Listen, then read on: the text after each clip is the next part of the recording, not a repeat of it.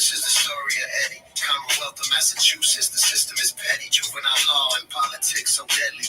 15 years old, known as Big Lovable Teddy. Janet down at 42 years old, what's the motive? Killed in a home, young mother devoted. Eddie went in the house, the door was open. She was on the kitchen floor, laying there frozen. Eddie claims this was not what he planned to see. A man with a mask grabbed him. Be quiet. I will kill your whole family. Eddie left the house, ran up the street. Around the corner, washed up in the bathroom at Burger King. Janet was stabbed multiple times. Rest in peace. It was a gruesome murder scene. I agree. Eddie went to his work, said he got jumped, but never said a thing. What?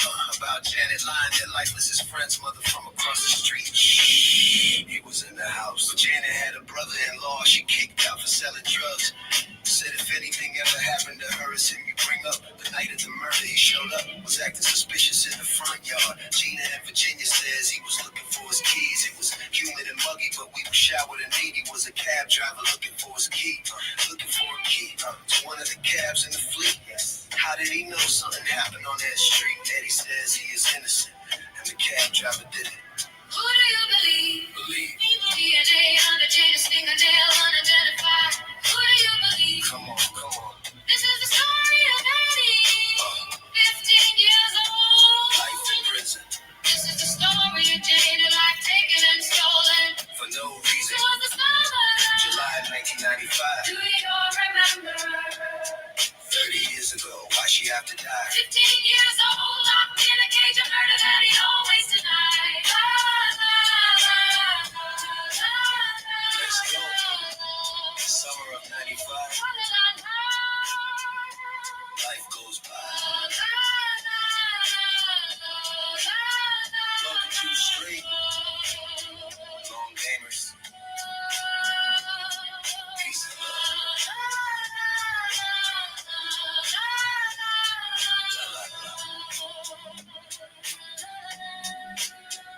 Let's take them back.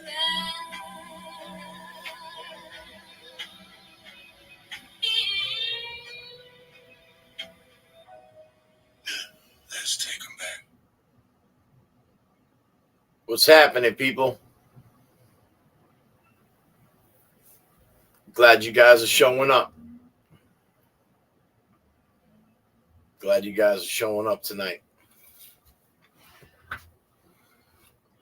Figured I'd jump up on here and,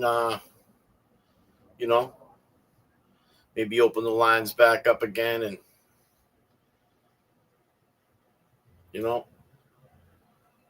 my thoughts is, why did Nadi leave that scene? And it seems like he never left.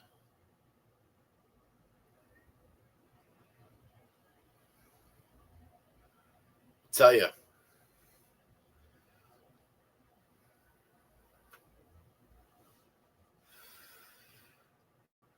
There's more questions to ask.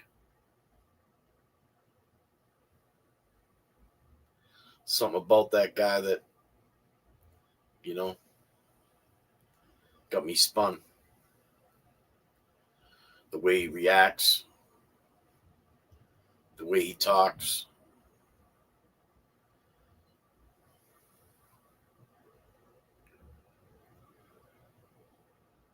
He seems real pushy in this chat. Wonder if he was pushy like that when he was 30.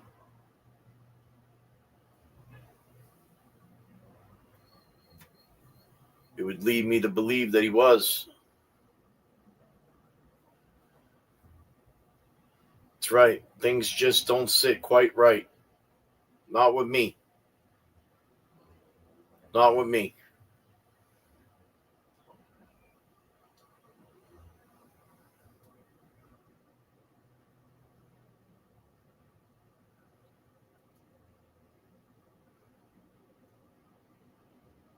It's the things that I ask myself, geez.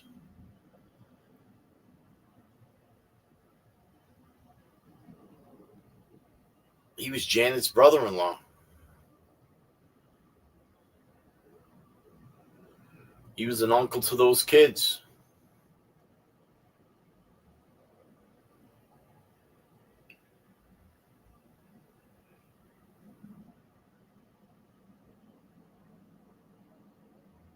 love to know what his ex-wife would have to say.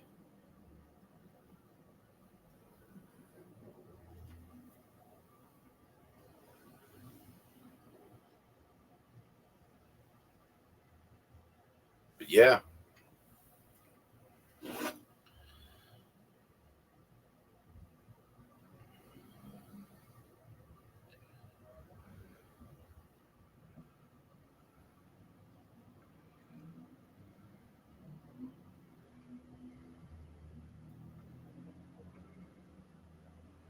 There's questions.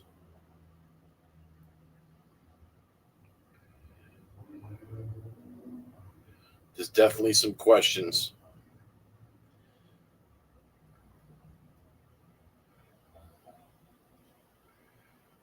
And I want to know what you guys think. For those that have been watching and,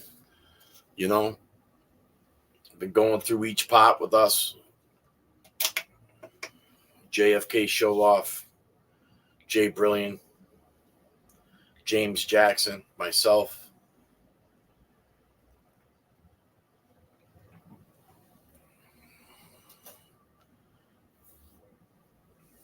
And if you guys haven't gone and checked out Trill Static Selector, they've been live.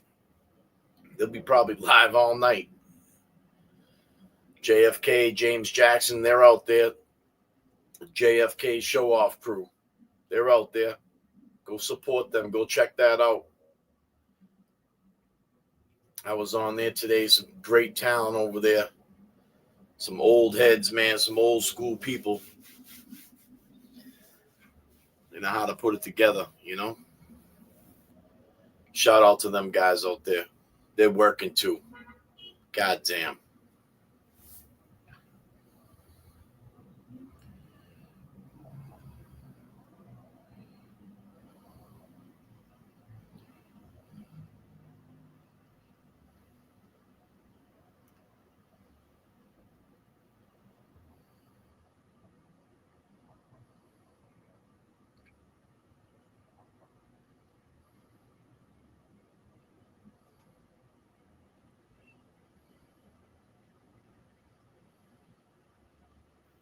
I was going to say the phone lines are open.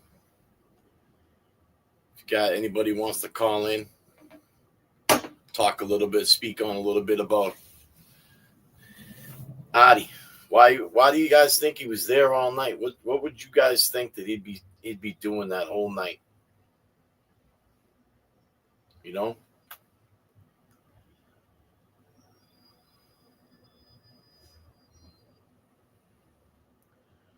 Tell you, it's just crazy. It's crazy to see the attention, this guy wants for 30 years.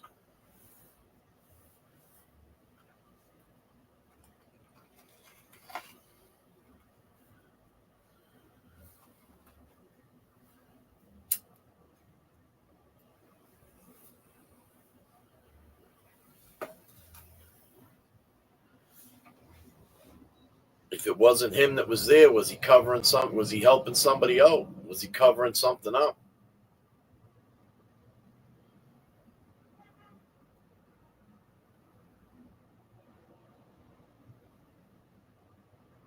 Was it one of the kids?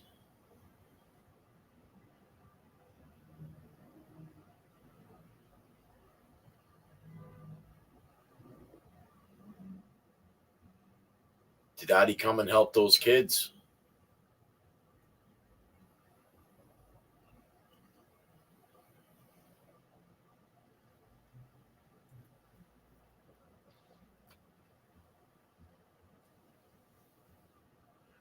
I want to know what you guys think.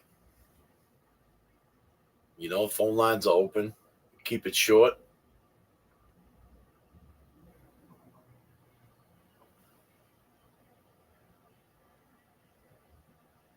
Yeah, was Adi covering for Ryan?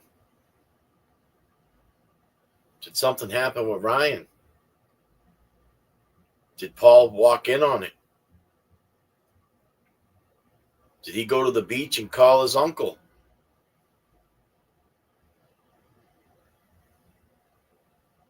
Who really called Adi first? What's your thoughts?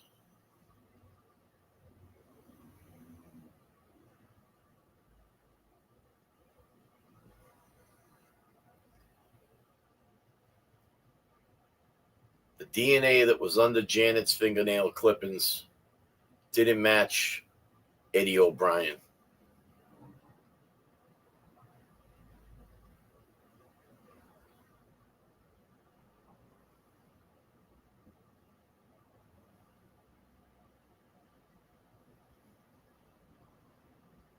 Why was he there all night?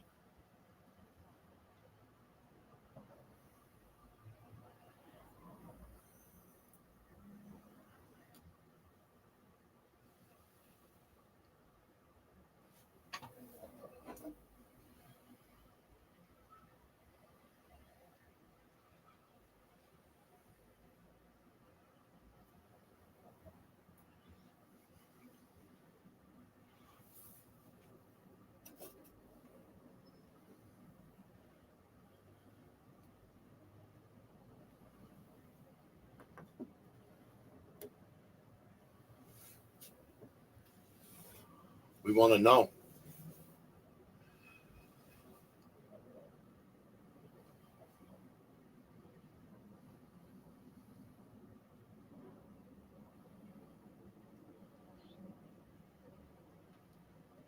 Did he really lose that key? Did he lie about the key? So that he didn't have to move that car? Did someone say, hey, get that car the fuck out of here? Did he lie about the key? Was the key in his pocket the whole time?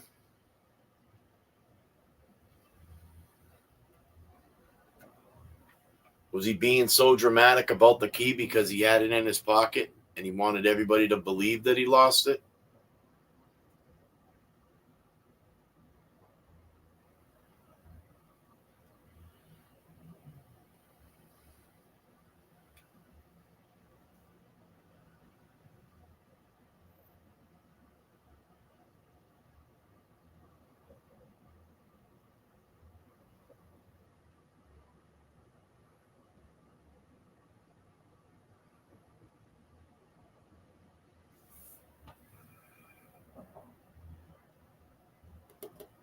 Call from Diane JP. To accept, press 1. To send a voicemail, press 2.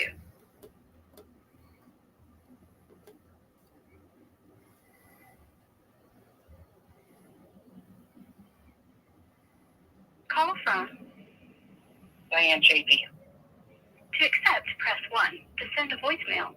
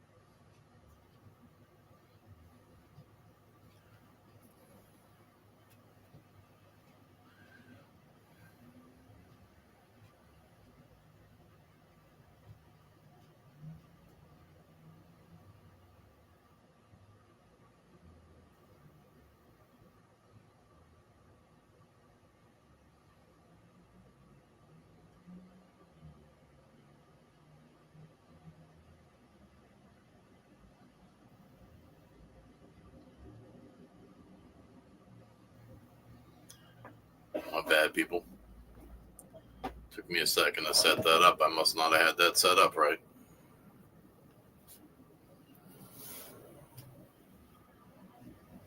Seemed like I was struggling to answer that other phone call. This phone thing's all new to me, people. But yeah, it worked last night. It'll work again.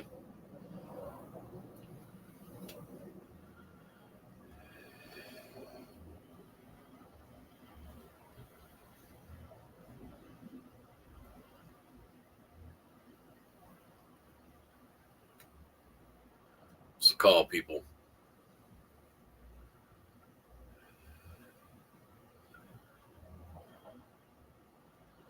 Jay Brilliant. He's been on top of this Ryan thing.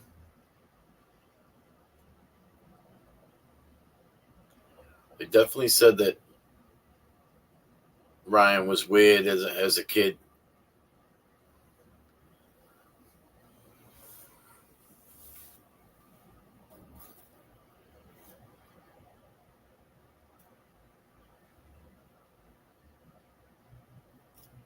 What up, E-Pags?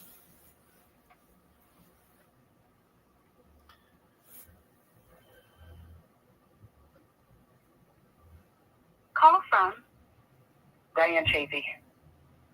To accept, press 1. To send a voicemail. You're live with Kevy Kev. Hi, Kev. How are you? I'm good. How are you? Good, good. I'm glad you called in. Well, I'm behind a little bit here on my end, so. It's all right. It's gonna be a little lag. You might have to turn your turn the set in the background down a little bit, and then when you're done with your phone call, Okay. it'll pick back up where you left. Yeah, I'm like a minute and a half behind here on my phone. So, anyway, I'm doing good. I have been following this since day one.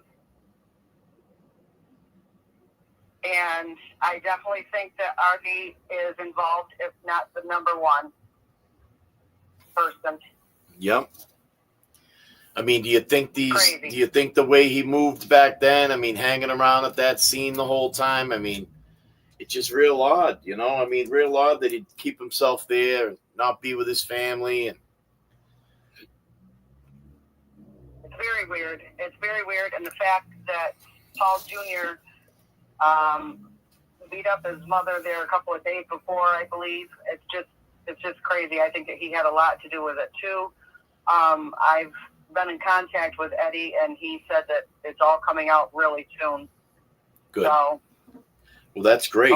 That's great. I'm glad you're supporting Eddie. You know, he needs all that support. He needs those phone calls. He needs those chats, the emails. You know, I just find it real odd that, you know, this guy, Artie, I mean, regardless if he was married into that family, you know, he's been separated from Carol for a while. Whether or not his name gets brought up, I mean, it's public record. This happened in, 30 years ago. Just always seems like he's trying to get ahead of something.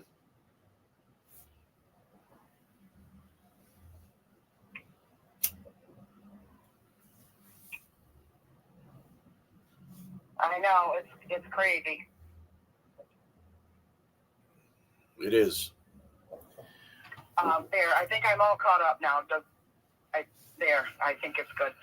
This StreamYard thing is really weird, and I'm not too computer literate, so I'm just using my telephone here, so I apologize. But that's all right. Yeah, the whole cat thing really, really bothers me.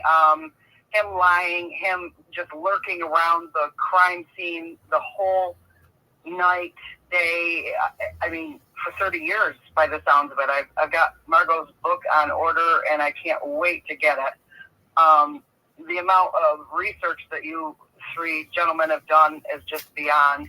And then, what The Unforgettable has done, and then Think has been on there. She's been doing so much. So I'm trying to keep it all straight in my head, but my gut instincts say that it was Artie that did it with Paul Jr., wrapped up in it too, or vice versa. But them two definitely have their hands dirty. Yeah, it seemed like there was a lot of tension in that household, between the kids and the mother, and it seemed like it just seemed like the kids were doing what they wanted. Their father wasn't around.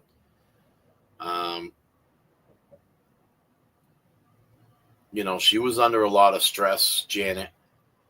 She's having a lot of things that were happening to her, and even with her job or work was she was going through some stressful times.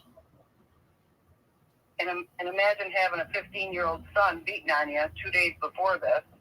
I don't know. I think that just makes you rest in peace. It's just horrible. Eddie did mention in one of his emails that there is a documentarian that's very well known that is looking into possibly doing something for him, and possibly starting in the spring. And because I mentioned to him it'd be nice being up here, for me being New York, that it'd be nice if maybe the New York Times would do an article on it.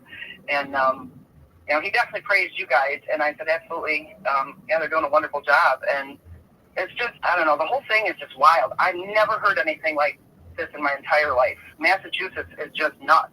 And again, me being from New York, I've been hanging on to this Karen Reed case, and then all these other cases that are, as you guys say, the tentacles from it, with the Stephen Walsh and the Birchmore case and all the other ones, and now this case.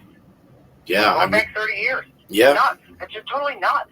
Yeah. This, and this stuff has been happening, like you just said, for the past 30 years, there's been a political drive. There's been, just some injustice. With right. With politics, let's say, behind the scenes, and to gain a position or whatnot, Well, politics are everywhere, as everyone knows, but I don't think it's.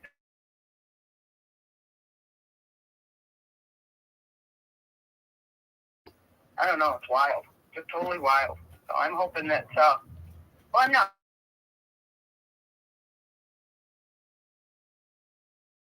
Just ready to make his move. He's just waiting on the lawyers, and they work at a snail's pace, and definitely looking forward to that day. I said that can't come soon enough.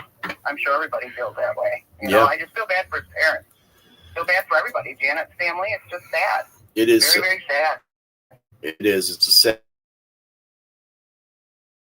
sad case. Heartbreaking. They're doing a wonderful job, though. And you just said it too. The O'Briens. They've just they've lost a lot of time. With their son, he's missed out on family and birthdays and watching these the youngsters grow up in his family. It's tough. Yeah. It is. I see. I'm sorry, I didn't mean to interrupt you. No.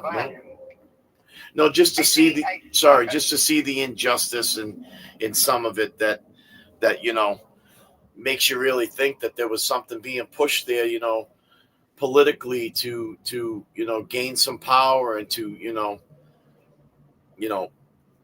move further up the ladder. Yeah, all personal gain. Yeah.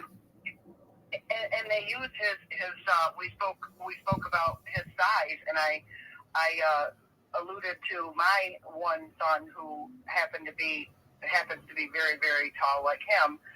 He's like 6'4", 280 pounds. And I said back when he was in 8th grade, his teachers treated him as if he was an adult, and I had a real hard time with the schools about it. I said, look, he's only like 12 years old, so cut the shit. It's crazy. Yeah. And then we talked about that, and I saw on his Facebook page there, Instagram, I'm not quite sure which, Eddie holding his little niece, and how much of a beautiful smile he had on him, and that just made me, it's heartbreaking to see him holding that little girl, and to think that he's missed out on that because of Riley and his hard-on for him, excuse my French. No, but, definitely. Just for his political for his political whatever. It's just crazy. Now. Games, yep, political games. I believe he's got to meet his maker, and he has to answer for that. And I would love to be able to see Carmen get him one day for that.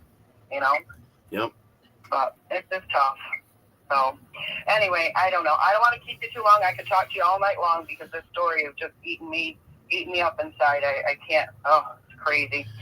What kind of dog do you have, Kevin? I've got a black lab. He's 90 pounds. His name's Rocky, and I love seeing you pet your dog when you're on your live. Yeah, he's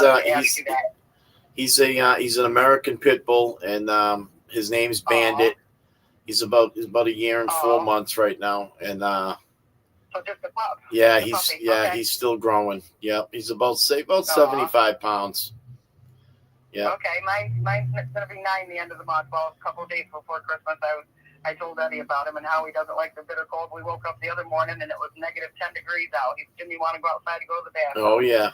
So, it's crazy, but I love my pets, and then of course James, he's got his baby Luna there. Oh yeah, Luna. I love people and I love dogs. I worked for social services down in Watertown for 35 years, so I have a lot of empathy for people, whether they they're blue collar people walking in with they used to have a suit and tie on and they lost their job. It doesn't matter. Everybody bleeds red and everybody shits brown. Excuse my French. That's right. But, no. We're all the same. We're all human. I don't care what you have for your background. I don't care if you had a drug addiction, a sex addiction, or you're addicted to food. It doesn't matter. An addiction is an addiction, and we're all human, and you should treat each other that way. And that served me well at my job, and I've seen a lot in my time, and I could never do some of the jobs that some of the people do, like a nurse taking care of people and stuff, because I would want to take everybody home with me. And and it just breaks my heart to see the way James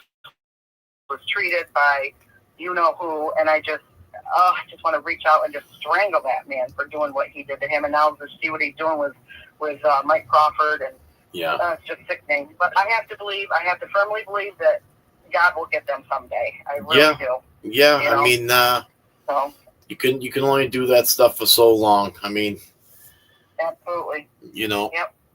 And I guess we learn from our mistakes sometimes too.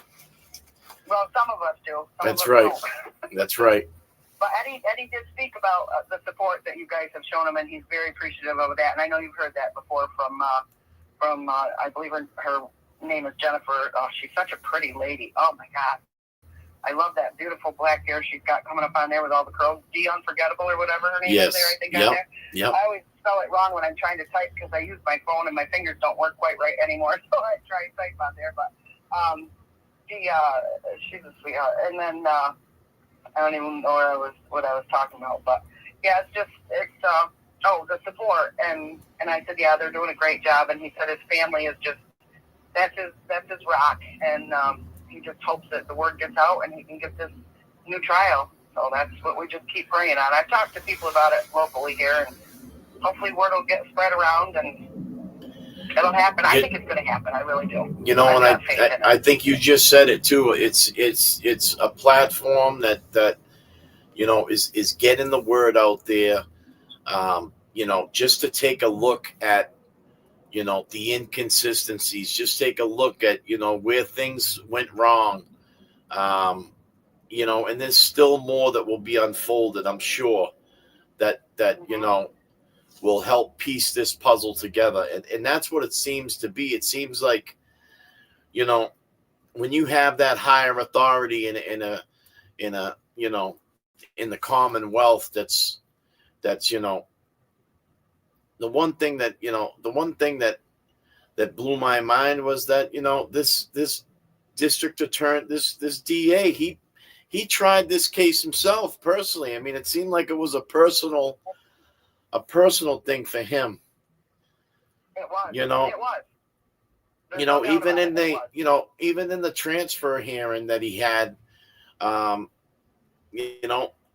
they had made a judge step down. I don't think a judge has ever stepped down from those proceedings. Doesn't that remind you of the Karen Reed case?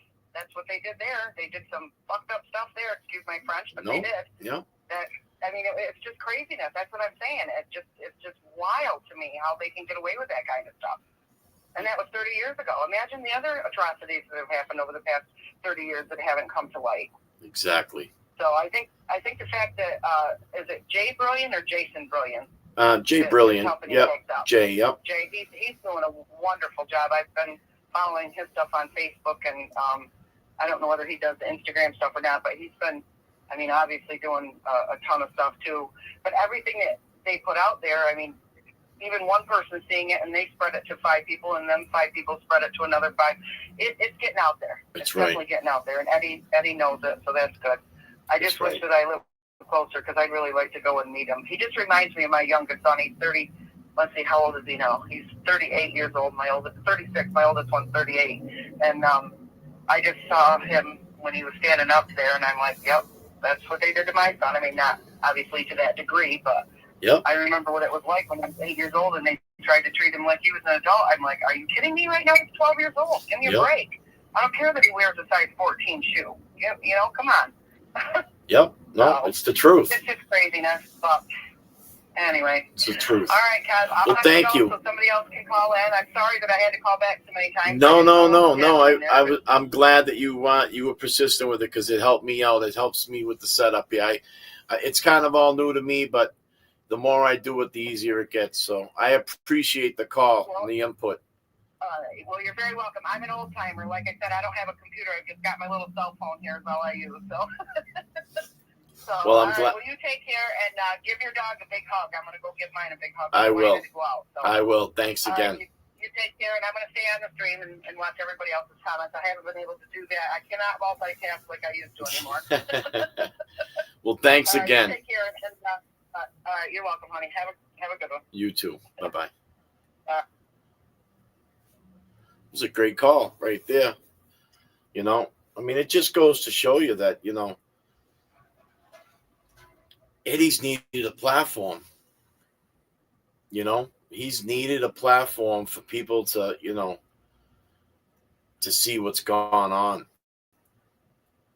You know, and, you know, hopefully by him filing this Rule 30, you know, there'll be maybe some new discovery that, you know, will even push this case, you know, at a different rate of speed.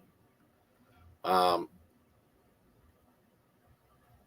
mean, it's sad to say it's taken all this time, but, you know,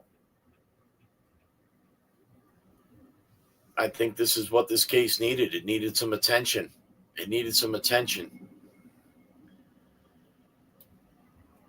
That was a great call. Who do we got up here in the chat? Hi, Renee. What up? Sunflower Glory. Q78. Pretty Eyes. Thanks for showing up. Kristen, thanks for being here. And Jay Brill. Dre Brill's here. He's working too. God damn.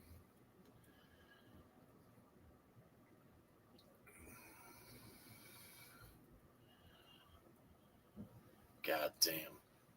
Yeah, we got 54 people up in here. Melanie Townsend, how are you?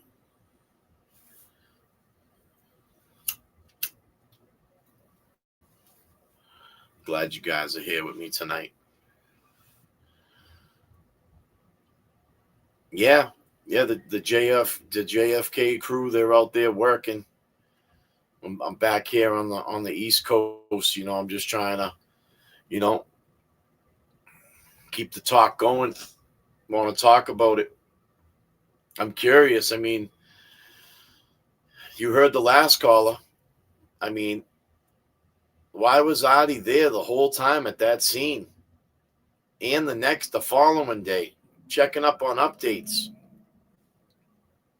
Saying he went in the house before somebody was even arrested for it. These are the things that blow my mind. Call in, people. I want to know. I want to know what you think. Why was Adi there the whole time? Did he really lose his keys? Did they tell him to move his fucking car?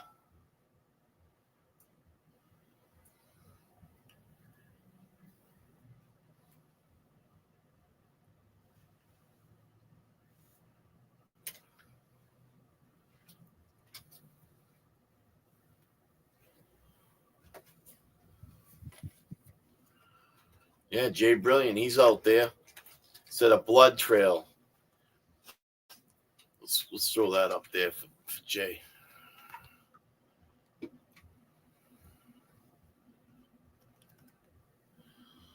A blood trail, too, behind his car. Couldn't leave to make sure they didn't check that cab. And I agree. The unforgettable. To accept, press 1. To send a voicemail, press 2. Is somebody on there now? Unforgettable, it's you. You're here with me live. What's up, Kevy Cub? What's going on?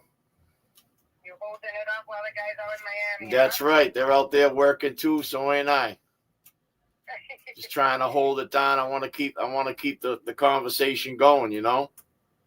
Definitely, yeah. You got everybody, because I'm sure everybody's been like, okay, what are we going to watch while they're gone or something? You've been holding it down. Right. So, first off, I'd like to start off by saying that Eddie told me to tell every single body in the chat, along with the FK's chat, everybody that comes in, that he appreciates every single one of you guys for all the support that everybody's been showing, all the attention y'all bringing to the story. We appreciate everything you guys are doing. I went to visit him Friday, and nice. So we let the supporters know that he appreciates everything and all the support you guys are doing for him. I heard you asking before I called, like, why do you think Artie was just lingering around, you know, while, you know, the cops were there and everything like that, even after everybody left? I think it's because, like we said, listen, Artie was scoping the fucking area. He's scoping it, Kevy. He's scoping it, making sure nobody's speaking, what's going on. You know, he knows what's up. He knows what happened that night. You know what I'm saying? Yep. He knows what happened. You know, I got strong feelings against Artie. I know everybody has, you know, their opinion on it, right? I mean, I think a lot of the people in the chat have, you know, a lot of opinions against Artie, especially after all the lying and all the bullshit he talked out his mouth and, you know, talking about the kittens and the litter box and Kevy says, where the fuck is the dog, Artie, you know? Yeah. But, yeah, this guy, you know, he's the one that put himself in the spotlight for everything. Listen, Kevy, when I was on the JFK show the other night, right, and people may not agree with me, right? I just want to put that out there. This is just my own opinion. This is the way I'm seeing things, and I'm just thinking of things myself about this, okay? Yep. I was thinking the other day, right? You see how Jay Brill, he thinks this, he has his opinion that he kind of like hopes Ryan out about, you know, he thinks that Ryan has something to do with it, and I respect it because everybody, you know, is trying to see everything in every perspective. Yep. I'm very, like, I don't know, Carol, Janet's sister, she fucking rubs me the wrong way, and I'm going to tell you why, right? I'm seeing outside the box, Kevin, right? Yep. And I know maybe people may not, you know, agree with this, but that's okay. This is just me seeing outside the box, right? I'm seeing it like this, right? Janet, you know, dealing with the fact that fucking Artie's selling drugs in her fucking house. She's like, fuck this, you need to kick rocks, you know? And Carol, right? She didn't kick out Carol. She said Artie needs to get the fuck out, right? Yep. Carol, she's like, I'm gonna ride by my man. She knew that her man drugs, because, you know, most women do when they're doing their thing. They know what their man is doing, you know? Yep. She's like, fuck this, I'm leaving with my man, right? This is the way I'm thinking. So they bounced, and they left. They found their spot, whatever. Artie has motive completely to be pissed off at Janet, and I feel like Carol does too. Because now it makes me think, like, the sister's probably, like, jealous of her because she has her own house, she has stability, because she must be thinking, damn, my sister don't even got a man, and she has stability, she has a house, she has everything's good. I'm over here with a man, sleeping in a basement, we get booted out, I have to drag along with this guy, and there's no stability. So I start to think this way. I'm like, okay, she's probably, like, jealous of Janet in a way and shit like that. And then, remember when Gina was talking with Janet, and she's like, you know, Gina, have you seen Artie around my house? Right? Have you seen Artie around my fucking house? And Gina goes, yeah, he's in your like every fucking day. Somerville was a small town. We have to think about this. Somerville was small. Everybody fucking knew each other, right? Everybody spoke to each other. Everybody was friendly with each other. Everybody, like, communicated. You're telling me that not one soul told Carol and with every single day at her sister's house parked, right? At her sister's house parked, the house they were voted out of. Well, Artie was, but her sister decided to leave. You don't think that got around to her ears? This is what I'm thinking, right? You don't think it got around to her ears that Artie's always at your sister's house. His taxi's always in her freaking driveway, okay? Yeah. Now, that right there will make me think, as a woman, I'd be fucking livid. Like, what the fuck? What is my man doing in my sister's house? She booted us out, or booted him out, and I left, right? She booted us out, and he's still there every fucking day. What is my man doing in the house? That builds up anger, that builds up jealousy, that builds up a lot of things. And when it comes to see, right, Jan had a clump of hair in her hand. Makes me wonder, her scuffle between her and her sister. Their scuffle, did they get into an altercation between her and her sister, and then some more, and they already finished her off? I know JFK made a point the other night. He was like, no, nobody saw Carol that night. And I said, nobody saw Artie either. They only saw him after that happened. Yeah. So they could have went in through the back. Everybody has to remember that back door was always open. You understand where I'm coming from? Yeah. It could have been that they rolled up into her house through the back, because from my understanding, Eddie told me behind the house there was like a pathway. There's a pathway that everybody used to use as a shortcut. Yep. From the bushes to the street. Yep. So this is what makes me think, like, maybe the sister was bitter with Janet. Like, when she came to confront her, things got out of hand, because it makes you think, like, that shit was personal. Like, even her pictures were put down, family pictures. It makes me think that only a family member could do some shit like that, a bitter family member. You get where I'm coming from?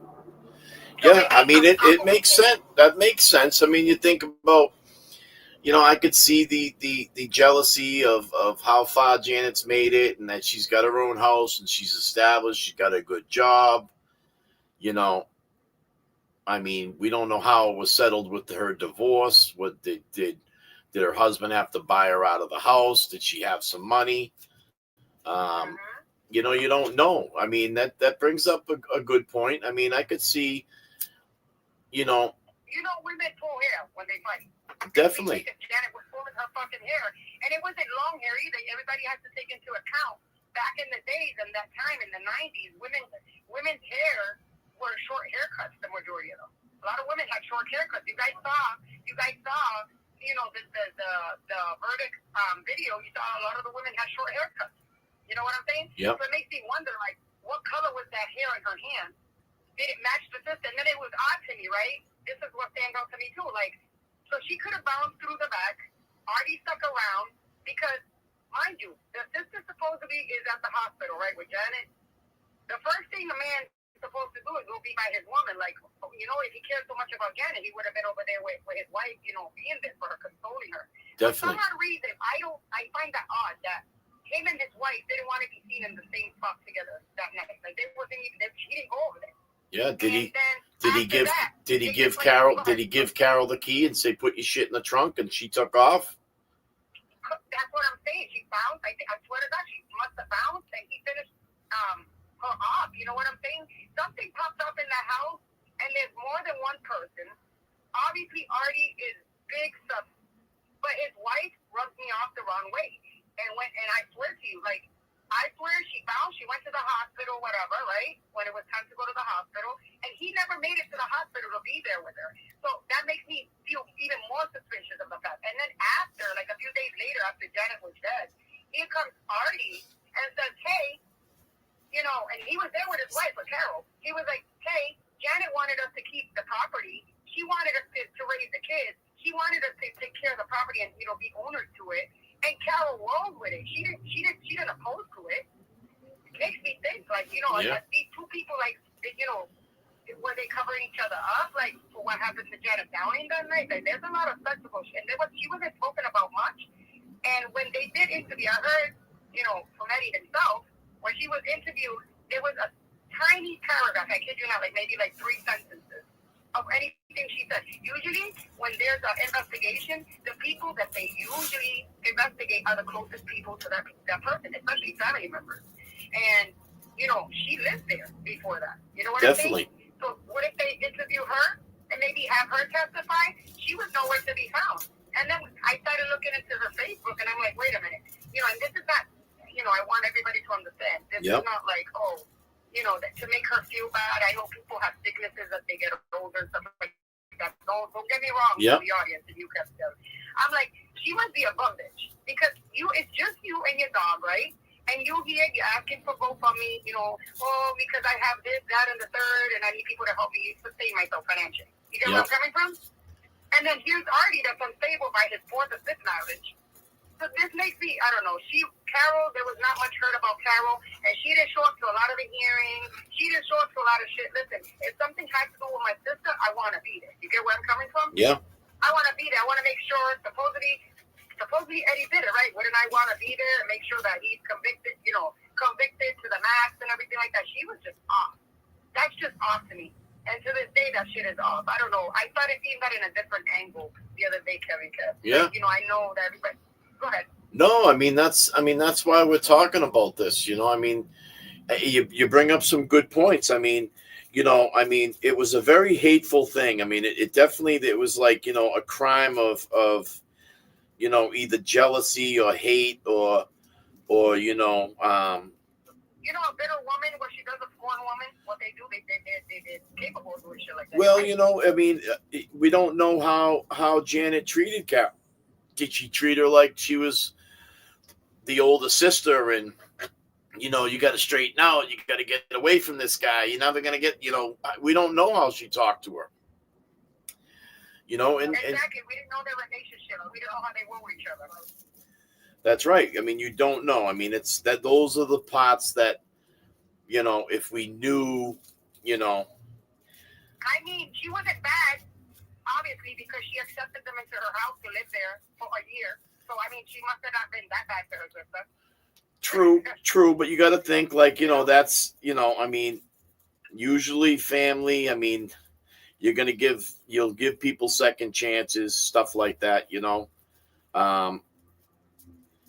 You know, I mean, you don't know how that situation could have went down. I mean, that's a questionable thing. I mean, it's a good point that you bring it up. I mean, family members like that, you know, can be spiteful. I mean, they could have felt some type of way. Especially family, she probably felt a big grudge against her too. Like, damn, she booted us. Well, she booted Artie. She said Artie. She didn't say her, but she decided to follow her man. So, you know, family, like you said, like I agree with you there. Like family, like we can think about grudges, and sometimes I feel like family holds the deepest grudges against people, against family. Family against family hold the deepest grudges more than anybody in the outside. You feel me? Yep. And she hasn't spoken up till this day. Like she hasn't even shown up. Like nothing. She hasn't spoken up. Nobody's ever heard of her. She didn't go to another hearing. She hasn't done anything. That right there makes me think like, you know, there was some type of grudge there. And you know, Artie, we gotta also take into account. Artie protects her at all costs, even though he did what he did to her. He doesn't want anybody talking to her. So there must be a reason for that. And why she won't speak up, there has to be a reason for that. You know, it could be that, you know, if you guys, let's say, get a hold of her, Jay Bro hits her up and she wants to come on and speak up, she might throw him under the bus and then he'll throw her under the bus, you know? Yep. We have to think about all these, we have to think outside the box, you know what I'm saying? You know, and when you think about it, I mean, if it was a fight between Carol and her sister and, you know, she calls the cab stand, I need Artie to go to my sister's house. Something happened at my sister's house. He comes in, he sees what she did. She's still alive. Artie tries to, you know, help out and finish the job off. Correct. And now he's sitting there saying, I can't go to that hospital. If she's still alive, she's gonna know I attacked her. Yeah, exactly. You see, you're thinking, so I think maybe it could have been a scuffle between them, and then she calls him up and say, oh, I think something happened to Janet. Like, you know, she's trying to play it off, like, you know, she kind of told him after, and he kind of freaked out and finished her off, like you said. I agree with you. Listen, we got to think outside the box. And it's like Jay Bro will say, the people that don't give signs, the people that are, not much is said about them, not much is spoken about them, it's those people that we got to worry about. You know what I'm saying? Yep. Hey, Artie himself, he's putting himself in the mix. He's one of those types of people that just throws himself under the bus. Nobody needs to throw him under the bus. He throws himself under the bus. But there's certain people that when they do dirty shit to others or do things and they're guilty of it and they're quiet about it.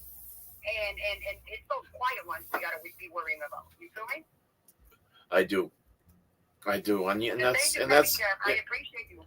Yeah, no, I'll tell you, those are some great points. I mean, we're like I posted in my post. Why was he there all night? Why didn't he go? Why did he stay around? It feels like he hasn't left. I don't think he ever left. I think he was just watching to see what was popping off. He was trying to see who's gonna speak what, who saw what. You know what I'm saying? Because even though the back door was open to that house all the time, right? And he knew he had access to that. And who else would know that they have access to that back door? Carol, because she lives back there in the basement. She lived there. They knew that basement like the back of their hand. They lived in there. Yep. You get where I'm coming from? Yep. That's why he stuck around. He stuck around just to make sure nobody was speaking, saying weird shit. You don't think he was communicating with his wife at the hospital? Because listen to that. He was making phone calls with Gina Mahoney's phone, but he said that, nobody even knows who he was calling. Even Gina was like, who the fuck you calling? Like, why are you calling many people? She was calling multiple people. It makes me think, was he communicating with Carol while she was at the hospital? And asking her what's going on over there? She was asking him what was going on over there at Janet's house? Well, I mean, that's the other thing. I mean, he said that he used the phone over at Gina's house when he went up on the third floor. But then we talked to Danny, and she said, whoever he called never answered the phone. I mean, he never even talked on the phone. So, that's suspicious. Yeah, I understand it totally. Yeah, I'm telling you, I feel like he was making so many phone calls and nobody knew who he was calling. Like, I swear to God, if we could have had like maybe the you know how nowadays you can get phone records. Maybe they did get phone records. They should have gone. I think that's the first thing they should have investigated. The phone records on both landlines, even at Janet's house. They should have checked out the phone records for her phone and for Gina Mahoney's phone, because to figure out who the fuck he was calling. It makes me think, like, why were you on the phone consistently? And then it just makes no sense to me. Janet was already in the hospital. He says, he's still there. He's hanging out with the minors. That's another thing I found odd. Like, why are you hanging out with minors in the first place? That's just weird as fuck. You feel me? Yeah. Like, it's just too many things. Like, Artie's the type of person that he'll do something, like, because trust me, if I go out and do nothing, I don't need to be proving a point to anybody, especially 30 years. For 30 years, I don't need to be arguing with people that I don't even fucking know. Because, obviously, you've been 30 years free. If their opinion mattered, a cop would have taken you arrested already. You get where I'm coming from? Yeah. Why are you so adamant to fight with people on the internet? And, argue with, newspapers and news people, and argue with everybody that comes and, that kind of points the finger at you. What are you so worried about? Why are you so adamant about proving an innocence when you know somebody's already behind bars for the it makes no sense, Kevin. Yeah, no, I agree. So, yeah, I appreciate you guys listening to me. I was just trying to put those points out there. I know that it sounds weird, and maybe because sometimes as humans we don't think outside the box, like these quiet people that they don't speak about too much. And like I felt like, like Janet's sister, she was just off to me, like. She had a grudge against Janet for, like, getting them out of the house. She definitely did. And she's like, damn, this nigga can't even get me a house. This guy can't even get me a place. I'm living in a fucking basement for over a year. Can't even find us a place. We're struggling here. God knows what was going on in that house. Like, they were struggling and shit. Yeah. You know what I'm saying? And she's just stuck in a basement. And then she gets booted, so now she has nowhere to fucking go. You know what I'm saying? Like, that sucks. Yeah. I'm sure she felt violated, like, by the sister. When your family does something to you, you feel kind of like offended. Like, damn, this is my sister. Why is she booting us out? You know what I'm saying? Yep. And I think they had kids back then, right, Kevin? They had their kids back then, right? Yeah. So, that she's going to take that even more to the heart. As a mother, if my sister was to kick me out, kick my husband out, obviously I'm going to leave with my husband. That's basically kicking me out. If she was going to kick me out, she's kicking me out with her nephews or her nieces. That's offensive to me. That's something I'll hold on to. You get where I'm coming from? So we have to see those aspects of why Carol would be so pissed off at Janet. Yeah. And to take the picture frame and put them down, that means that's a family member that's pissed off with that family, Yep. So, yeah.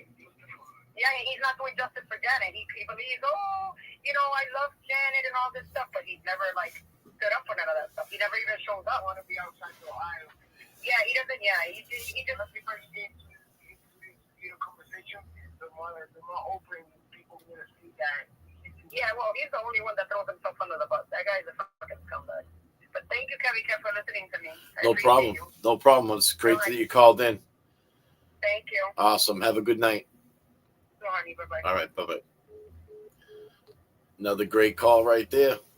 The Unforgettable. She brings up some good facts. I mean, she's talking about the sister. I mean, think about it. You know? I mean, we don't know how Janet was with her sister. I mean, it obviously seemed like she was, she was trying to help her out. I mean, that's usually what family does. But I mean, once something gets to a certain point and you got to put the brakes on, I'm sure Janet was like, man, this is my sister and her kid. This dude got to go. I mean, and when you talk about, Adi doing his hustling and he's bringing in some money. I mean, they're obviously looking for a place, but I mean, usually that hustle comes along with, hey, it's time to go. You got too much traffic coming around here. Hey, you got people knocking on the doors. You're in and out of the house. Time to move on. Get a new place, buddy. We're done with it, So, I mean, and a lady like Carol, if the money's good, I mean, Adi always got a pocket full of cash. He's making his plays. He's doing his, he's around all day. He can pop in anywhere. He can help her out, give her a ride. She ain't going to leave that. Carol ain't going to leave that. So, some great points. It's just something to look at. That's what we're looking at. That's right, Kristen. A love-hate relationship can happen between family members.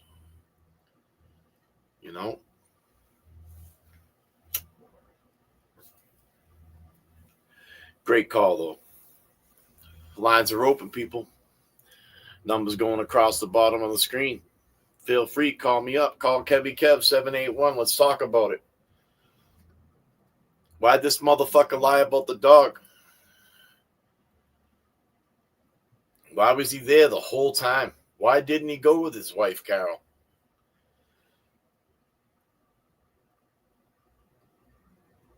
Why didn't he pick Carol up and bring her there?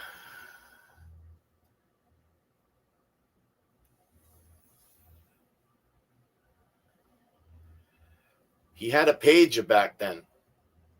He was hustling his little bags. He had a pager. You know what happened back then in the 90s, the mid 90s, when you had a pager. Your lady was either hitting you up 143, 911. I mean, come on, we know what happened. If she hit that page at 911, you tell me he ain't going to call his wife back on the spot, pulling over.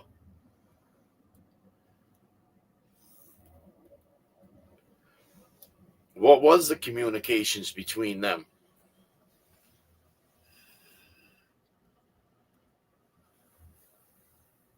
At those times? Phone records would have been a good thing to check. Who was calling who? Did Paul ask to use one of his friend's cell phones while they were at the beach? Did he do any checking up? Did he page somebody? I mean, we don't know.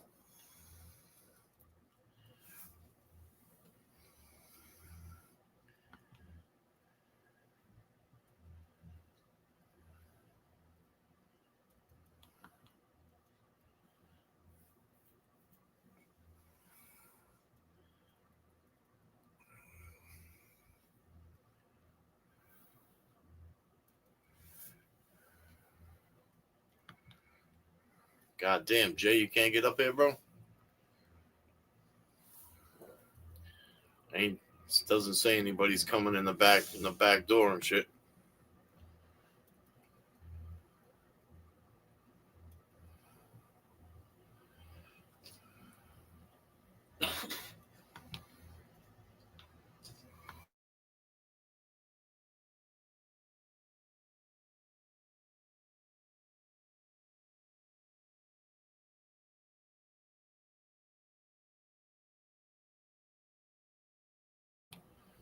I'll try to share that again, Jay.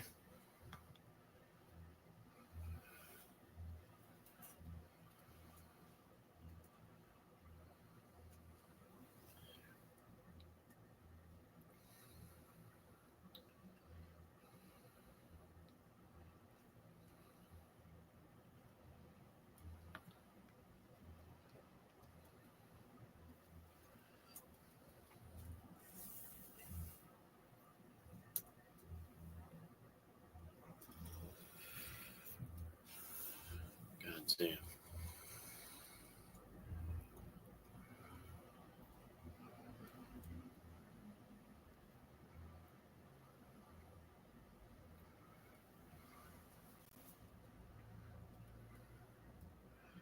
No, I don't get super chats. I ain't there yet. I'm trying to get my watch hours up.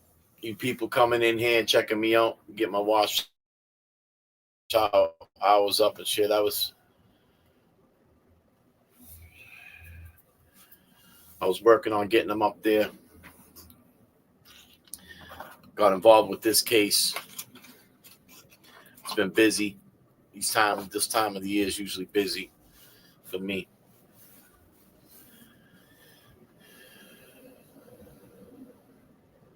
But I'm back. I'm back here working on it, you know. When I come up here, we're gonna talk about shit, you know, or we're gonna fix something, you know. Actually fix some Christmas lights. One of those Christmas things the other day. Those things you aim up at the house. The laser beam thing.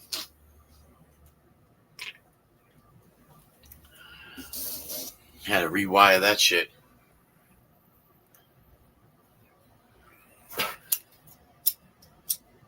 I got this mini bike I'm been starting to do a little tinkering with. Pretty cool. Now I'll throw a picture of that thing up. Buddy of mine's, he's been building it. Got to adjust the valves on it and shit.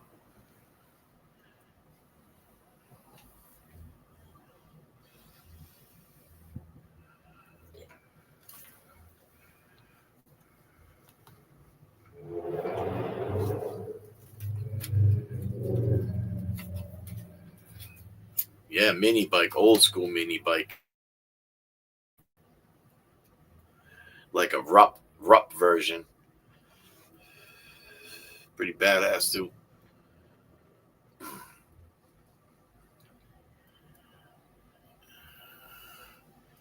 Afro Shogun, I'm with you. I'm definitely with you. In my thought, I think Carol, she knows something, I'm sure.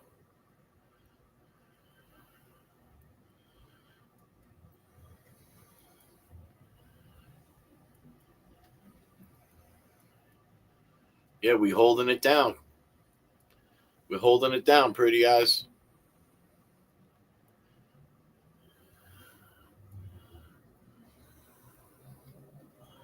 Yeah, Carol definitely knows Sunflower.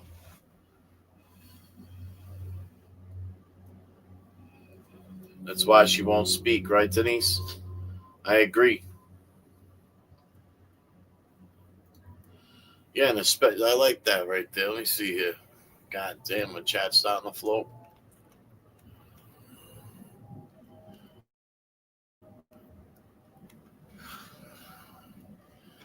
Denise, that's right. There's a good point. Why ain't Carol speaking? Oh shit, I gotta watch this phone, people, too. Why ain't Carol speaking? Could always call in and answer that. Why don't you think Carol's speaking? Is it because fucking Audie held a knife to her throat and said, I've been taking the rap for you for all these fucking years. You better not say something. These fucking, you know, these things that I've been going through shit my whole life.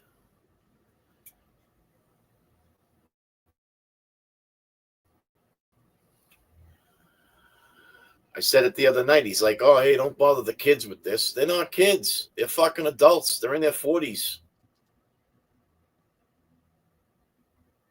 They should be speaking on it. They should be, calling in, shutting shit down. No, this is how it went down, or this is how it feels. Please leave me. Whatever you want to say.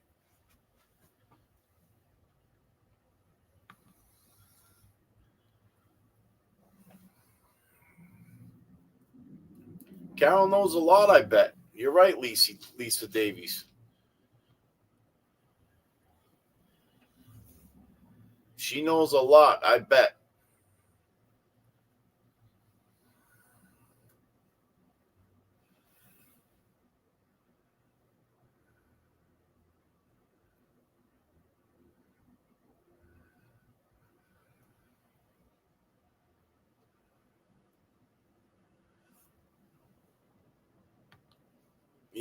I'll tell you right now, the Unforgettable Light, when she come on that night, she talked about how,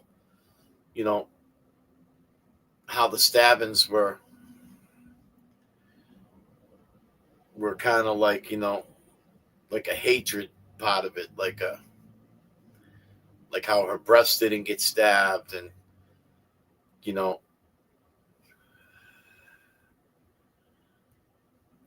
was there some kind of jealousy there with a woman against a woman? I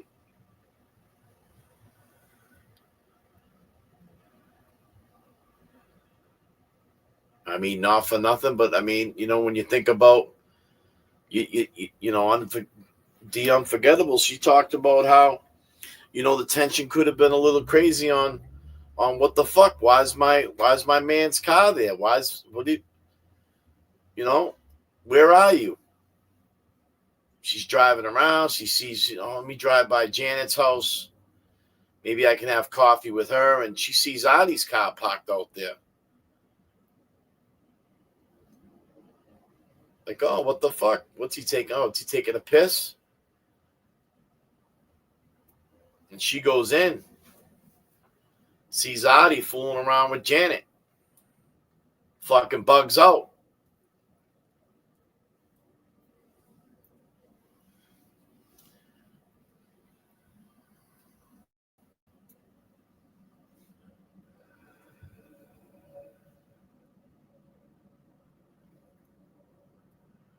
I mean, we don't know.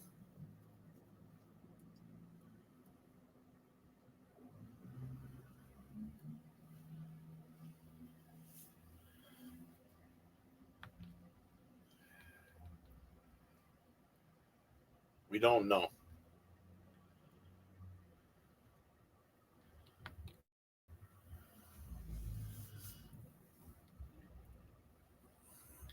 Melanie Town said, you would not want anyone to know that your husband killed your sister if that's what happened. I mean, that's some truth right there. I mean, could Carol be covering something up for Adi? Could Adi be covering something up for Carol?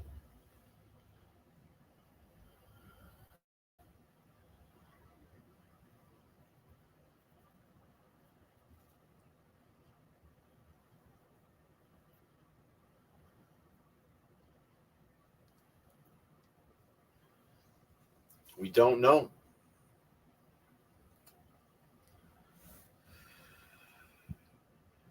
God damn, I usually don't throw my Cash App up there. Kevy Kev 781 on the Cash App. Money sign. Kevy Kev 781 on the Cash App.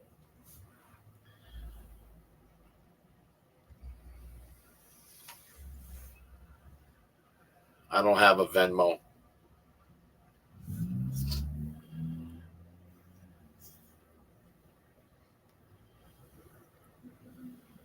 Who do we got up here in the chat? Let me see it. Call from Mary Ann. to accept, press 1. To send a voicemail, press 2. Mary Ann, you're live with Kevy Kev 781. Wow. Hi, Kevy Kev. How you doing tonight? Great. I think you're amazing. Thank you. I think I love to listen to you and James Jackson and JFK. I'm old enough to be your grandmother's, not an auntie, but your grandmother. Well, we're glad you're here with us, Nana. You're so kind. You're so sweet. I want to call you because I don't fit. I don't understand what's going on. There's so many lies. I can't tell the difference between the truth and lies. And like, I come from a generation where you have these gut feelings, and I've had these. I don't understand what you kids are doing following Turtle Boy, and so it starts from there, and then that's how I discovered your channel and you guys, and you all remind me of the kids in my neighborhood. I lived in Massachusetts my whole life. I remember when this happened, this heartbreaking story about Eddie O'Brien. Yes. I love his parents. When this all happened, I'm an Irish Catholic. We were praying for this kid and his family. It just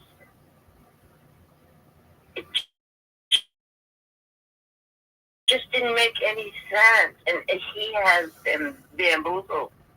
I agree. He has been, the whole family's been screwed over. It's all politics. Massachusetts is notorious for being a racist state. But that's another thing you guys don't talk about. You use this white kid, like, oh, we're not racist. Boston is, always was. And so, we never discussed that, but that's a fact. Yeah, no, definitely. I mean, it was one of the first towns that would bus in kids from other towns to go to school. I mean, it was bad back then. Right. Yeah. Spit at them. Threw rocks at them. Yeah, I've seen a lot of those documentaries, and it just it's crazy. There's something good. I'm trying to think of something good about this, like a silver lining, in that it is that the three of you have a heart of gold. And that's kind of what attracted me. You're giving me hope. You're genuine, and you love your families, and you love each other like brothers. And like, sometimes I think I'm listening to my brothers. I love your laughs. Your laughter is so... Yeah, no, I'm great. Well, and that's something that is, I think, a little genuine between the three of us, is that we do have relationships off these channels. Yeah. And that's something that, you might see other creators might not have. But, we work together, and, we consider each other family, I mean, and that's something where we help each other get better with things. You know what I'm saying? We talk to each other. We discuss it. We have a plan. We run things by each other. We're not. You're not winging it. Exactly. We're in it together. Yeah.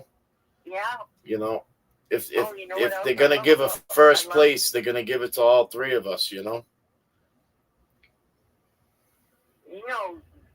going to blow up, and I'm going to have the pleasure to watch this. Your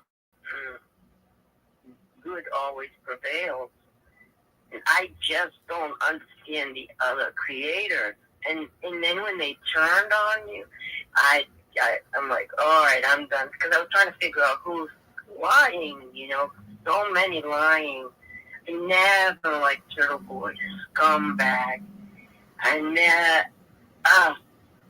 I wanted to call up and tell you to get the hell away from Nurse Kim.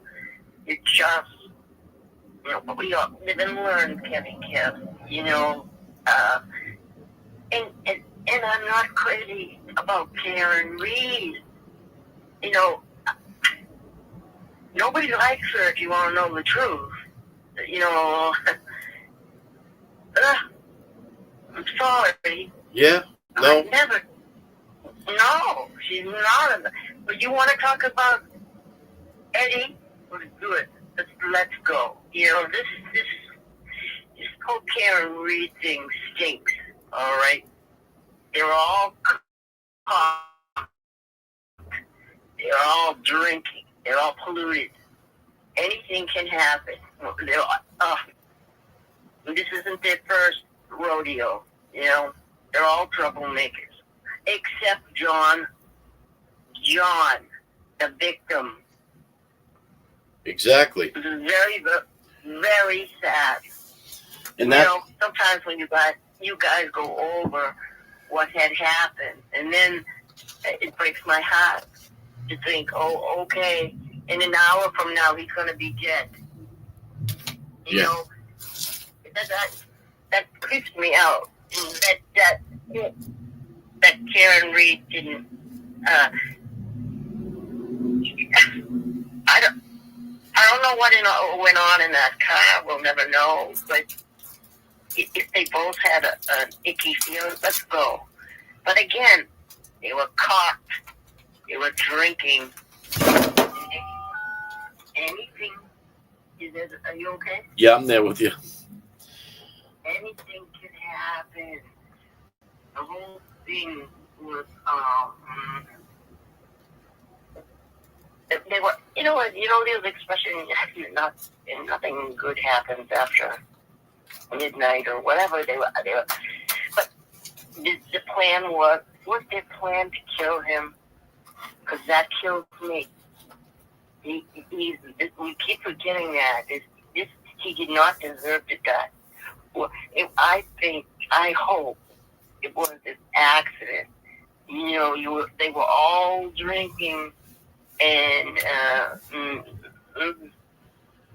oh my God, Higgins, what a creep! And then Karen having an affair with him. It's disgusting. I'm sorry.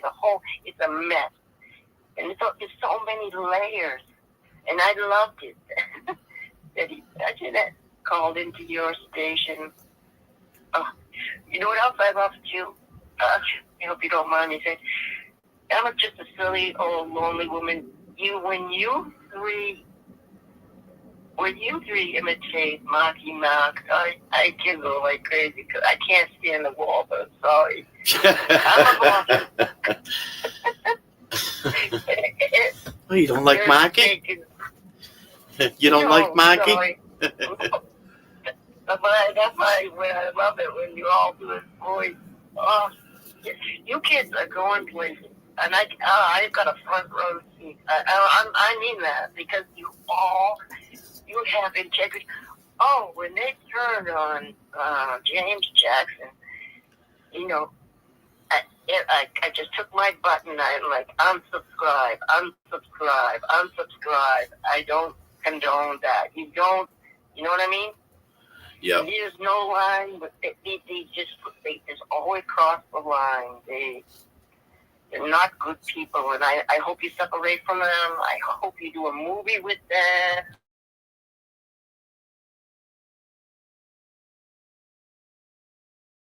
No, I appreciate that. Let me tell you.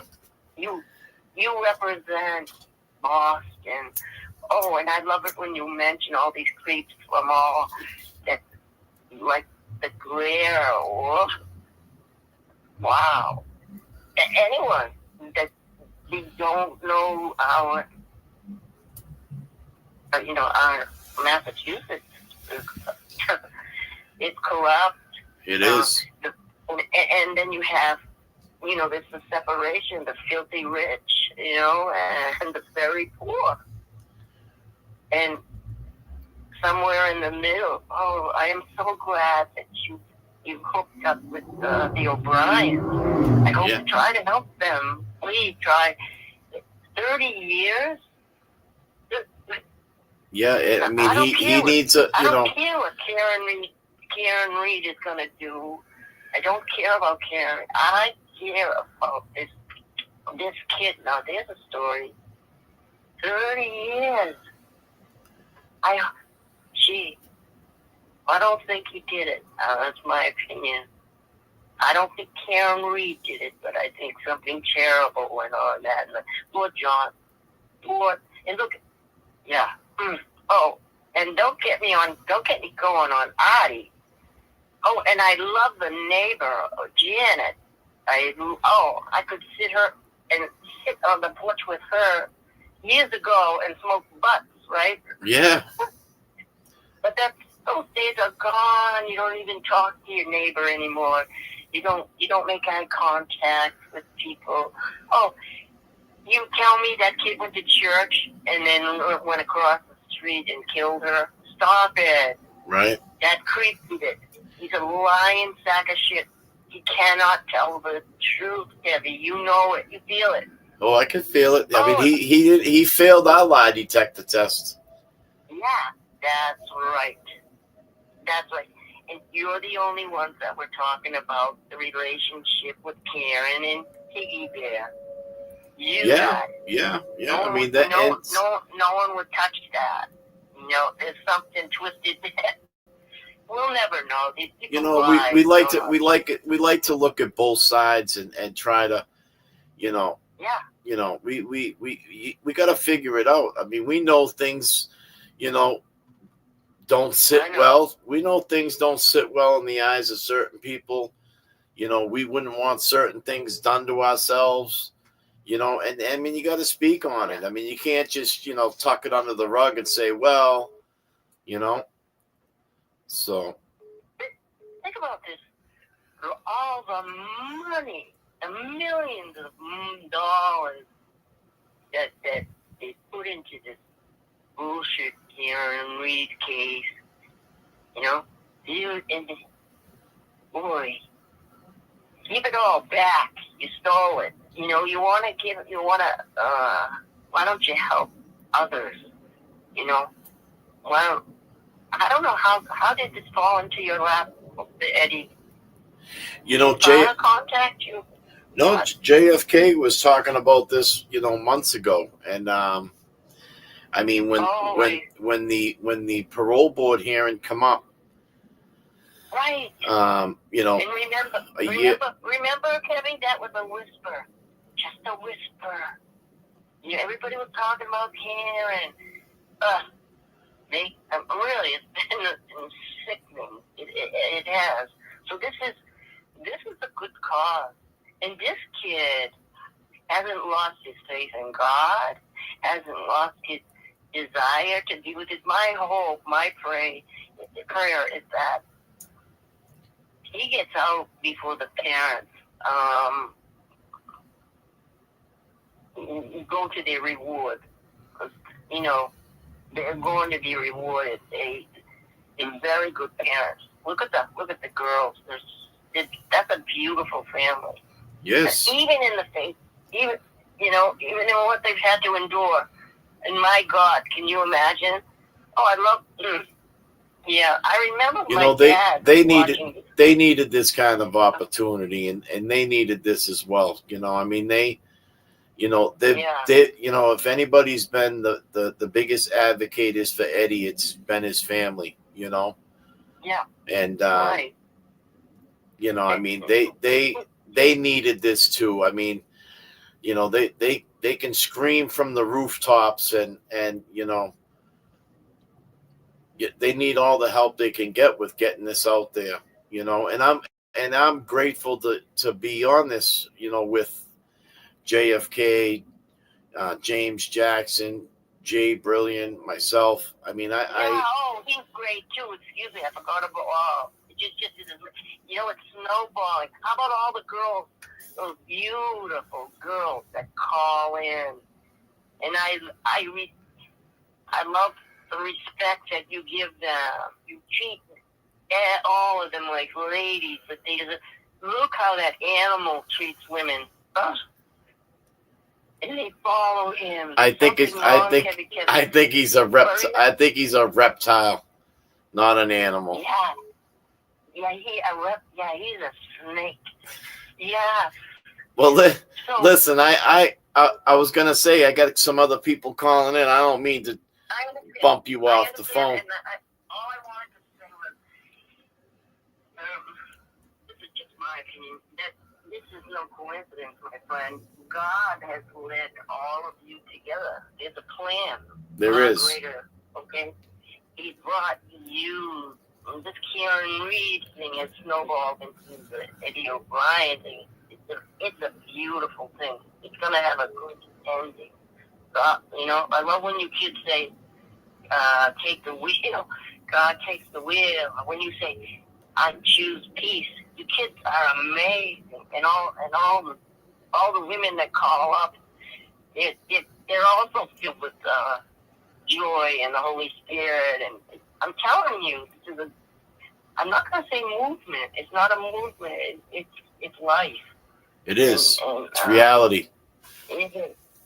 Well, thank you so much. Well, you're one of those callers. Don't put yourself in a different category there. You're one of those callers. You're making it happen, and and we deserve. We appreciate your input. This is a great call. Thank you. I'm going to keep listening. You keep up the good work. I love listening to you. You give me so much hope. Excellent. Well, I appreciate your call. Have a good night. Good night. Thank you.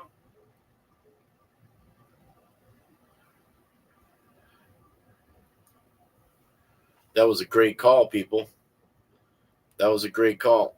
I just missed another one trying to come in. She brought up some great points.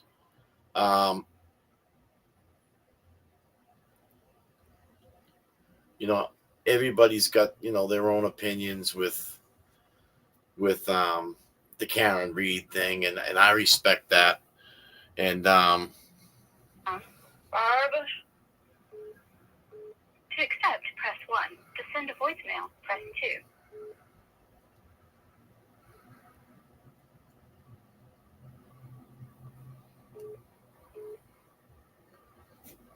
Call from Barb. hold on, To Bob. accept, press God damn. To accept. I lost you both. Bob, I lost you. Bob. If you want to try to call back. That last call, I'm going to tell you,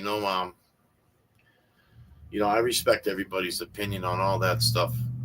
I appreciate the good words for the way people see how we reacted. To accept, press 1. To send a voicemail, press 2. You live with Kevy Kev.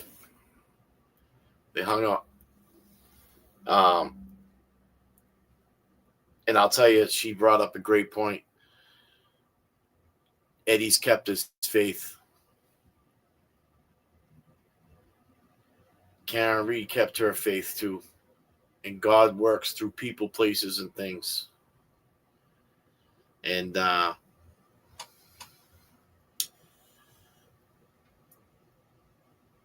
that's why I'm here too.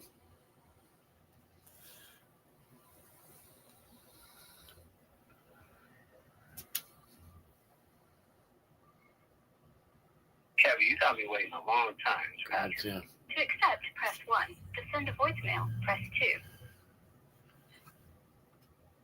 God damn, Patrick, you're live with Kevy Kev 781. What's up, my man? What's going on? How's everything, man? You might have to turn me down. The background sounds like I'm hanging out with you and shit.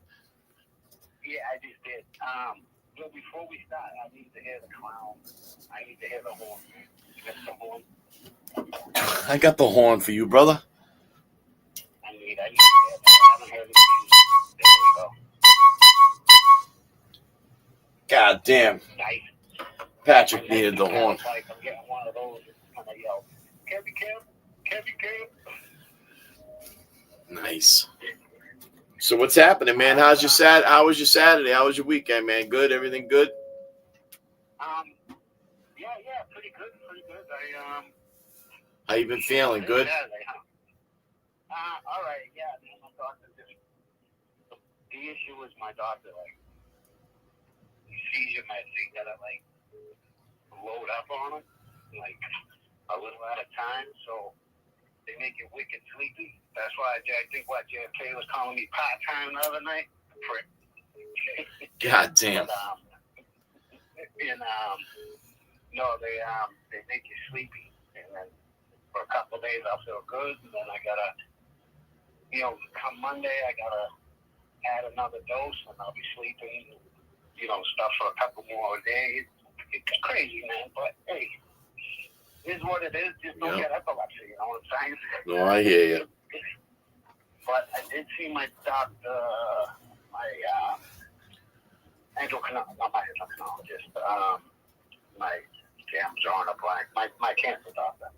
All my blood work came good back on Friday afternoon, so I'm feeling good for the next 3 months anyways. Good. Until I have to go see him again. I have to see him every 3 months. Yeah. Well, that's good. You got to keep up with that. I know. So what are what are your thoughts? What are your thoughts with the why do you think Gotti was there the whole time throughout that whole scene, and how come he didn't leave, he didn't go to the hospital with his wife? What's your thoughts on that? Well, coming from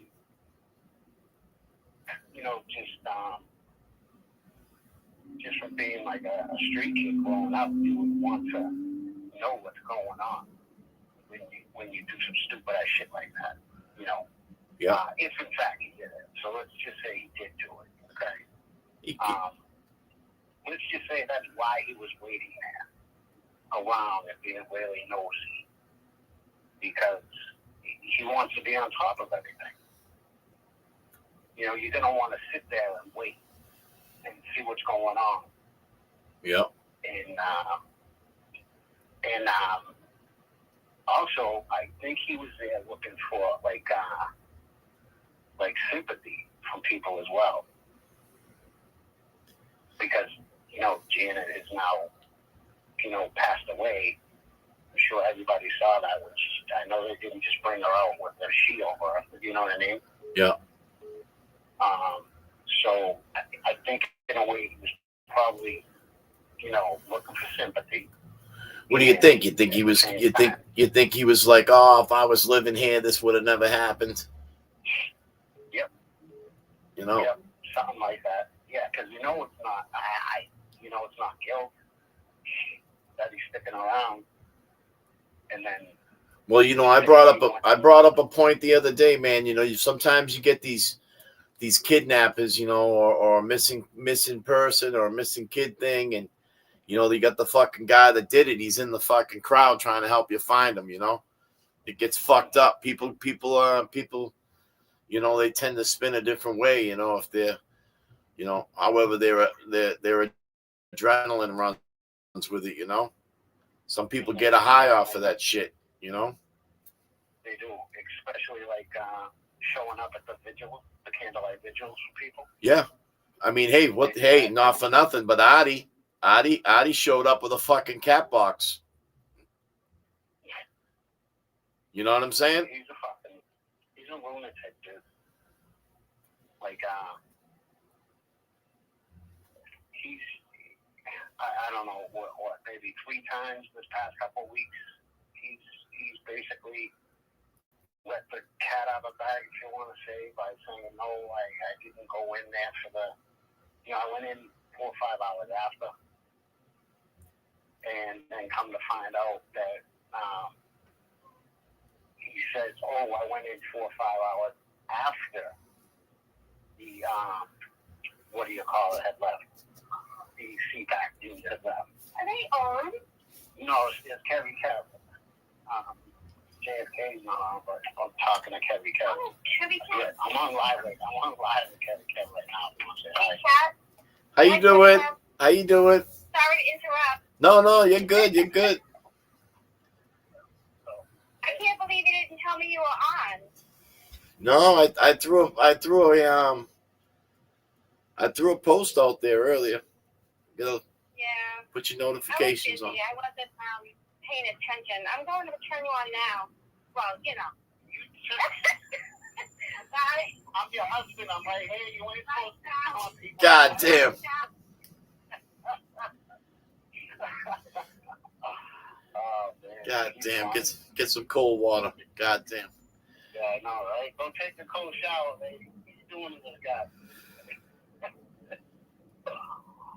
Thank God this is our relationship. God damn. Here you go.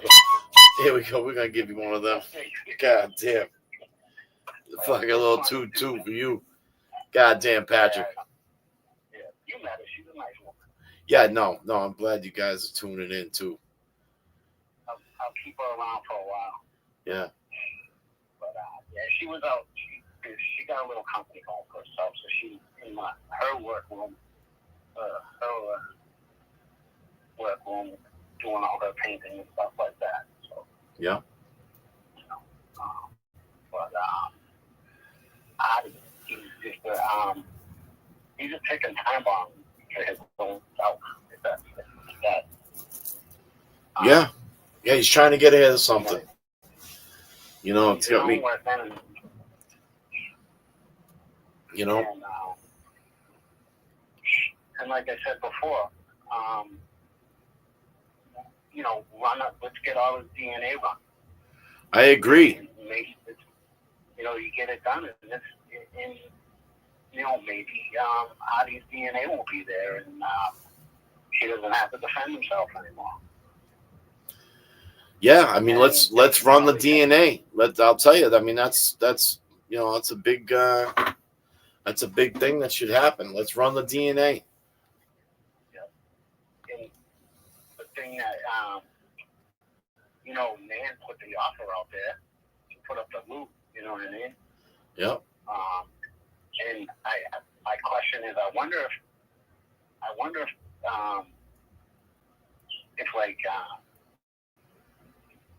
we could get a private investigator involved, and they could push a little bit more harder because there's a PI involved, if that makes sense, to where they could start the ball rolling on the DNA. Because I think private investigators have certain things that they're allowed to do that are a little bit above what we could do. Yep. You know what I mean? Yep. Because I don't understand. It's just crazy to me how they can see that they only the 59 DNA evidence to run, but they only ran the 21. Yeah, they ran I think they ran 26. Yeah. Okay, so they could have ran more, but in Riley's notes there was he had submitted a disclosure with his notes with the submission of that stuff that don't go any further without the permission from us. He set forth what he wanted tested, and then that was it. Yeah. See, it blows my mind that they can send over evidence and then say, "Oh, don't run anymore." Yeah, I mean, it shouldn't it be like you sent us this stuff, we are running it. That's it. You know what I mean? We can't stop. That's the way I believe it should go. Yeah. So I don't understand why they're allowed to just make a phone call and say stop. Just stop and make the shoe fit. It's kind of ridiculous to me. It's unfair to everyone all around the board. Yeah. My question, and I brought it up the other, couple nights back with JFK. Why,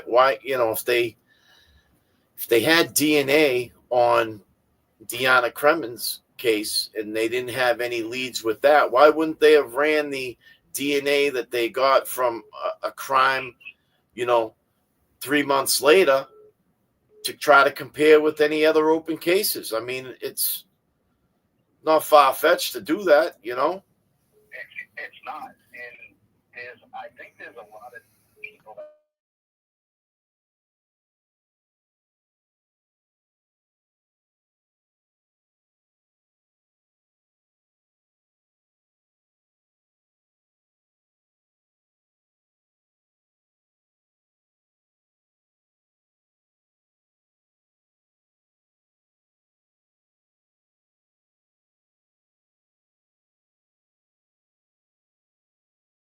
DNA samples out there that haven't even been tested.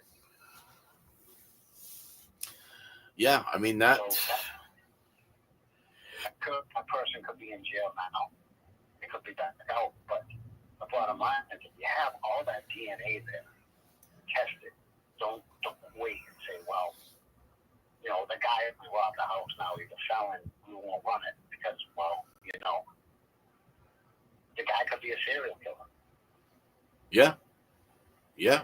I mean, there's, we had Free Kelsey up here in the chat, and the other night she had, I'm sure she's got it written down in her notebook, but she was talking on the behalf of open cases that, weren't solved. I mean, we're talking about school teachers and, there's, probably half men, half women. Probably more women that have these open cases that haven't been solved, or why not compare the DNA to something like that? I mean, you got to remember, just the setting of Janet's,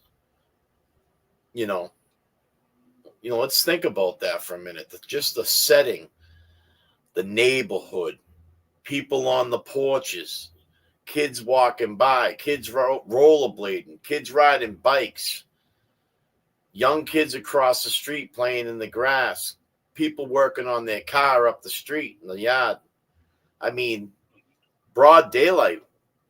In my eyes, when I say it like that, I know it was at night, but we're talking about a summer night. I mean, it don't get dark till about 9:30, 9:30, And it's like you said, it's a very active neighborhood. When you guys were showing the blueprint of her house the other night, where the sink is in the kitchen? Yeah. Is that looking out? Is that the side where? That's like looking out the side, like the side where Where Adi would have parked? Yes. Yeah. Okay. I want to know where that back door comes out. That back door? Really? The back door goes down through the basement. When you're in the kitchen and you look to the far left, there's a set of stairs, a door with a set of stairs that go down into the basement. Then the backyard, the backyard's terraced. So it's got like it's not a bulkhead door. It's like a full door to get out of the house. Oh, okay. I mean, I went up there recently. I've been up there recently, maybe in the past month. And there's two big steel doors. Like they look like big steel doors, like you park a motorcycle under there or drive a riding tractor under there or something, Yeah. Because I wanted, I was talking to my son, I was like, I want to go up there because he said at one point he was at 15 feet. And then another time he said he was at 30 feet away from that stop sign. On the corner. Yeah. So, and then we're, I'm drawing a blank on her name, the woman that wrote the book, where she she showed where you were showing the video, and she said those bushes, that's where the bushes were, and they're not there no more. I'd like to go measure all those up, bring a tape measure and go out. Yeah. And, check it all. And the cuts that he had only required a stitch or two, right? You know, if that. I mean, when he was at Midnight Variety, I think what they said is that, you know, they didn't think it was that bad. You know, they kind of gave him a piece of paper towel or something, told him to wrap it up. But it's when he got home, it's when he got the ride home, and, you know, he's talking with his parents, and his grandfather said, geez, you know, you cut that on a, you know, you got someone hit you with a dirty knife down the fucking square, you better get a tetanus shot. Yeah. You know? Exactly, yep. I had to do it. I was building a ramp in the yard, and I stepped on a nail right through my boot, right into my foot. And I went down to get that tetanus shot, just like his grandfather said. But that, it's just how they said there's a blood trail. But was the blood trail going up towards the corner? I could have sworn, you know, he said that it was going, you know, it was like 20 or 20 something feet, 25 feet from the back of his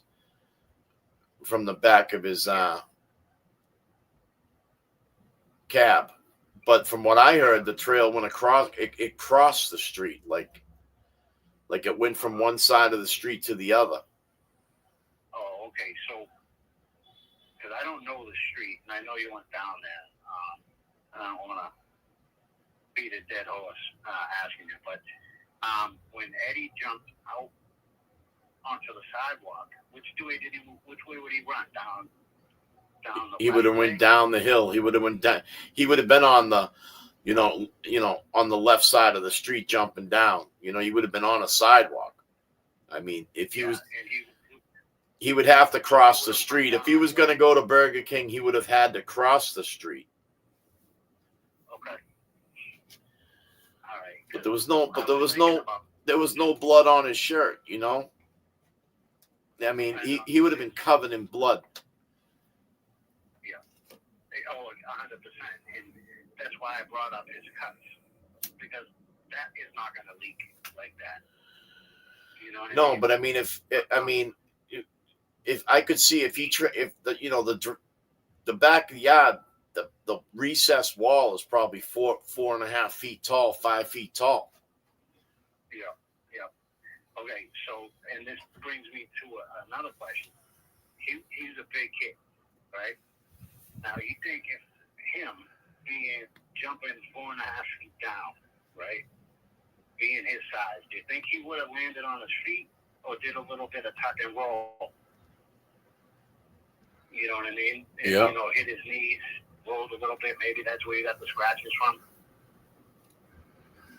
I mean, it could have. Because I know some people are questioning whether he was mugged or not. That's why I ask.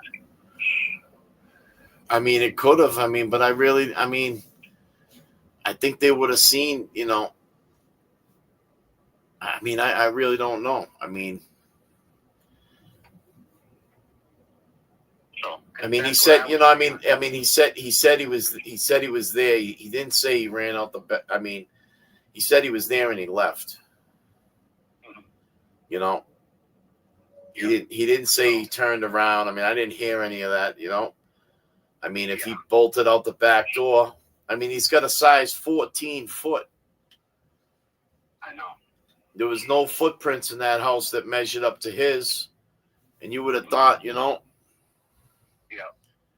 And another thing is, how did Adi know that the water was running?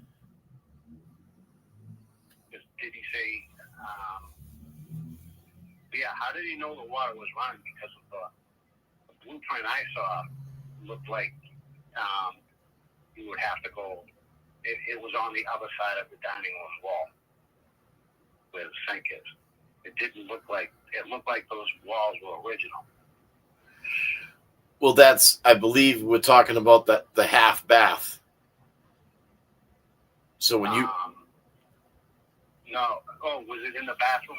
that the water was running? I believe it was in the half bath, which that's like, when you walk in the front door, when you're in the foyer and then you walk through the front door, it's directly in front of you. Yeah, okay. So that's the faucet he was talking about was running? Yeah, that's the one I'm under the impression that was running, because they said it was overflowing. Yeah, all I know is that that kid saw something tragic, and I know people that have seen less tragic things that have blocked stuff out, and it didn't come out for a very, very long time. And if he was in a blackout mode where his, memory was just suppressed for those couple weeks, Yeah. I don't look as that. That doesn't tell me he's guilty of anything. I just think that's another thing that ties into what a 15-year-old brain's going through from that day till today. 30 years later, I mean, he seems like a great guy. He's very well spoken, stuff like that. But where is he mentally? Sorry, I'm listening to you. You hear me? I can hear you now. There's like a few second lag. Yeah.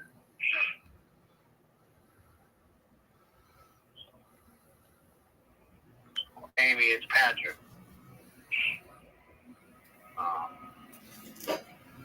That's right, pretty eyes. Yeah, 15 scared shitless, So it's undescribable what he went through. And, just saying something a couple weeks later could be just maybe he had it buried. Yeah. Maybe he didn't know what the hell to do.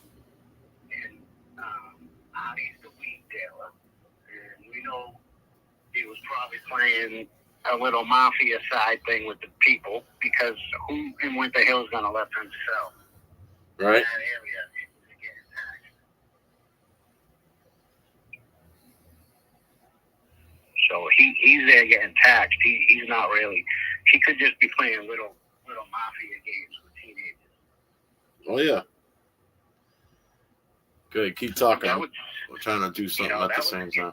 That scares the hell out of a lot of kids.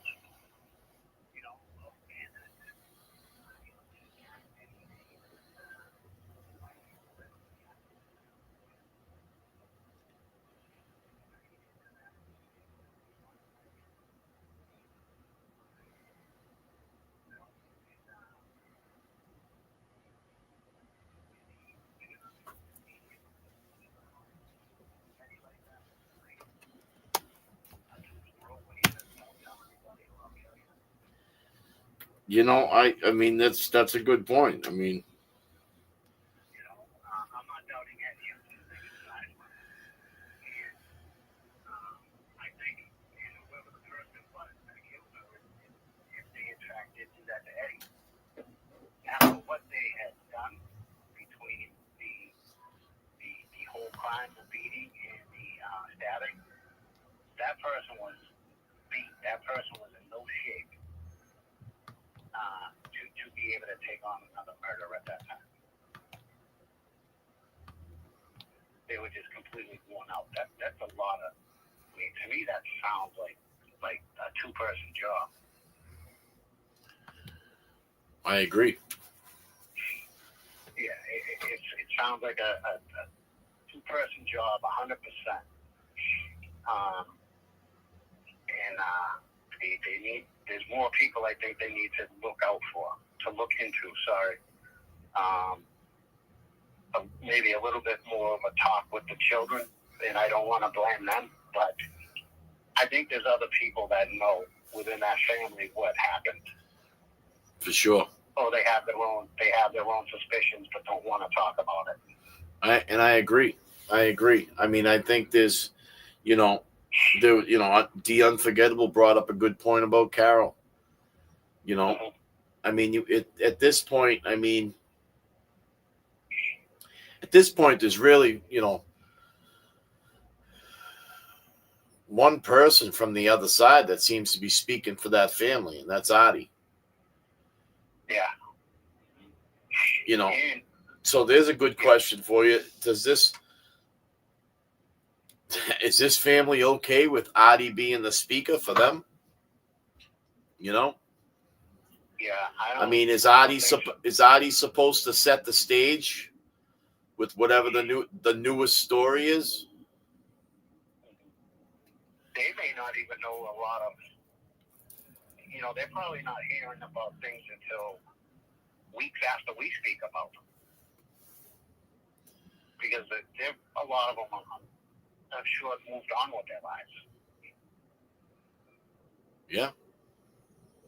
And don't listen every day to see what happened to, their mom. Yeah. And as far as him, with his suspicion, standing around that whole time, worrying about his key and worrying about getting an animal out of the house while his wife is at the hospital grieving, probably banging her head off the floor. I would be right there. Exactly. And if I wasn't, and I got home, my wife would have some choice words for me. Yeah. About where am I? I needed you. All I have is my young children. There's no one there to support them. Who is there to support that we know of? Exactly. And he's a number one dude that's supposed to be there. And that's not. He's not supposed to be playing, Detective Adi, Car 54, what are you? You know what I mean? He's supposed to be with his wife. Yeah. And then go and ask, then knock on the police station door and say, what do we got? What do we got? We need to know something. Exactly. I mean, everybody should be there. Exactly. He should be, anything that he needs to be doing for his family. 100%. And he didn't do it. And if it's true with what Carol says in her police report, that he pulled a knife on her like that, there needs to be serious questions on why, let's see, how I'm going to say, that he has this fixation with a knife. To be able to pull it on her and supposedly also kill Janet. Yeah. It's ridiculous that this is going on. And why, and just like, going back to Karen for a moment, why hasn't the O'Keefe family questioned why people got rid of their phones, right? Why aren't people asking questions after he supposedly pulls a knife on Carol and then his sister-in-law has been stabbed to death? Why aren't people asking him questions? Those are questions that need to be answered. I agree. So, but whoever did that for that poor woman, man, it's crazy. I mean, I can't fathom, ever walking onto something like that, like Ryan did, and what Eddie saw. I could not fathom that. That would probably just blow my mind. I can't explain it. Yep. So hopefully, we keep sending out emails. I sent one out the other day. To hopefully get, like we want. Hopefully we can push the envelope a little bit. Maybe Ann has some advice she can give us, and we can maybe do other things to send out. Yeah. As far as letters, emails, knocking on the door. So, but I don't know, man. The whole thing is it's really creepy. It's more creepier than than anything I've ever seen. No, I agree. I agree, Patrick. You got some good points there. And that's what people need to hear, Yeah. They need to be able to sort this out too, Yeah. And I think the family should be asking is, you know, question upon question, especially when you know that this kid was involved with your family the way he was. He was your best friend. Yep. And just to sit there and when they hear he's got arrested, also you got to think in a 15-year-old mind too, they're just going to believe that right off because the police, you know, in our eyes, the teenagers were never wrong. Yep. But I think that they should be asking more questions, especially when they see years later that this film, he's saying, no, I didn't hurt her, but I did see it. And if it can't go both ways, you know what I mean? You can't believe the truth because it suits you, and then you can't deny the truth because that doesn't suit you.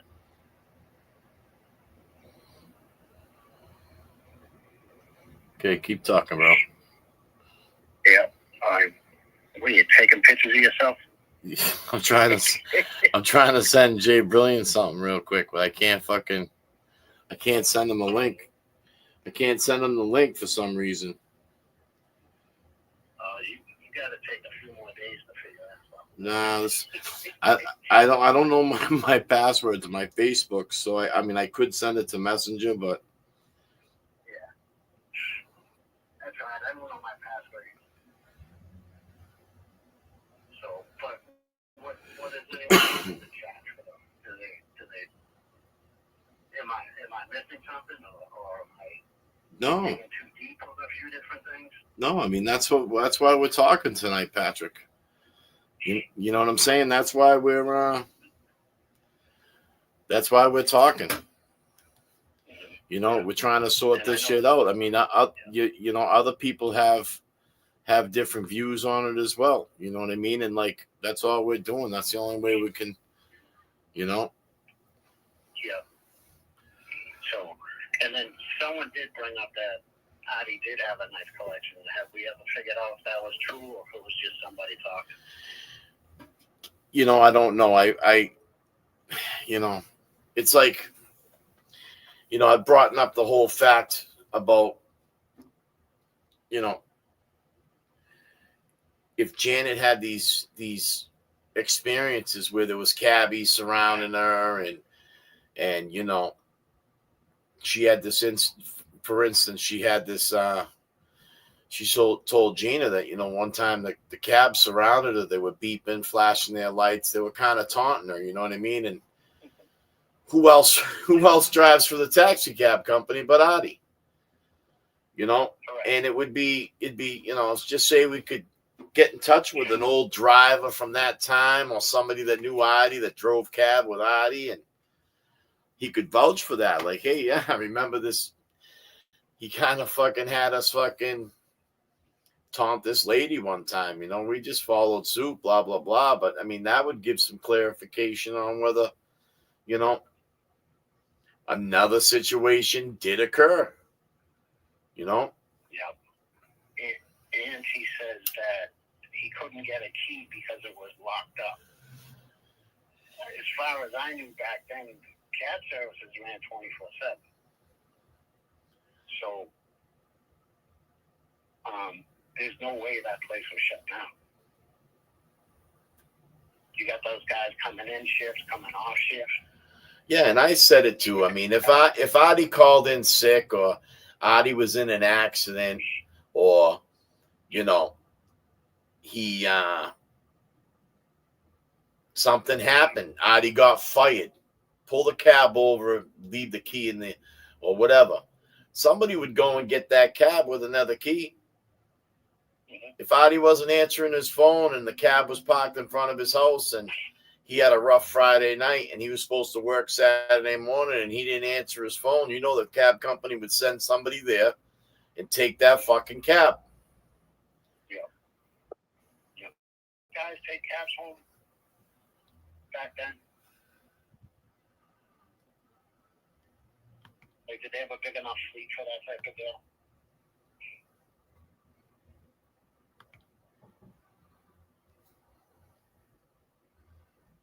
Because I don't know. I'm not too sure about that. But either way, he's already been caught in so many lies. You know, first he said that he got a call from dispatch saying, call your wife. And then supposedly when he was down at Gina's house, okay, hold on a second.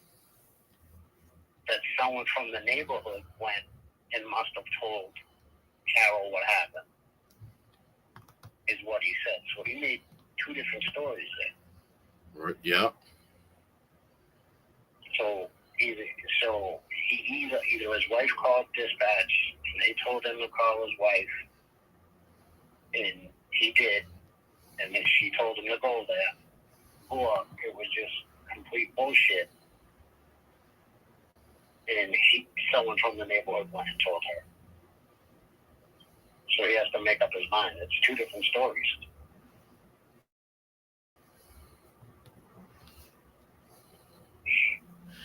He's all over the map. Mm-hmm. He is, and he just seems. I think he likes this game. I think he likes the game of getting on the chat, saying stuff, and then going back and trying to, pull the old, I just said it was cats to see how you guys would run with it. Well, you said it was, you saw it was cats, and it was run, and found out there was a dog in the house too. So it doesn't show that anyone was doing anything sneaky on you. Yeah. It just showed that it was investigated more by civilians. Jay, you with me, Jay? Yeah, I'm here. You guys can all hear Jay? Jay Brilliant is up on stage and shit. Can't see me on there, but it says I'm there. I'm working it, man. I'm trying to fucking. It's got like a split. So I'll get off and you and Jay Brilliant continue, and I'll go out and see my wife and make sure she's not turning you on too much. Okay. All right, brother. All right. Let me hear the horn one more time. God damn. Patrick, we got this for Patrick. All right, I'll talk to you later on. All right, my man. See you later, Jay. Be safe, Patrick. Take care. Later.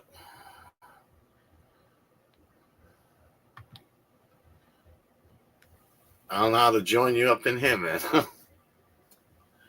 They can hear you, though.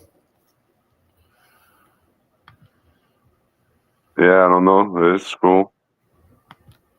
We got Jay up here with me, though.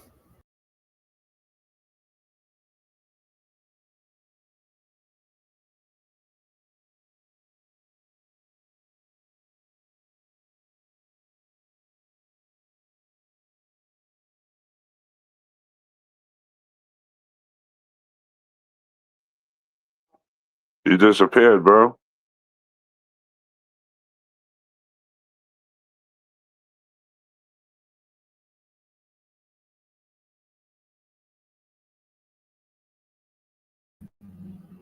God damn, I don't know why it's not adding us, man. I'm trying to add us.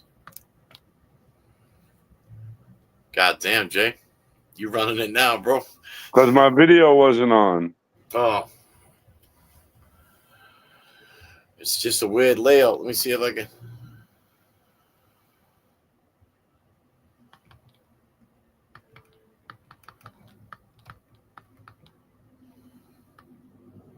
Group layout, press shift.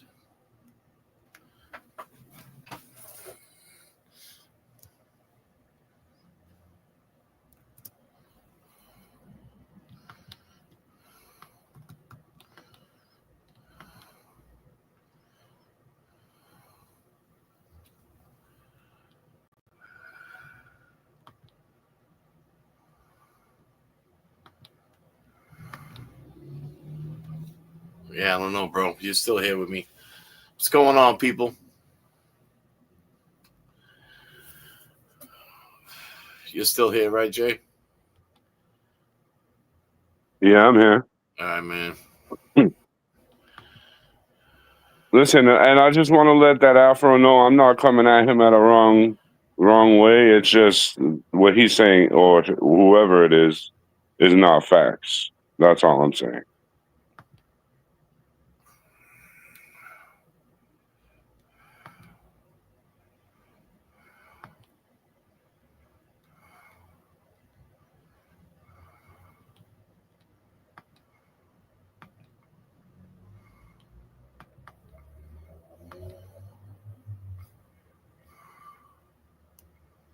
I don't like that. Oh, man.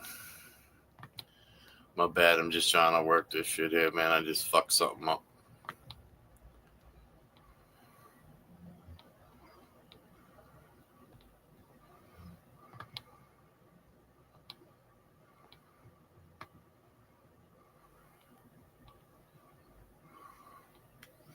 We got 80 people up in here with us, Jay. Let's go. Yep. Kind of talking about it and shit. What do you think, man? What's your take, man, on Adi? You know, Adi being there the whole time of that scene. And, you know, and I said it in my post, man. It seems like he never left the scene. You know? He never did leave the scene, and the thing is, he was involved in it with the killing, the actual killing, or who like I get what Unforgettable saying that, but we don't even know that Carol was at the hospital, dude, because her daughter identified her body. If Carol was at the hospital, why would her daughter have to go there to identify the body? You know what I'm saying? Like, yeah, I didn't. Ryan lied. Ryan changed his story 3 times. The first 2 times, he never touched his mother. He just saw her. The 3rd time at grand jury, he touched his mother. Okay, so why weren't your bloody fingerprints in there when you ran out the house? That's a lie. He never touched his mother. So there's too many inconsistencies with Ryan. There's no factual timeline on Ryan.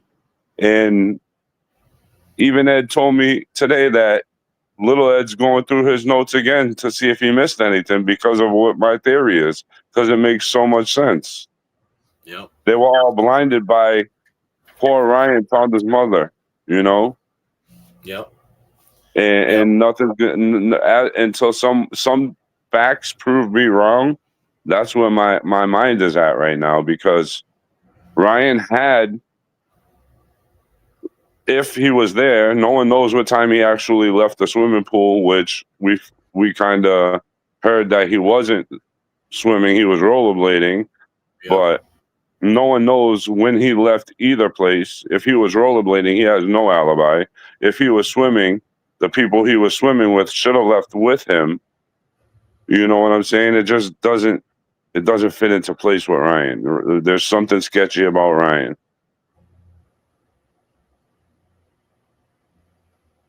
And I think Artie got called by Ryan to come help him because he knew he fucked up. And that's why the blood trail was going towards behind Artie's car, because when he brought all those clothes, because you even just said it yourself, there was no blood on the white T-shirt, but there should have been blood covered all over them. I mean, you know, those clothes are going to drip. His shorts, everything, you know? Those clothes are going to be dripping with blood, dude. If there's that much blood, they're definitely going to be dripping. Yep. And he had to watch the car, because what was so important that was at that car? You didn't want to move it. You had it towed the next day. You lied about going in the house 4 hours later. Like, you cried that you seen what you saw, but the only way you seen what you saw is if you were in there when it happened. Yeah, because he didn't see her in there, you know, when he went in the following day. Now it's the following day. First it was 4 hours, 4 to 5 hours. Now it's the next day. you know. You know, do you think he really lost his keys, or was he playing that off too? I mean, you know how like when somebody really wants you to believe something, they're bouncing around, they're fucking checking their pockets, they're crying about that one thing that they want to get out there. Oh, my keys, my keys, my keys. He just didn't want to have to be. I mean, maybe they told him, hey, you got to get that fucking car out of here. And he didn't even want to go over near it. Before I answer that question, was that statement from Blair a factual statement, or was it an original document, or was it just something someone said? I mean, that's the thing. I mean, was that statement after, you know, Riley made his statement about people accusing a certain person, you know, which is, you know, totally uncalled for. I mean, that's right. I mean, we don't know. I mean, I'd like to get a date on that statement. That statement could be, if that statement's correct, that political power. Right. And if that statement is correct, he probably did lose his key. Why in the backyard? Maybe because he chased Eddie out the back door. That's why Eddie ran out the back door, and he lost his key out there. And then the cop found it, and he knew the clothes were already in the car. So I don't know. It just Artie. I know is involved. Artie definitely has everything to do with something. Yeah. But well, he failed our lie detector test. He definitely failed our lie detector test. And the thing is, with Paul, I did have my suspicions at Paul before Ryan. And then I'm thinking, you know, Paul, he was in there for about 15, 20 minutes. The thing that sketched me out with Ryan is he went in there for food, but he ended up eating a lollipop. Like, that just sounds suspect. Right. But I don't think he had enough time to go do even half of that, clean up, and then leave without anyone in that car noticing him have any type of blood. Because you know, if you're cleaning up that fast, you're going to miss a spot. You know what I'm saying? So I don't think it was Paul, but Ryan, there's no factual timeline. There's no witnesses that came forward to tell us what time he left the pool, if he was really swimming. You know, you see Marco's friggin' testimony, and like, I don't know if it was Marco who knocked at the door, in the front door, or Joe Dion, or whatever his name was. But, like, I don't know. It all goes back to that little Senate crew. How long was that Senate crew a crew? You know? Did he keep his oath and not say anything? Because that was his best friend, you know? Yeah. That was part of the crew. You can't snitch. Yeah, what did they call this crew? The Senate. Out of all names, the Senate. I know that bothers you, Jay. Like, we had little cliques when we were young, and we had stupid little names. Come on, the Senate. Like, state Senate. Like, that it does bother me, bro. Like, and the thing is, in 2017, all of them had it posted. Ryan, Joe. I don't think Paul had it. But like 6 of them had Senate posted as their Facebook profile picture. Crazy.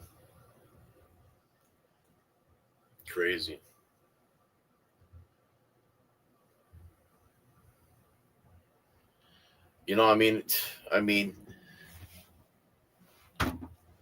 there was a lot of tension in that house. You know, that's the other thing that we can't forget. You know, it seemed like, you know, Janet was struggling with these boys. You know, I mean, I look at it as, hey, the father was out of the house. You know, they're feeling that, you know, they're stretching their wings a little bit.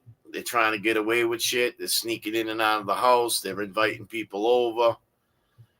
You know, And another thing, listen, I'm sorry to the people if I offended anyone I was 2 gonna days say, ago Jay, when keep it going for a second, all right? I gotta go get my charger. all right. Good. I'm sorry if I offended anybody a couple of days ago when I said it bothered me that it's weird that he slept with his mom till he was 15. But nowadays, or 15 years ago, is a lot different from 30 years ago. You know, like that wasn't normal back then. Uh, That's just in my opinion. From my view, none of my friends ever slept with their parents at 15 years old. I never knew anyone that slept with their parents at 15 years old. So I don't know. That just crossed me the wrong way.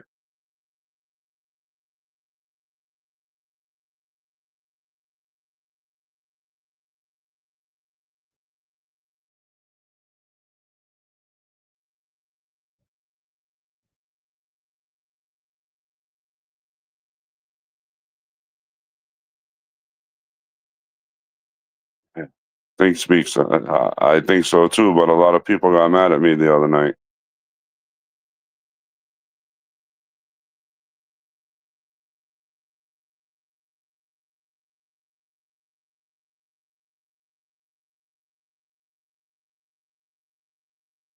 I don't know if Kev needs to hurry up. I'm not good at this stuff.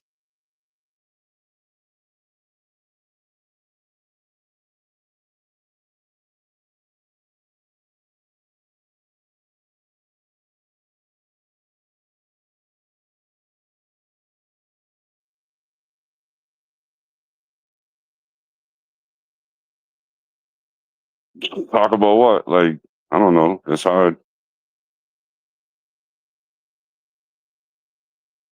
I wouldn't call it gross. I would say it wasn't normal, you know, like it's just not normal.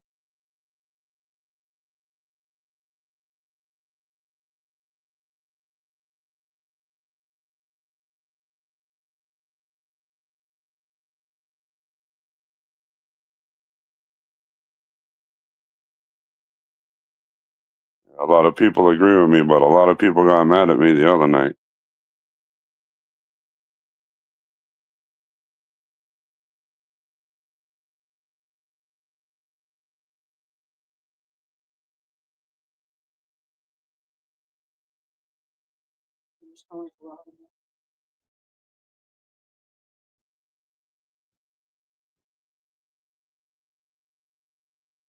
No, we're not done going through all the notes yet, Diane.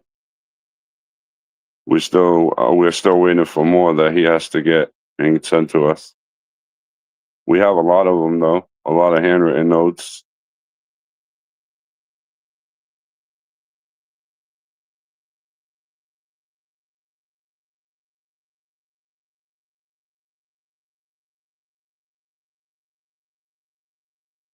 Yeah, but everybody knows when they have their opinion and people don't like it, they get attacked, called out.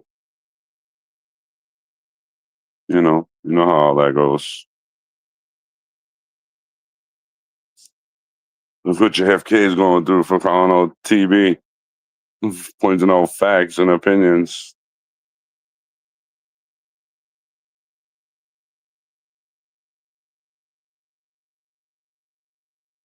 No, there's nothing on Ryan's timeline at all. I talked to Paul Jr. the other day, and he don't want to hear me.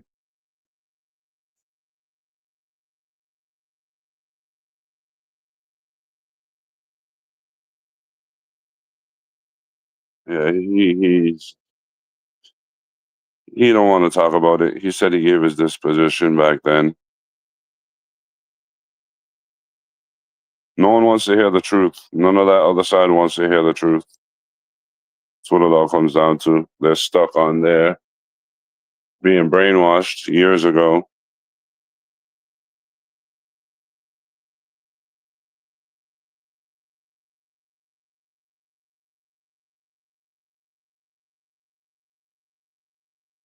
Yeah, I emailed Eddie the other day. I'm waiting on a response. I did try reaching out to Erin. I think she blocked me, but I still left a message. So even though she won't get the call, she'll get the message.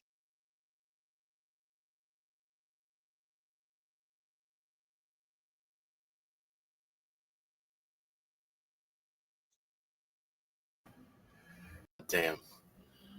Goddamn people. Kev, we're gonna be beefing, dude. You set me up for the kill. I'm not good at that talking Let's stuff. play an intermission song, man. Thank you for waiting for Kevy Kev. I'm back on stage. Let's take it back to the summer of 1995, and we'll listen to this for a minute.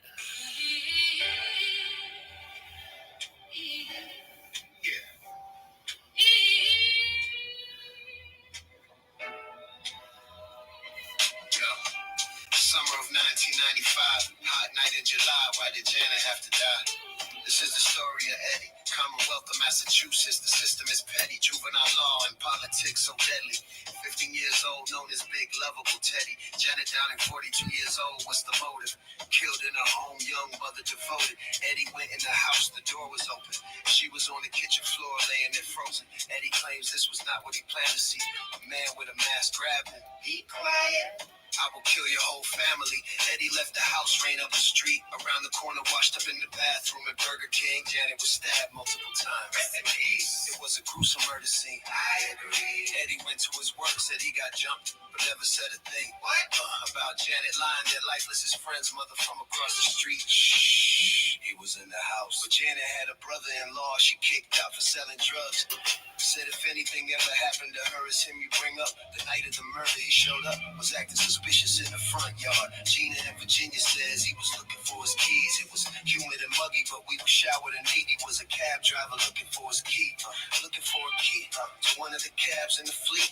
How did he know something happened on that street? Eddie says he is innocent, and the cab driver did it. Who do you believe?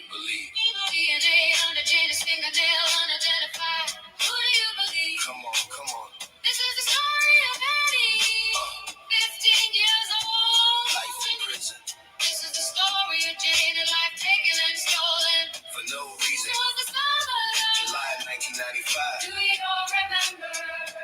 30 years ago, why she have to die? 15 years old, locked in a cage of murder that he always denied. Let's go. The summer of 95. Life goes by. Welcome to the street. Long gamers. Peace and love.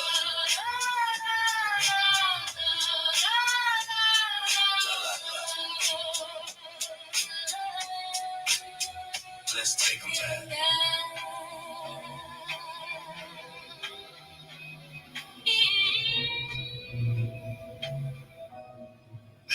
Let's take them back. God damn. Thanks, Jay, for holding it down. Thanks, my man. You know, I guess today is John O'Keefe's birthday. Let's give a big happy birthday to John O'Keefe. R.I.P. John O'Keefe. Happy birthday. You know, let's not forget about, you know, Francis Gigalotti out in Haverhill, Mass. Kind of hard for me to ever forget about that kid. You know, that's something that's, you know, I'm sure will start unfolding. You know, it seems like they're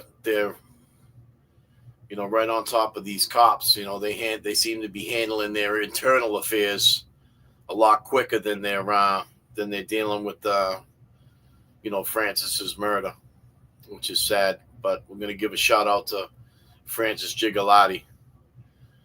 You know, justice for Francis.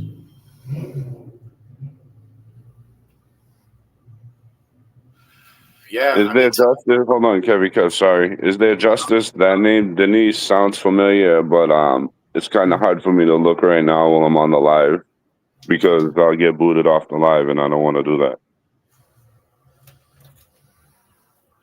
Yeah, goddamn, took me 2 hours to get the motherfucker up here and shit. Then you left me like a fucking deer in headlights in front of everybody. Yo, what do you call a deer with no eyes? I don't know. No idea. There. That's what I was right now. God damn. What do you call a deer with no eyes and no legs? Still no idea. God damn. God damn, Kevy Kev. God damn. God damn. So let me tell you a little quick story since we're talking about a deer. We'll jump off the subject real quick. So last week, man, I go into work. Now I have a morning meeting at work every day. There's a bunch of different crafts. We all get together. We plan the day. We get job assignments and stuff like that. We head out.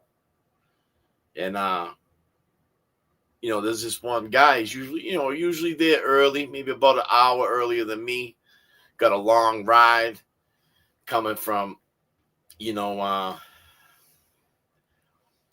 want to let me say the wrong name of the place, but, he's about an hour and a half, hour, 45 minutes away from where we work. And, he missions out every morning. So he leaves about 4 a.m. Well, it just so happens that this gentleman, he hit a deer and totaled out the front of his car. 4 a.m. He pulls over. He's a hunter. Saying to himself, damn, the deer's injured. I'm going to have to use my tag this deer. But, he goes over, grabs this fucking deer to help it, get off to the side of the road. Grabs the deer by its fucking antlers. And the fucking thing wakes up and attacks him.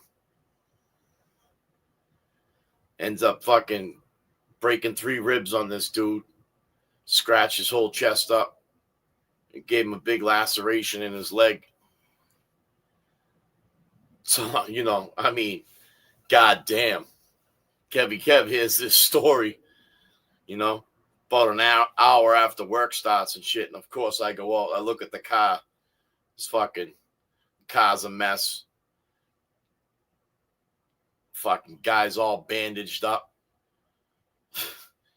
Fucking deer attacked his ass. Fucking bucked him right across the highway and shit. Crazy shit. Oh yeah. If you're not in a good position or you don't know how to handle that situation, call 911. Don't fucking touch the deer. Fucking deers are no joke. Yeah, those deers. Moose are worse. Motherfucker, they ain't the deer that you're patting at the zoo. You know what I'm saying? The furry antlers. These motherfuckers are run wild. Run wild all over your ass too. You can start fucking with them. Kick into that fight or flight, and they're trying to fight. Oh yeah, fucking fight or flight. I don't give a fuck. But yeah, it's a quick fucking story for you. Fucking blew my mind. Fucking dude rips up his fucking shirt. He's all fucking slashed up. Fucking 3 broken ribs. Fucking his legs fucking all torn the fuck open. I said, Jesus Christ, man. I think he was fucking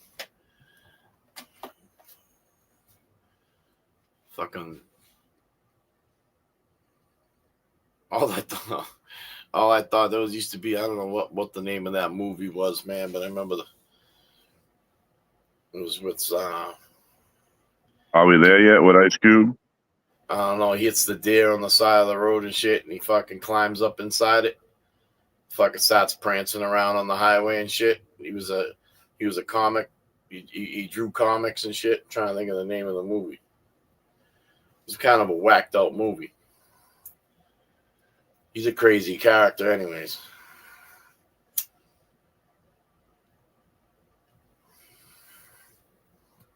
You know? Yeah, man. I'm glad you popped in, man. I'm glad you fucking. I was listening to what you were saying and shit. You know, and you're right. Back then, at them times, maybe that might not have been an odd thing for someone saying Ryan was fucking sharing the covers and shit. But doesn't mean that something fucked up was happening either. But Yeah, I'm not saying it was a sexual thing, but it's still, even sleeping with your mother, it was weird back then. Yeah, mommy issues, Right.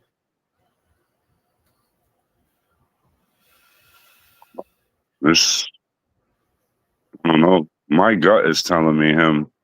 I have to look further deep. I gotta find him. I gotta somehow find someone that has details about him or him himself to talk to me. So if he didn't do it, I can stop talking about it. But until I figure that out, that's where my mind's at. I'm going down that rabbit hole. Yeah, and that's understandable, man. That's understandable. There's questions that arise. There's probably questions that weren't answered. And, as we've been digging into it and we're looking at these timelines and we're looking who's speaking and we're looking who's at the courtroom, who's in attendance, who's spoke recently, who's really distanced themselves from this case since it happened. I mean, with those kind of actions and them kind of movements that someone could be making, I mean, it only brings light to that situation to talk about it, Like I put myself in a situation, like, I'm pretty sure I told you what happened with my best friend when he got killed and I had to go deal with all that. Yeah. But I put myself in a situation like if I was these people and someone called me 30 years later and told me that new evidence came out and a lot of hidden evidence, a lot of evidence was hidden during the trial, and he passed the truth serum and he passed the polygraph. Regardless of the way I thought 30 years ago, it's going to make me think, like, could there be someone else? Unless different, unless different. Like, were they promised something for their testimony? They're all doing amazing. They all have big, high paying, good jobs. They're all like in management somewhere. Like, were they promised shit to say what they said? Did they have to sign a no disclosure, whatever that shit is? Like, why aren't they talking? Because like I said, if someone called me, I'm gonna wonder, like, what evidence do you have? Let me hear it. If I like what you say, I'll go on your show and we'll talk about it. Or I'll listen to your show. What's the name? Send me a link to your show so I know what it's called and how to get on it. And I'll look into it myself. And if I believe what you say, but not one of them are doing that. And that's where it's like, what do they know that we don't know they know? Exactly.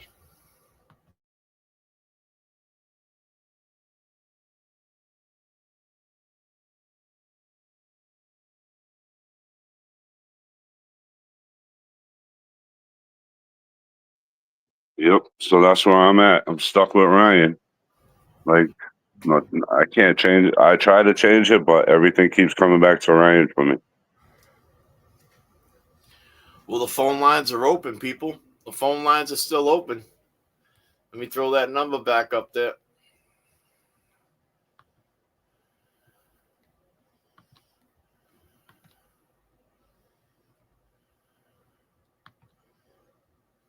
Let me throw that number back up there. If you guys want to call in and talk a little bit about Ryan, what's your thoughts on that?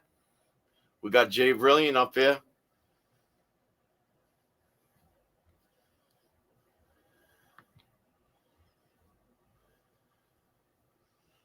We got Jay Brilliant up here. He'll speak on a few things. You got a question for Jay?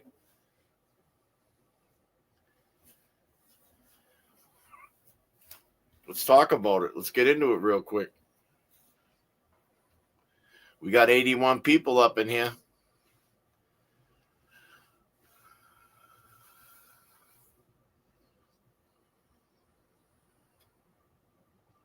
We got 81 people. We got 80 people. Mitzi's asking me a question about the timeline. Does it allow for Ryan to be in the house when Paul came out with the weird look on his face?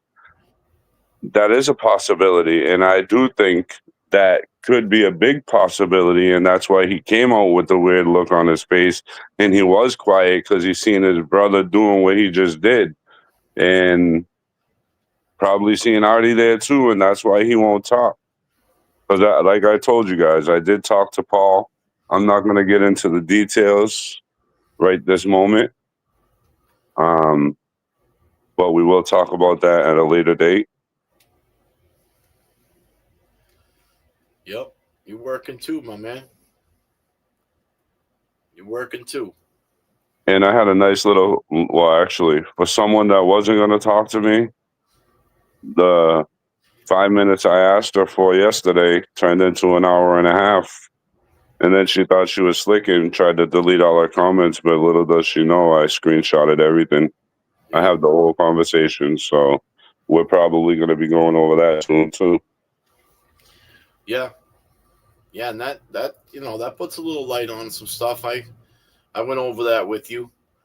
Still got to kind of finalize that, like you said, and kind of put it in order like you want. But yeah,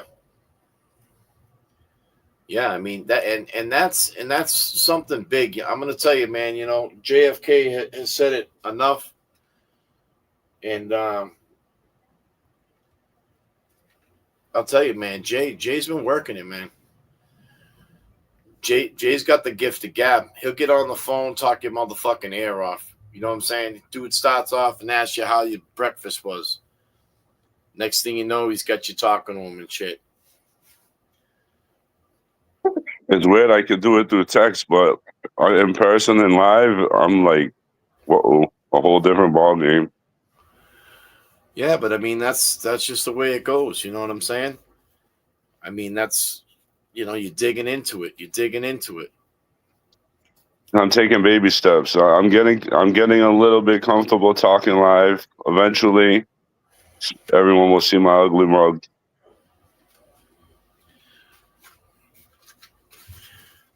Yeah, but you know what, man? I mean, even just the voice, man. Just you're speaking on something, Jay. You got some passion in this. You're doing something good, and regardless, I mean, the biggest thing you've always brought up is Janice, justice for Janet. And that's really the main thing. We're searching for that.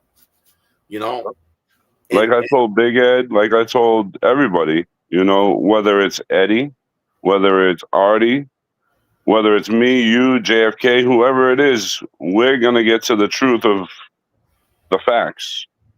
That's the whole point of us doing what we're doing, is to get to the truth.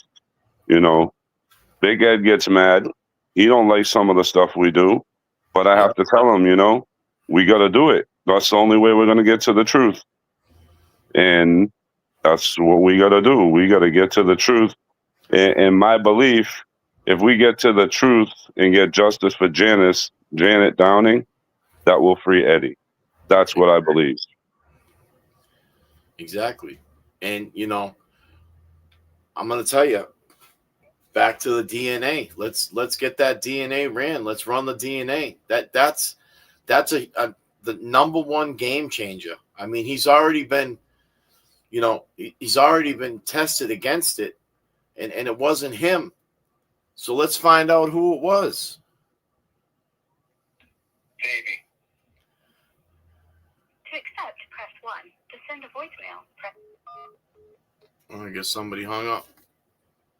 We had a call coming in.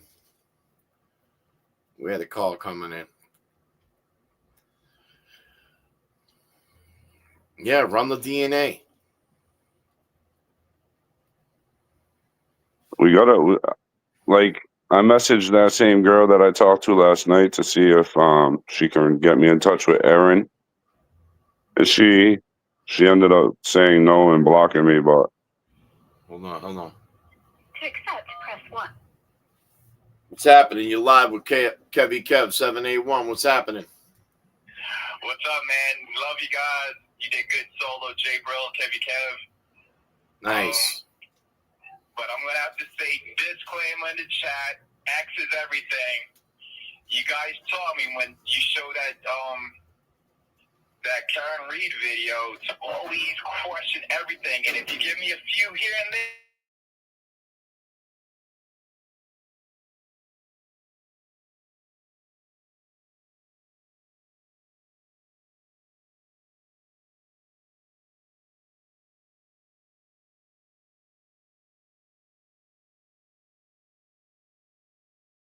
I can't hear nothing. You can hear me, Kevy Kev, but Jay can't. No, I can hear you. Yeah, I can hear you now. By accident. All right, so please forgive me. There's gonna be a couple things that popped up in my head because it's like pong. Like I'm like, Artie did it. Artie didn't do it. Artie did it. Eddie did it. Eddie didn't do it. Eddie did it. Paul did it. Paul didn't do it. And it's just so off the bat, like, man, there's a lot of hypocrisy with the Karen Reed case. Yep. With this case, and then there's also, I'm gonna say some, like, all right, let me just like have the call. Like, I feel like a lot of like, he couldn't do it because he's a teenager, but then calling Albert to do it because he's big. But then Yeah. Why would a group of people say that about you, Artie? You think all these people are gonna be in on it? But then, like, in the same breath, just people in general say, well, Jen McGee got a group of people to, get this person and stuff like that. But and then with when Karen Reed was in the police station, right? Sorry if I'm a little bit nervous. No. Do your thing. You're doing great, my man. Thank you. When Karen Reed was in the police station, we were all saying, why is she mad quiet? Why is she quiet? If you know you're going to get charged with the murder, you're going to be screaming your lungs out. At this, throwing pencils in the police station. Yo, I'm not innocent. You're kidding me, right? That's what Artie's doing right now. Yo, you're framing me? Hell no. I'm going to go to every YouTube channel, every forum, every page, scream out like, I'm not hiding. Yo, I'm innocent. Do it. That's what he's doing. Yeah.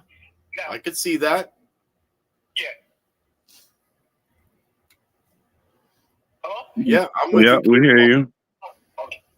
And then, with all due respect, then there's Margot could be like, I don't want to say it. She's awesome, great speaker. I will definitely want to buy her book because you guys referred it. I think it's very cheap online, especially if we're going to get the file. She's like the tuberculosis of this. I don't want to. She's not though. She is so much smarter, but she's the person that's speaking up about it. Instead of her having a YouTube channel, she goes online to the forums and she has a book. So there's that sentiment of that. Yeah, but can I tell you about that? Yeah, go ahead.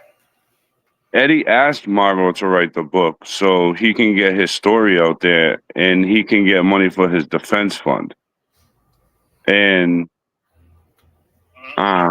there was something else you said that I wanted to speak on, but can't remember. Group conspiring. I'm just a big backtracking. I have like a few little notes on the notepad. So, all right, now about no one saying that Eddie did it. You got to remember, we went into this open-minded that anyone could have did it, but the fact of the matter that the DNA under her nails did not match Eddie, the truth serum test, the polygraph test, and a bunch of other details, the handwritten notes from the DA kind of made us push away from Eddie. So we never said that a 15-year-old couldn't do this. JFK clearly said that a 15-year-old could do this, and he also compared it to that 14-year-old Chisholm or whatever his name was that also did what he did. Yeah. So, I'm just saying that we never eliminated Eddie right off the bat. Definitely. When I say you and me and we, I don't mean you guys or the chatty. It's just even I thought that in myself. It's hard. I can't find the right word to say, but say what you gotta say. We're all open minded here, bro. We ain't gonna judge you. No, I mean you're bringing up some. You're laying it out as you're seeing it. And that's what it's all about. That's what this chat's about. That's what calling in's all about. Definitely. Go ahead, my man. You know what? I'm not gonna even hold this up to the end. What I'm about to say now, what I might say later on is gonna be like, nah, I'm not even gonna listen to this kid because what he's about to say now is stupid. Back in the days, I had family where we went to Catholic church. They were 15 as well. Yo, you're kind of fruity. Yo, you heard about those? You going in there. What's happening behind the church? Without sounding funny, some gay stuff, right? And we've all heard about Paul. And then he's a big kid, and he's playing football. The coach said, "You're soft." What did he mean by soft? I don't know. Did he mean soft derogatory? Like, man, you're soft, man. Come on, like stop being fruity. Come on, pop him. Now, hopefully, if I got my facts straight, did him and Paul possibly have something to do? And Paul went in there first, right? Like maybe I was thinking about like you kids at a time, like, yo, we love each other. Yo, I can have this place together. How are we gonna have this place? Your mom still lives there. You know what? I got a plan. And maybe their plan was like that movie, Natural Born Killers. Instead of the boy and the girl, instead of Woody Harrelson, it was Eddie and Paul. Yo, we're gonna do it. We're gonna get this house together. How are we gonna do it? I got a plan. So he goes in there first, right? And Paul does his thing. We already know he does his thing. Disappears, right? He leaves and the door's open. He goes to the beach. He's still with his clothes on. Mad sus. Who comes in right after? Eddie. And that might explain why there were cuts after her body was already. They said that she got cut after. There was also wound marks after she passed away. So she got stabbed, died, and somehow the coroner knew that after she passed away, God rest her soul, somebody still sliced her. Was that him? Could that have been Paul, quote unquote, finishing a job or just turning her over or something? And then Artie in the wrong. This is where wrong time, wrong place. Artie came in and he's running, and that's where I'm at with that. And then this is where it sort of gets corny, though. Like, I'm also thinking, like, family's family. If I could get out of jail right now, and I'm at an appeal, and I'm saying nothing, and I could say something where I could see my family again, why is that? Is it because jail, there's more guys there, and he's been in there for 30 years. He's been in jail more than outside. And if he was having a relationship with Paul that had gay tendencies, being in jail is like heaven. So maybe that's one reason why he doesn't get out, because any other reason, I'd be like, yo, I'm seeing my sister, I'm seeing my mom, I'm seeing my dad. This guy did it. Bam, bam, bam. This guy did it. But he's hesitant because he doesn't want to say it, because Paul was that's his blood. That was his boyfriend. Like, I can't, like, when they asked him at the appeal, who do you think did it? I really can't say. Because he got feelings for that person. He wouldn't have feelings for Artie.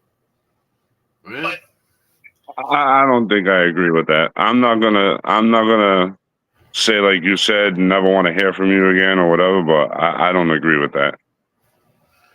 I totally agree. I don't. I'm just throwing that out there because I remember going to. You got to remember that Eddie didn't get there till at least 40 minutes later after Paul left. Mm-hmm. You know, so we brought up the fact that could Paul and Artie had a relationship. I remember you guys saying that. Go ahead. I'm sorry. You know, I mean, what if,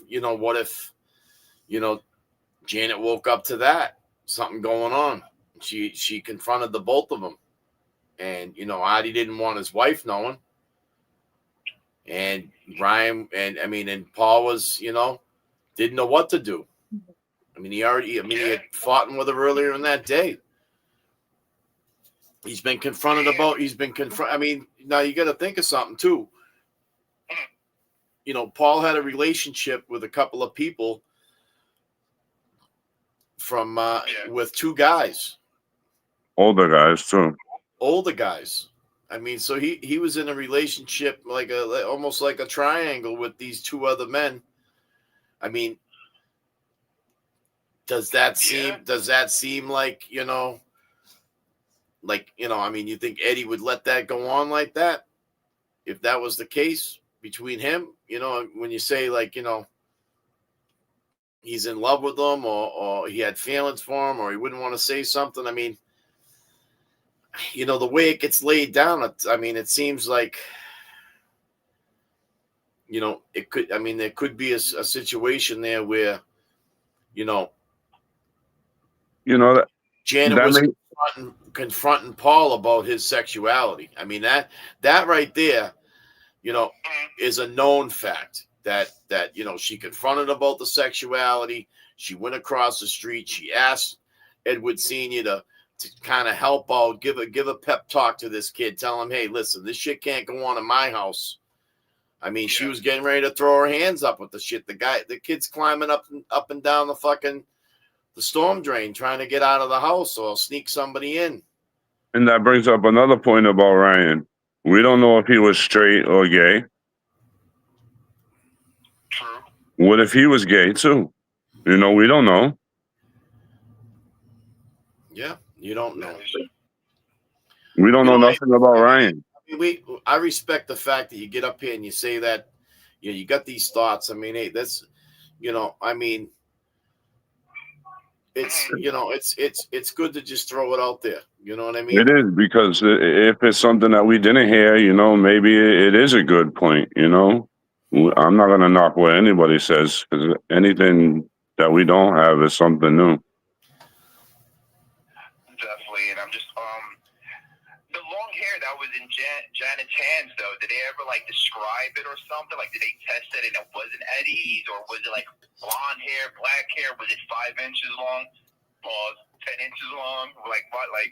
What's the deal with that? I'm not too sure. I thought it was feline hair on her hands. No, they had found hair in her, hair in her hands, brown hair. I mean, that that's the other thing. I mean, Janet fought for her life. God rest her soul. Yep. I mean, there was, indications that, this carried on to the stairs, 3 or 4 stairs up the stairs. Baseboards had hair on it. Pitches were knocked down. I mean, she was struggling. And, I mean, that to me was an indication of she knew who her attacker was. And to be honest with you, I think it was so much rage that went on with this that she wasn't, she was still alive, and when they say these other cut wounds for post-mortem, a view of that, it could be the fact that, whoever did this said, Jesus, she's still alive. This, I gotta, this can't happen, Yeah. Lady Zelda came up and spoke to you guys a couple weeks ago, and she had a theory that it was a woman. And then I went on to AI on Gronk, because one of the ladies in the chat room said she uses Gronk to catch up with the case. And then I asked Gronk, which is AI, I was like, what are some, I can't find the word, how can you tell a girl was the killer or a murderer in a crime? And he said, I kid you not, almost verbatimly. They usually go for a kitchen knife. They overkill, which that was the reason. They pull hair, they scratch. But one thing they do is that they don't want the other person to be nude. And I recall saying something like they ripped off the top, but then they put her bra back on or something like that. Yep. And that also reminds me of a fight. My mom passed away, God bless her soul, too. Almost looks like Jan, but with blonde hair. And she got into a fight with him for me, and she went to this lady's house, and she thought she said bitch, and she comes out with a knife, and she's like, yo, I'm not fucking like crazy. But one of my mom's titties popped out, and she's like, yo, put on your bra before I fight. She put on your bra, and it's just like between what Lady Zelda said in the chat, my experience seeing my mom fight another girl with a knife, and then reading what AI did. There might be another female that was in there. It's like a cat fight, like you scratch and you claw, like WWE. You see, like Trish Stratus, they're pulling each other's hair, so that could be the long brown hair in her hand. The scratch, and you want to scratch her in the eyes because girls always want to destroy your face. Let me scratch that, scratch it right in her face. That's where the DNA comes from. So I always and like Jay Brill said, there might be two people involved in this. I like when he brought up Carol in the beginning. I always thought Gina, but then somebody in the chat room said, go back and listen to Gina again on JFK. So that's before I go rambling. That's how I feel like there might be a female that was involved in this as well. Right, but someone also brought up that one of our guests on the show also brought up that once they found out that there was hair in Janet's hand, Artie went and cut his hair. Damn, that is sus though. But do we know how long his hair was? He had that spiky hair kid look, and then he's bald now, but he does have that long bald hair, like sort of like yes. Well, in the pictures that I have from back then, his hair wasn't too long. It was maybe 3-4 inches. Yeah. And I'm gonna tell you now, I have a picture of him, and he looks way more like a jack-o'-lantern than Eddie O'Brien. God damn, Jay. God damn. Those teeth. Sorry, I'm not a person shamer or whatever, but goddamn, those teeth, dude. They you can make a jack-o'-lantern from those teeth. Motherfucker had chiclets. Bro, there was pointy ones and everything, dude. Oh man, no, that sketch though of the other girl that passed away. Deanna Kerman. To the younger version of Artie, that almost looks like the older version of him, where he's chilling in that bar with the cigar in his hand, because he's balding, and in that picture, he's having a receding hairline. Both the hairs are slicked back. So I was just like, man, I wish you guys compared both of those pictures instead of him when he was a younger kid. And that's what was like, ooh, that's when people in the chat room were like, whoa, can we, God forbid, have a serial killer on our hands without us even knowing? Like, shit, Hey, we don't know. Mark, We don't know. we don't. We're not there yet. It's wild, man. It's wild, and of course the stuff that's already coming up on here, like just getting caught lie after lie, playing devil's advocate now, flipping it around is just like, come on, dude. Like, you're not helping your case. If you're innocent and you're screaming to like, I'm innocent. You're not gonna go onto a popular YouTube channel and be like, I just said cast to see what you guys would say. No, that's the type of shit that will get you locked up again. That's so. And then just trying to see a couple of other notes that I have. Long hair cut from Breaking Slice. Did Eddie ever not? Eddie did. Who said there was a black guy? Did anybody say like a black guy was seen leaving the house or no? No. No, they said someone with a dark shirt. Okay. And then there was a chat room, there was a forum, because you guys got me Googling and looking all over the place. And it can be and it can't be Aaron, But she said that like she stood up for like Artie in one of the chat rooms, and it could be Artie or it could be a troll. And she was just like, I'm tired of people saying that my mom was friends with Gina. She wasn't friends with Gina. Her and Artie and Carol were still on good terms, and the reason why he was allowed to go in the house was because he was considered as family. So take that with a grain of salt. That could have been her or somebody else. That could have been Artie acting as her, but you know. Yeah, I mean, I don't know how well the family, you know, is happy with Adi being, you know, so-called the speaker, you know. I mean, he seems to be the one that's, you know, trying to get ahead, trying to set the new story. Listen, I've heard Artie hasn't talked to those kids in years. But he probably knows they're listening, you know. Mm-hmm. I think Jay Brill or somebody, or not, I don't want to say names. One said if you've seen the pictures of Ed's hand, the cuts, and it looks like he might have been pulling it or grabbing it. I've never seen those, but I was thinking like my two things that popped up in my head when you guys were talking about that is not saying that he did it, but like if you're like going at it somebody, you're stabbing them. So it's what 90-something times. Halfway through, it broke off, and he started slicing. So did like that when you're doing that motion, the stabbing motion, does it break off and it cuts your pinky, and then you can't stab anymore? So you start slicing because if you stab, you're gonna cut yourself more. So you gotta like, damn, I gotta resort to slicing. And then when you've done that, now you gotta come up with a story like, damn, how did I cut my hand? So that popped up in my head, and then also him having DNA on all the floors. Like, if you're escaping, if you're running the place. His DNA wasn't all over the floor. It wasn't on the second floor, like in the bathroom? His DNA was on the walls from when he ran down the hallway, the back hallway. His DNA was on the front door from when he shut the door, and his DNA was on a dress in the basement hanging. Hanging on a clothesline, yep. Okay. Did he have Janet's blood on his legs or not? No, it wasn't her.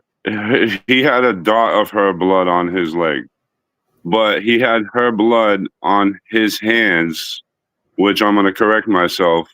It was her blood, his handprints on the wall going down the stairs, and it was his blood on the dress downstairs hanging. Okay. And he said he moved her to move her body by any chance or not? He rolled her over. Oh. And the thing about the bra back then, like I seen it with my mother when she used to come home and take a nap during the day. They would unstrap the back of their bra and just let their bra loose in case they had to open the door and strap it up real quick. So if she was sleeping and she woke up to get her, like, whatever happened and then get her ass beat, she probably didn't have time to button her bra. So that's probably why her bra was hanging. No, the same with my mom. I agree with you 1,000%. Like, yeah. You know, the only problem with that I always bring up is, you know, there was no stab wounds to her breast, but there was stab wounds to her bra. Which makes me think that they didn't do that because they might have breastfed from those breasts. Man. God damn. Yeah, goddamn, because it sounds possible. Sounds plausible. Man. Ooh. But now moving a body, though, he's strong, though, and it's not a dead body. I've moved one before, and it's like 50 pounds you can move, but a 50-pound body is different. So, like, you got to be strong to do that. Just a random thing that popped in my head. Yeah, no. No, this is great, man. I'm glad you called in, man. I'll tell you, I'm glad you called in. I mean, I appreciate all the input, man. I mean, it just, you know, it throws that you know, the curiosity of you know, who did this? You know what I'm saying? Like, who, you know, would have had that hate, you know. I mean, and it makes you question, you know, one of the sons getting confronted with his sexuality, you know, Ryan's timeline, you know. I mean, I could see two twin brothers covering for each other, you know. Was the hate, like, the hate for being gay back then was very, very strong, wasn't it? Like, it was like, There wasn't a hate for it. It was just not. If you got made fun of it for it. There wasn't really a hate for it. You just got made fun of it for it because it wasn't cool like it is now. yeah, true. Damn. Well, yo, Well, Kevin, that's my opinion, anyway. awesome, man. You did awesome chatting. While we were in the chatting, you were doing solo. You did good, man. Awesome. It's nerve-wracking up on here, man, and you guys are killing it. So, What do you go by on in the chat? What's your handle? God damn, I don't want to go that deep, but I'm in the chat. I think you could probably decipher it out with the male and female ratio, just in case anybody DMs me. Nah, you're good, bro. You're good. Just, you know, I wanted to give you a shout out. That's all, man. I appreciate you coming up here. I appreciate you guys even more, man. Keep up the good work. You guys are doing your thing, man. Thank you. Sounds Have a good. All right. Thank you. Be safe. You too, Jay, bro. Bye.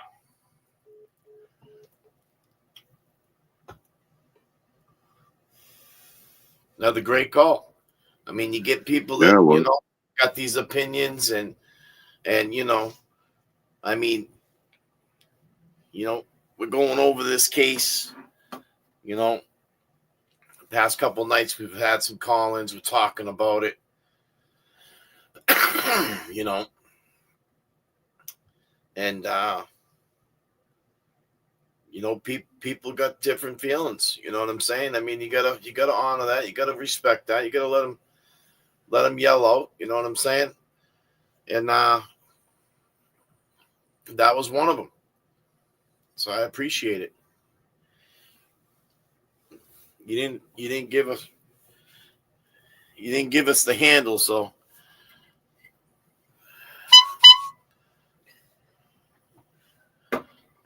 thank you. God damn, Kevy Kev.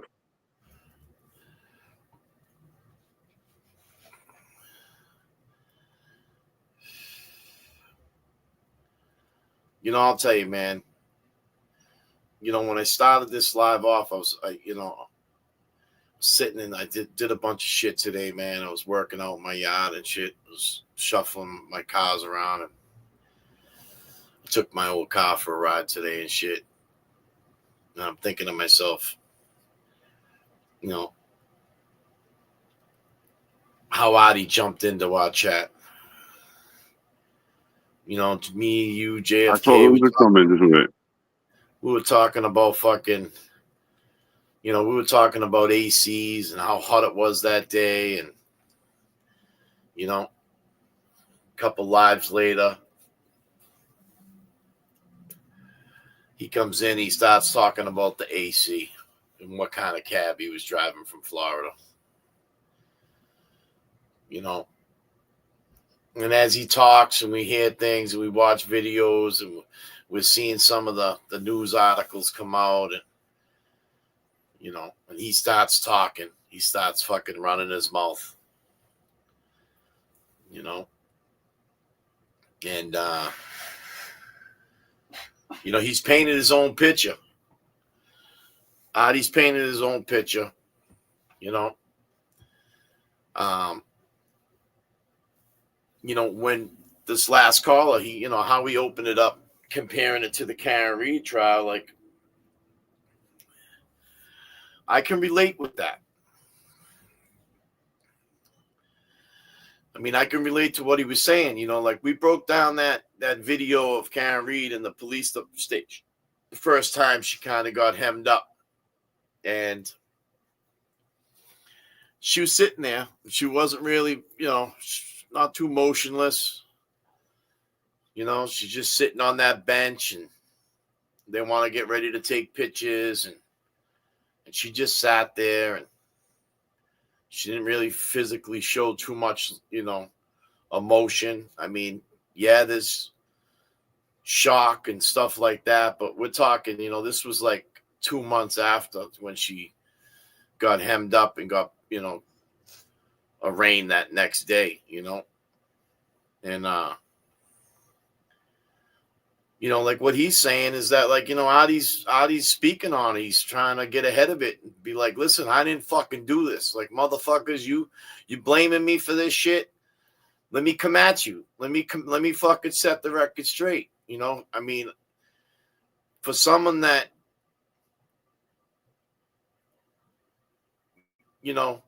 like, did we hear Karen Read screaming, I didn't do this. I didn't do this. You know what I'm saying? You got the wrong person. I didn't fucking do this. Everybody got the right to remain silent, but, I think that's what the caller was getting at. We didn't see that. We didn't see that in a certain case, but then this turned out this way. But now here we see Adi speaking on shit, trying to yell from the rooftops, like, I ain't fucking the one, motherfucker. You're lying. You're lying. You're a fucking liar. They're lying. Bro, he couldn't even let JFK read a sentence without saying, "Oh, they're liars. They're liars. Everything was they're liars. They're liars." But who's the only one we found lying so far? Exactly. And that's the question. And how I directed this live tonight was, why was Adi on the scene all night? And I wrote underneath, it feels like he's never left the scene. I mean, he's still here with us. Exactly. That's what I mean. Not that he didn't leave that night or he left the next morning. The motherfucker hasn't left. 30 years, he's still on top. He's trying to be on top of the game. He's still fucking on scene. He's still overlooking the investigation. He's still overlooking what people are saying. He's trying to get ahead, trying to speak for the family, trying to say leave the kids alone, trying to say, the dog's name wasn't Mickey. You never fucking told us there was a dog.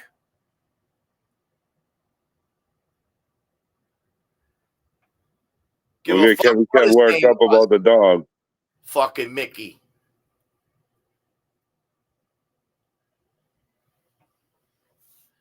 The dog's name was Joshua. And let me tell you something. If that dog was still around,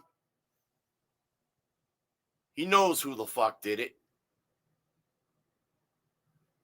Motherfucker probably act funny. I'd like to say, if I owned that dog, I would have walked him around the fucking block, around everybody that was there. Second that dog put his head down and looked down at the ground and shit, I would have known what the fuck happened. Absolutely.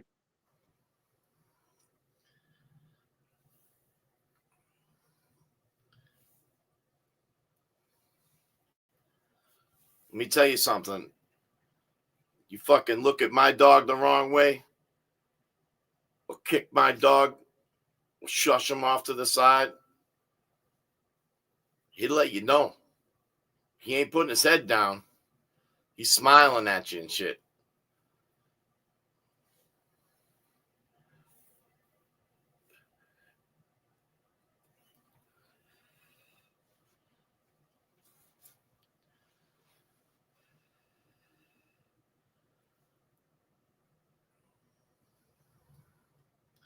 Every Kev gets worked up about the dog.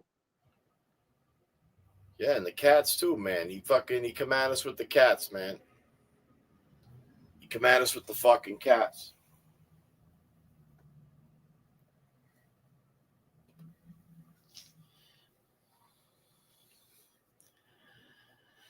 Shit pisses me off, bro.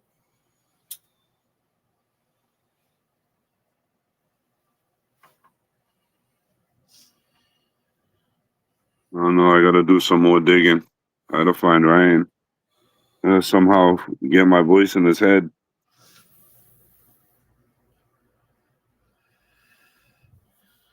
Yeah, well, hopefully, hopefully they hopefully they come out, you know, at some point and want to speak on something, because, I think as this keeps moving forward, you know, and it could be a lot more stuff that's going to be disclosed, some new discovery, you know, um, or some testing.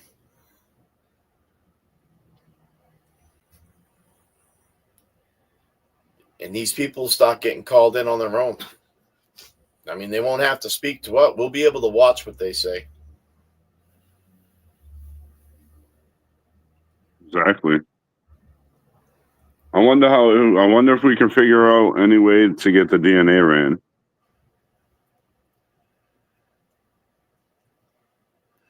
I seen, when Nan was in the chat, she kind of spoke on that it would have to be legally obtained, either through the Massachusetts State Police. It's already passed, the DNA that they have or that's on file has already been, through a certain chain of command, passed on and signed off and all this shit. And I'm sure some of it is, locked away. I thought she said at one point you didn't need a court order in the beginning. I could be wrong though.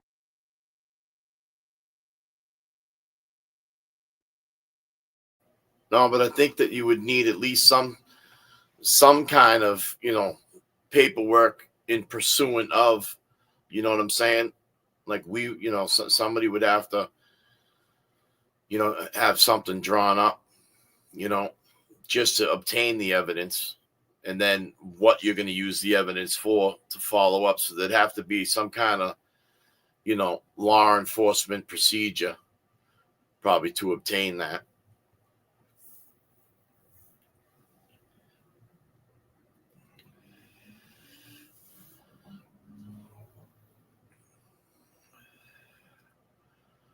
Yeah, great point right here. I'm going to throw that up on the board.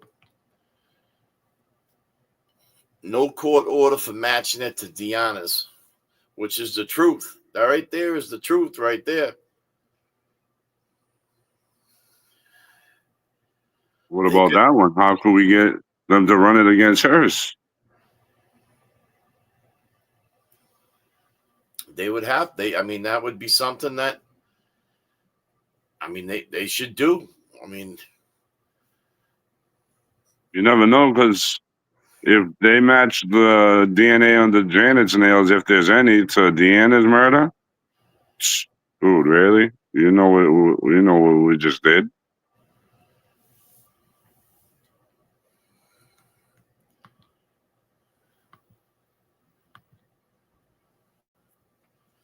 Yep.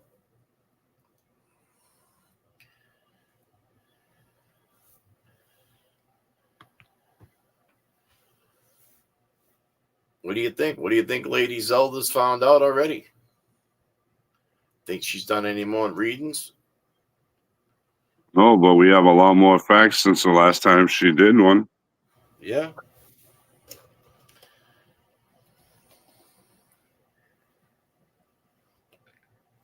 I don't know if she's in your chat. Is she in your chat? I don't know.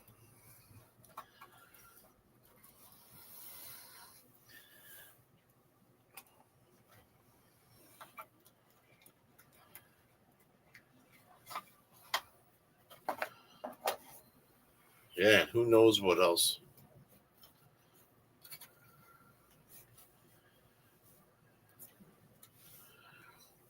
Pretty Eyes.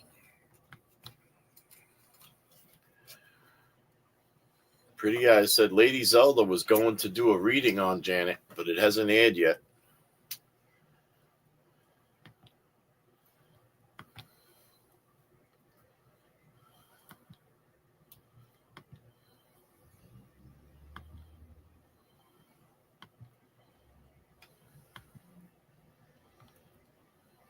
Well, we got What the Duck in here.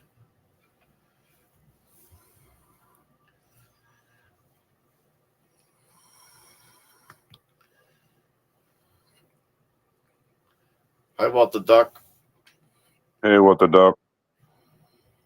It's crazy that they ran Artie, Paul Sr., and Ryan against some things, but not others.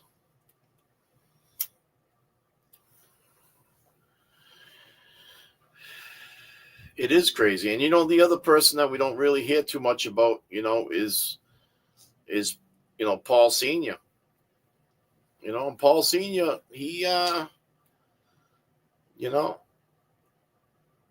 he exploded too. He had some explosive tendencies. We heard a story how Big Ed had to go up the top of the park, with the top of the hill, and he was getting into it with a youngster, with a motorcycle chain. Big Ed had to break that up. He said that the kid's father got some street justice with that. Nothing ever ended up coming about of it, but that was a big thing why Janet was so worried about losing her house. She thought at some point they were going to come sue him. And that brought tension in the household. Yeah.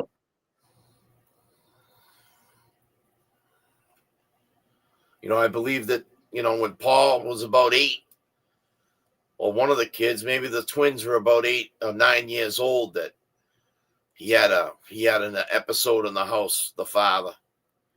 He pushed the kid around. Paul was 8. Paul was 8 at that time. Pushed him around the house, knocked him around the house a few times. He was only 8 years old. Fucking Eddie Sr. had to come over, tell him to go chill the fuck out. And he said, I remember him saying he put the Christmas tree back together. The Christmas tree was knocked over, ornaments all over the place. When I brought this up the other night, I'm going to bring it up again.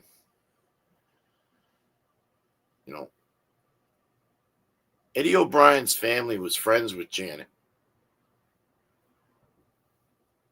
Janet went to Big Ed for help.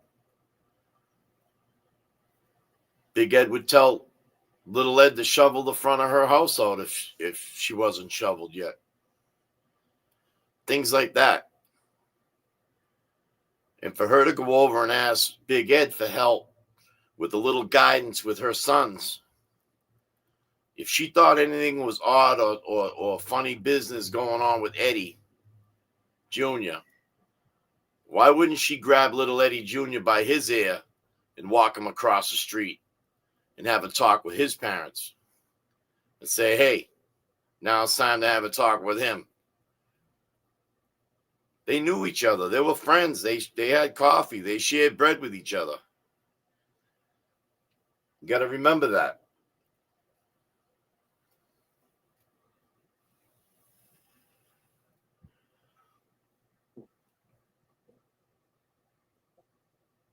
So far, the only one we know that was hard feelings against was Artie.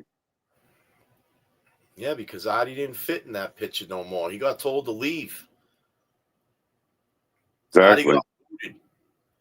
Artie got booted. He wasn't a part of the block no more. He liked the way it was set up. A couple kids in the neighborhood grabbed a couple quick bags off him here and there. He could come and go as he pleased. Exactly.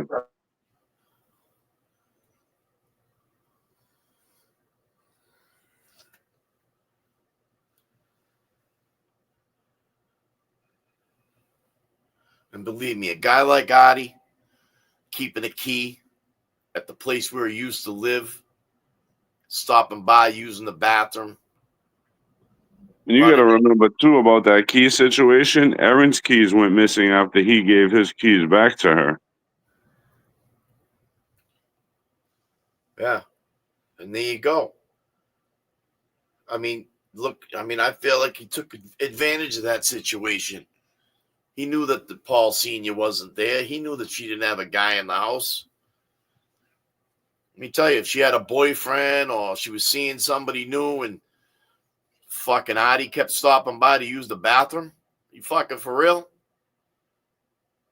I would have put a fucking end to that. But he kind of took advantage of that.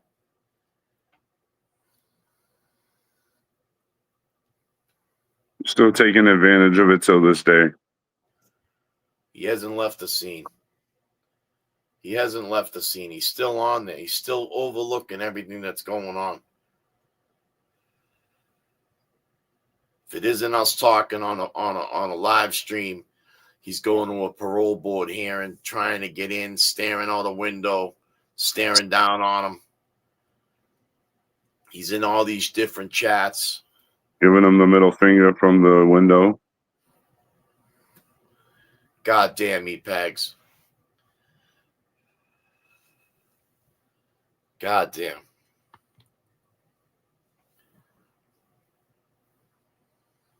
Yeah, stalkerish behavior.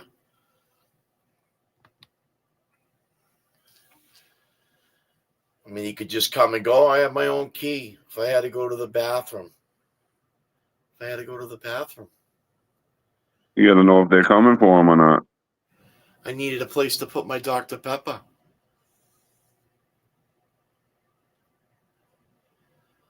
I used the fridge downstairs in the basement. I put my Dr. Pepper in there.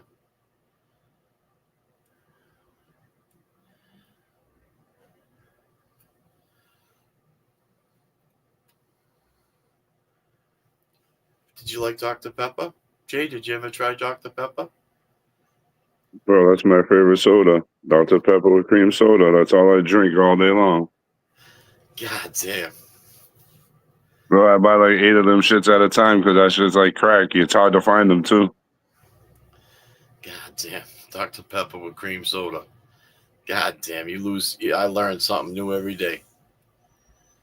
It's already got cream soda in it, bro. It's made with 57 flavors, bro. 57 sodas, bro. Yeah, 58 now. God damn.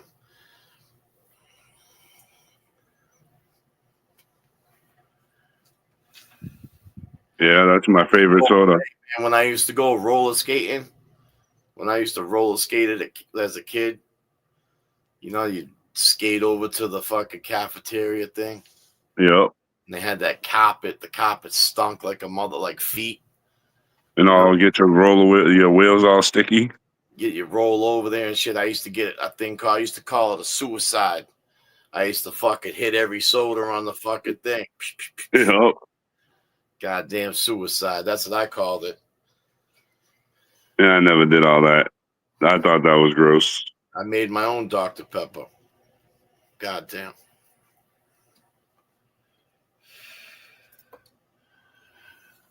Bro, I got this one store that, like, I'll go in there, and the minute I walk in, he'll be like, I won't get them till tomorrow or the next day. I'm like, come on, man, really?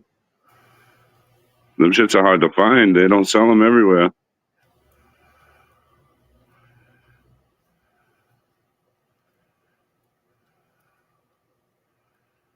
Fucking see ya. Who you booting? I just had to bounce somebody off the garage door. Sorry, buddy. Gotta go. Yep. Get your fucking 450 comes that way, brother. See ya. But yeah. Gotta work on my watch hours and shit, you know? So I can get a couple of mods up in here and shit. Putting in some time tonight, boy. God damn. Do it.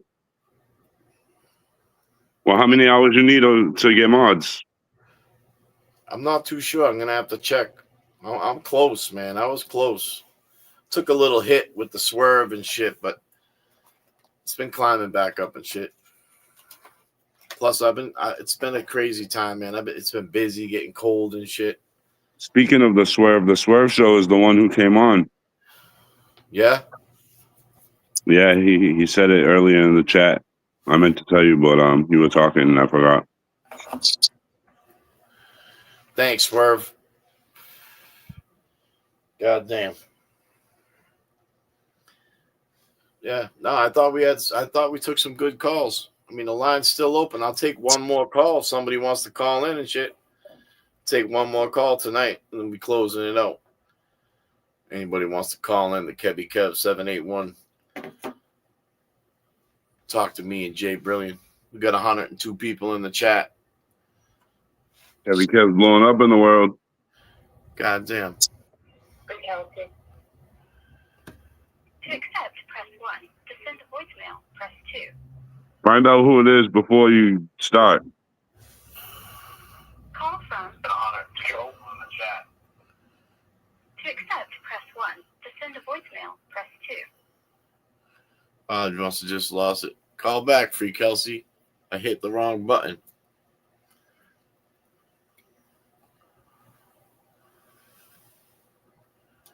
God damn.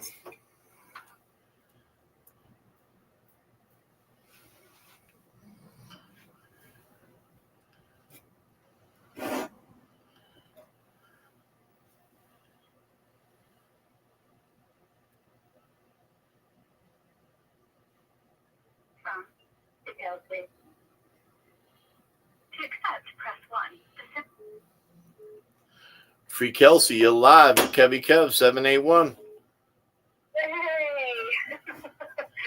What's going on? What's happening? Nothing much. I had some technical difficulties the other night. You gotta learn somehow. Just confused, and StreamYard is like not a user-friendly program. Yeah. It's a little tough sometimes, But I'm but glad you're going live more. I've been saying that forever, that I wish you would, pay attention to, like, build up your channel. Or we gotta help build up your channel. yeah, I'd like to be able to get some people to help me out in the chat and stuff. It's as the night gets later on, you start to see I might have to play my kitty song and shit. But I got a troll song for the trolls. Get them. Well, because there's so many different time zones, sometimes people are just coming on to JSC's show when we're getting ready to wrap up. So you can always have the connecting flight, I call. Right? That's right. People will hang behind and read a little more almost. That's right. But yeah, a lot of people made some good points there. What's up, J-Bro? What's going on? Yo, sorry, hold on one second, Kevy Kev. They're requesting the kitty song now. I don't know what that is, but they want to hear it. I'll have to do it after. I have to do it after the call. Not the kitty song. Yeah, DJ Perfect and shit. His name's DJ Perfect. You got everyone wondering now. I played it last night. I had somebody call me and shit. They were trying to fuck around and stuff, so I had to dig through the files. Somebody had made me a song one night where I was on a live chat months back, and I had some trolls jump in there. I was fighting them all night and shit, and then someone sent me a song and shit. My attack cat. Yes, Lisa, yes. Kevy Kev Connection. Exactly. I love it. Yeah. I've been saying it forever. We're the connectors. The connectors. The connectors. But really had a lot of people call in tonight that, it's interesting to see different things. One thing I've always loved about all of you guys, including you, J-Bro, because you handled one of the callers really well too, is that when someone calls in with a different perspective, a different opinion, as long as respectful, you guys are open and willing to listen to somebody else's point of view, and I think that is invaluable, Yep. Something took a drastic turn in politics 10, 12 years ago, whenever it was, and we used to be able to debate with people, and it was fun to have a friendly, heated but friendly, and at the end, maybe, you shake hands, and you're like, I never really thought of things that way, so I'm not saying I agree with you, but you got a good point, and you can't do that in today's world. We live in cancel culture. You don't agree with me, then get the hell out. And there's no such thing as the customer is always right anymore. Any business owners will be like, after two shits, this is my business, get out. It's like, oh my God, Yep. No, I agree. Insane. So, and I think that it's really important to be able to hear people's point of views and let people talk. And again, as long as the person that's calling into your channel is respectful and not coming in like a gunslinger and telephone tough guy over here. Yeah. And there's no wrong and no harm in listening to somebody else's point of view. Exactly. Exactly. Everyone's going to have an opinion. Yeah. Right. Yeah, I and agree. sometimes their opinion might lead you to something that nobody thought of. It might just you. Maybe you didn't agree with what they were saying, but it made you, think of something else. I don't know. Just, like the whole cat thing, for example. Didn't like a bunch of the guests that come on say that Janet did not have a cat? Everybody said Janet didn't have a cat. Right. And then he said the cat box was in the kitchen. Yep. So nobody confirmed, like anybody that, like Ryan, Eddie, nobody has said, and that's not anybody, Ryan or Paul Jr. and the daughters, like nobody has said, you know what, yeah, there was a cat box in the kitchen, like nobody has seen this thing. Yeah, I mean, from when we brought up the kitty situation and the cat box and all that, I mean, recently, I don't know, but I mean, at the time, the most important time 30 years ago, no one spoke on it. It was a high inquiry in that courtroom when that medical doctor spoke, about the hairs. Does Artie have cats though? Like, did he have cats at the time when they moved out? I don't know. I don't know. I don't think Janet. Personally, I don't know if Janet would want. If I have a dog. She had a dog. I clearly would have said, "Hey, listen, that ain't gonna work. You can't bring your cats in here." Right. You know. Just abruptly introduce small animals like that to a dog. Yeah. It takes time and patience, and got like watchful eye on situation. But I've always thought that that cat litter is code for his weed stash. That's where, and I honestly think that keeping a bag of cat shit and used kitty litter was another way to mask the weed, Yeah. If anybody said, why do you have a cat box in here? There's not even any cat shit in it. Well, you can very carefully just add what he's got, you can add in that bag to it and be like, what do you mean? I keep my cats here. I don't know. It's just something about the weed and the kitty litter situation that I feel like it's connected. I would think. I would think maybe the kitty litter itself, unused. Right. If he could have kept bags of it in the kitty litter, baggies in the kitty litter, clean kitty litter, so that it was all portioned up, and that's where he kept it, kind of like digging through a potato. You reach in, you grab your bag, you go, let it all done, but nobody can smell it. Yeah, that's a good point. And maybe Janet, he caught her hit. Like, what the hell is this cat box? And he walked in and he was in his stuff and it caused a fight or something. It could have. Yeah, it could have. There's a lot of different scenarios. Just the fact that he said that the cat box was in the kitchen, raises a concern with me, because if that cat box was in the kitchen, they definitely, the Massachusetts State Police, they definitely took pictures. It would be in the photos. 100%. And that, I'm going to tell you something right now, and that right there, if there are photos from that crime scene, and they don't depict that there's a kitty litter box in that house, what is this guy fucking talking about?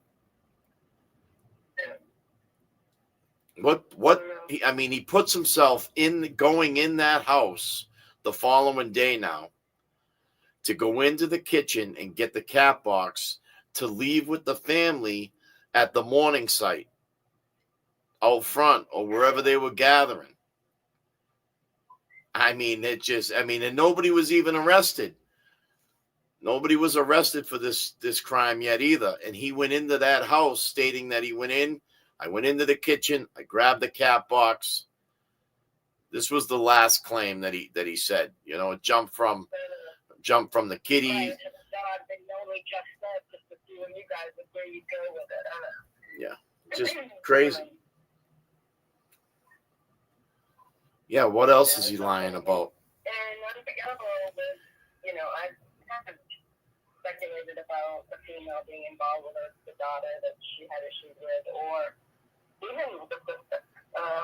You know, so I thought that was, you know, kind of have unforgettable, elaborate on that a little bit today was good because, you know, there are some good points and motives there, you know. Yeah. Whether it be her sticking up for her husband that Janet didn't like, whether it be if she was jealous of Janet. I mean, who knows? You know? Yep. And then I have pondered the Paul June therapy because of their relationship with the two older guys and fucked them over there. So, you know, I thought about that. They didn't become Christian until older, right? Didn't they get baptized and become? Yes, and you know, who got baptized older? Janet. Yeah, she joined the church. I don't know if she got baptized, but she ended up joining the church that Eddie went to. Yeah, so which. What about the kids? Were they raised Catholic? Were they baptized as babies? I don't know. I'm not sure. I'm not too sure of the religion she changed from, but I also heard that her family wasn't, you know, too keen on that either. So there was some discrepancy. Yeah, they were upset with her for changing. Yeah. Which, you know, that's another thing. I mean, when you think, I mean, not for nothing, but if you think of a family being upset with Janet for switching her religion, would they be upset with her announcing, hey, you know, Paul goes the other way? I mean, that could have been another thing that she didn't want to deal with. And she tried to have Big Ed talk to him, you know, I mean, but there's no, I mean, if you are, you are. If you're not changing that. So the reason I ask is because everybody, and I'm Catholic, sometimes embarrassing to say, but sometimes not. You know, we all know about sex abuse scandal and all the boys.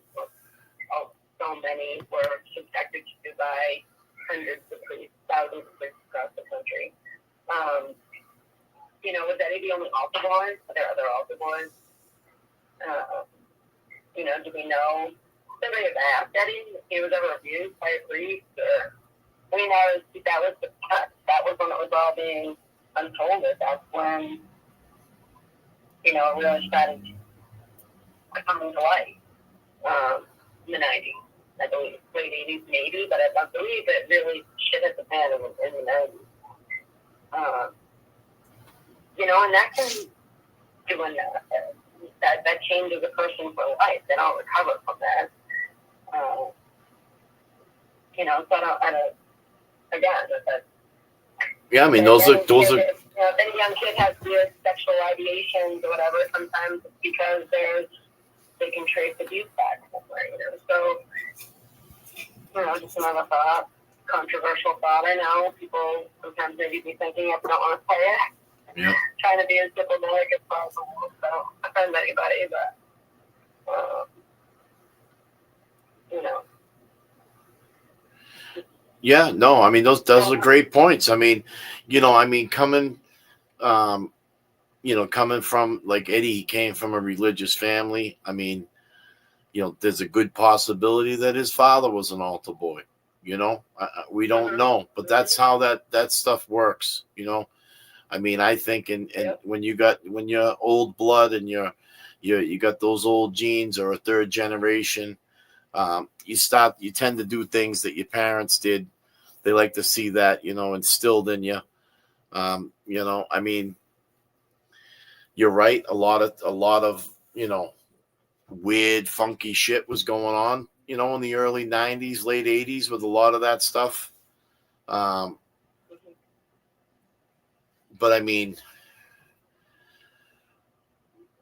you don't know. I mean, to be honest with you, I think, Eddie's statue, how he is, his physical ability and how big he was. I mean, I don't really think, see, I mean, that's the thing and that's the thing I like to always rewind and bring up is that we don't really, we come into a case and we're looking at it, we're looking at the facts, we're finding this out, we're finding that out. But, personally, I didn't know Eddie. I didn't know how, I mean, if he was my friend and, you know how you could push the limits with your friend, how much you can tease them. Can you trip them on the walk to the, to the bubbler? You know what I'm saying? If I send you a picture, can you upload it? The doctor sent me a picture of the wound to his hand, and she wants to know if you can upload it. I probably wouldn't be able to upload it. All right, well, I'll send it to you when we're done the live, and then you can try to figure it out. Yeah. Eddie's cousin, I thought she was a great source of information and kind of a character for who Eddie was as a kid, because that's how you run the oldest in my family. My sisters and brother, and my cousins I was really close to. Two cousins, I was the oldest girl, and then there's two other boy cousins above me. And I feel like they would be really good at giving a testimonial as to who I was growing up. Especially because my siblings are 4 and 5 years younger than me. So when we get together at Thanksgiving and Christmas time, hell no, I wasn't hanging out with my little brother. Because I was with my 2 other cousins, and so we were the older crowd, and then, our siblings were all hanging around in another room or outside together, whatever. So I feel like cousins that can really, good testimonial as to what I was like as a kid. It's just like how good for Eddie. And same I could do for my cousins. I just think what she had to say was really important, because at the end of the day, I think people would assume that a sibling is more likely to lie and cover for you, but I think a cousin is less likely. I do. I think you're gonna get more of the truth out of a cousin. So I think that her coming on and saying what she did and kind of stood up for her family and her cousin, I think that was really good. Yeah, I mean, I enjoyed that, her coming up to the cousin. I mean, she's like, you said, they used to tease them when they went skating and stuff. I mean, they and that's the thing. I mean, that's, the limits you can ride somebody and tease them. You know what I'm saying? I mean, right. We don't know. I mean, like I'm saying, I've had, I'm thinking back, when I was a kid and I was riding my pedal bike to the beach and shit with my friends, and there was always that one kid you could fuck with and tease and until it got to that point, and he said stop before I push you off your bike. You know what I'm saying? And you knew to back off, But I mean, it was like when you have a clique of friends like that and you're hanging out. I mean, they would know. And everybody talks about him as a gentle giant, and the biggest thing I like to bring up, as I've dove into this case and realized, how long he's been locked up for over this and what his reputation is inside the prisons and how he holds himself and how he hasn't had a lot of disciplinary, infractions against him. I think you would have seen a violent rage in Eddie if there was one by now. by now. Yep. Absolutely. You know, and you know that stands on his character and how he holds himself. I mean, you can see the way he speaks, though. I mean, he's have a very laid back demeanor. It's hard to just turn it on. I could never talk in court the way he does with a very even keel tone. I'm like all over the place. So it's sort of just that's just who he is. It's a natural characteristic that he is fortunate enough to have as a characteristic. Nobody would ever tell you that I'm common collection. You know, yeah, he's very big dude. He does come off as that gentle guy, in my opinion. yeah. I mean, and a lot of people spoke about it. I mean, you know, like, you know, we had, you know, the Swerve show. He called in earlier. He brought up something about, you know, being soft and stuff. But, you know, I really think that was the, you know, he didn't. I mean, he knew that he could hurt some kid. I mean, if he was playing on that front line, you know, and they said hot, he could hurt somebody, and he knew it.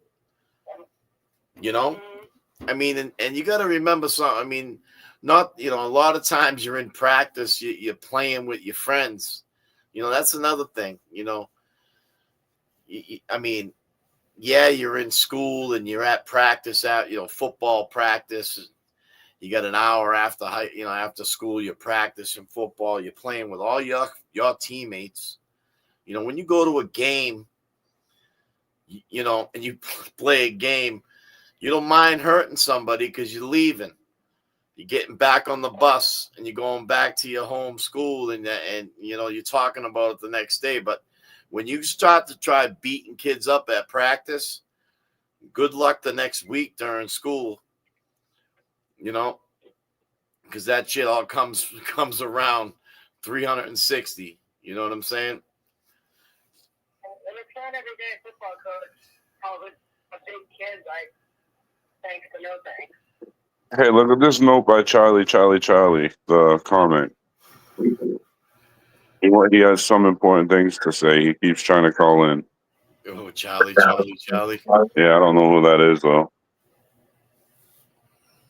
The only other thing, Kelly, I sent you on Facebook that list of people that I was naming off the other night.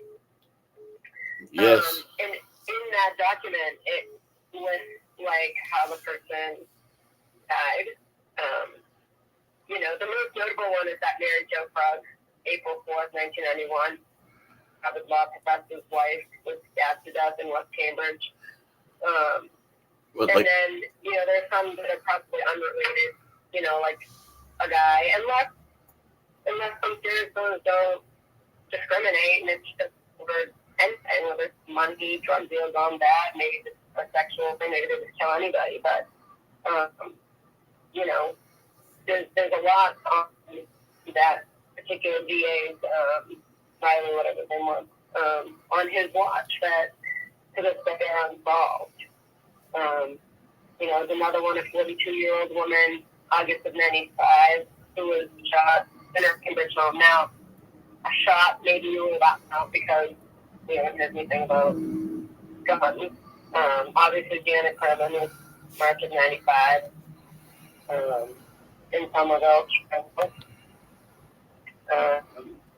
And then there was Esther O'Loughlin, December of 91, and she's a 49-year-old who was strangled in Cambridge, also Cambridge. So, you know, some of these might be interesting to take a look at. Yeah. One of the guests that JFK had on, quickly Deanna's name got mentioned, and the guest was like, he didn't have anything to do with that. I'm not ID. No, he didn't. Do you remember that? Yeah. And I don't know why. We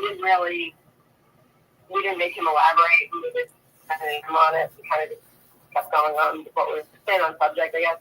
But I thought that was interesting. Like, why was he so sure? Why did he make sure he made that? Like, yeah. No. Didn't have anything to do. Well, how do you know, bud? How do you know? what grounds are you telling us all that on? I guess I thought that was interesting. Yeah, it was. I mean, it kind of makes you think. I mean, how quick of an answer, Yeah. But anyway, the chat wants Charlie to talk, so I don't want to take the chat. Nah, Charlie said enough. Charlie's. Oh, really? Hold on. We got something for Charlie. Uh-oh.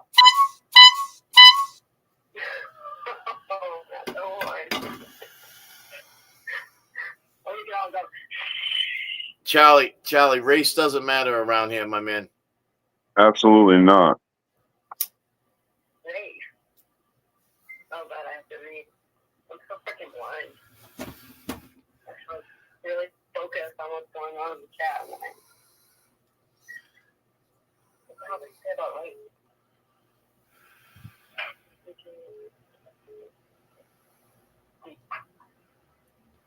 Oh, well, Charlie, you blew it. Yeah, Charlie blew the horn for himself. I think you should let him talk. Is it already in the sky? Yeah, He's saying he has important things to say, so. Let him call in. I'm not going anywhere. I'm here. Every night, try to be home. And I'm so psyched that I have the other guys. Awesome. Get their trip. I appreciate you calling in. You monetize. Yeah, I know. We're working on it. Little arrow that says share and share it to Facebook. I did it last night on my Facebook page. Like, live, join in. So I was just drawing attention, Yep. Once you get so many views, then we can Snapchat you. So Sounds good. I'm there. Sounds good. I'm gonna look over that list, man. That list was interesting to me. Yeah, it is. All right. Have a good night, Kelsey. Free Kelsey. Thank you. Thanks for all your help. All right. Have a good day. Bye, guys. Bye-bye. God damn, another good call. Free Kelsey, people. She's always calling in with some facts, some good insight, Cheers. Yeah, I don't roll with that bullshit, man. This dude, yeah, I mean this. I don't want to sound like other creators, but I don't either, but I want to hear if he has really important stuff to say. Yeah. I don't. People will just say I have something important to say with not being important. Yeah. And now he's not calling back. Sometimes things are too important,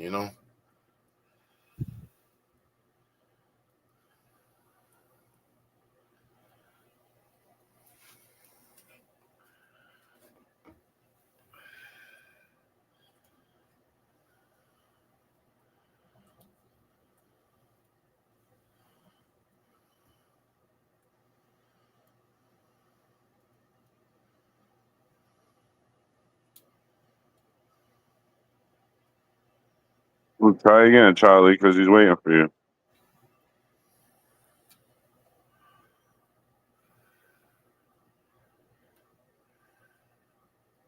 I hope you ain't making me waste this time.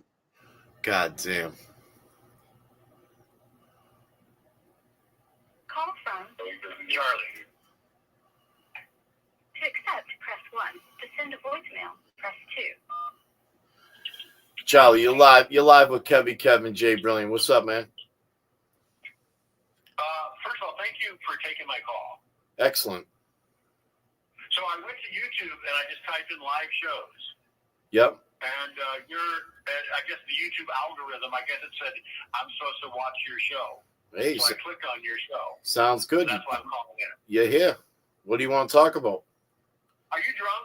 Are you on any medication? No. We got a troll. Are you? So I don't know. Well, I mean, I had two shots of. Hey, do you like whiskey?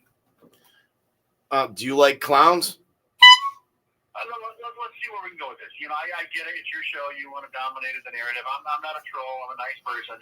I'm just okay. Important information, Charlie. Charlie, you've had some important What's your information. important information? We're off track here. We went out with the insults. We have information. We want to hear it. You have a producer?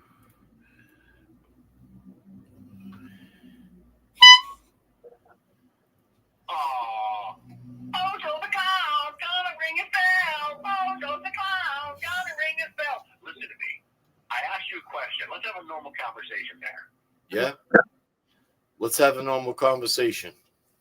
You've got 109 viewers. I don't know your history. I'm not sure if you're the most brilliant podcaster online. I have no clue if you're the most informative. You can educate all of us. Why should I watch you? Well, you know what? The same reason why I didn't want to take your fucking phone call. Have a good night, Charlie. Hasta la pasta, meatball. It's My called bad. hit the red button, motherfucker.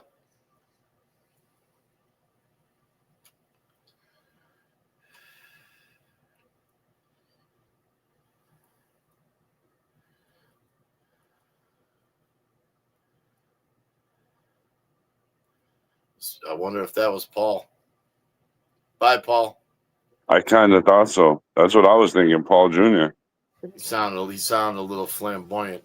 He definitely sounded like Paul Jr. God damn. Paul, was that you?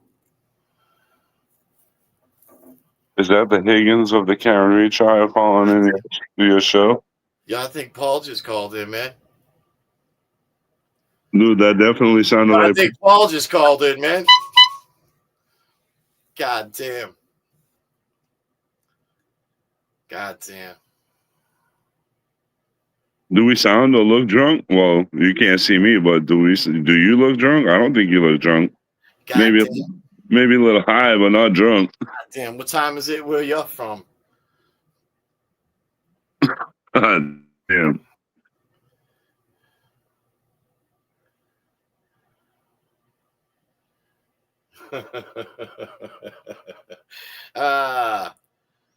That's good. Gotta have clowns, bro. Gotta have clowns, man. Here's a meatball. We don't got time for you, Charlie. Yeah, we don't have time. Go take some more shots. Or should I say Paul Jr.?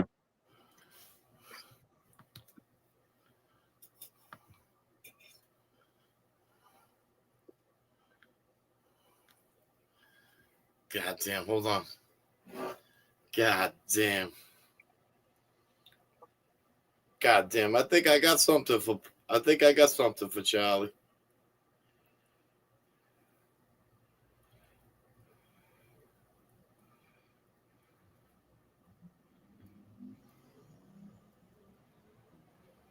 Who's Michigan Rose?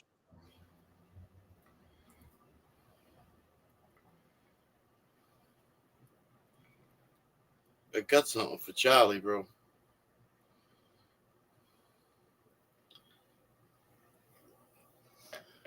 Charlie, if you're still out there, Charlie, it's for you.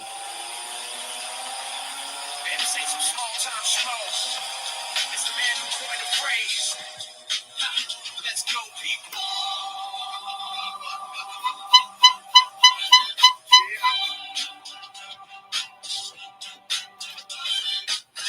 Hey, for an hour or two, I'm down late with one of his crew. What we got needs fixing today. What's the man gotta say? Gonna sit down, sit back, have some fun. Chillin' with Kevin Kev 781. Let's go, people. Let's freaking go.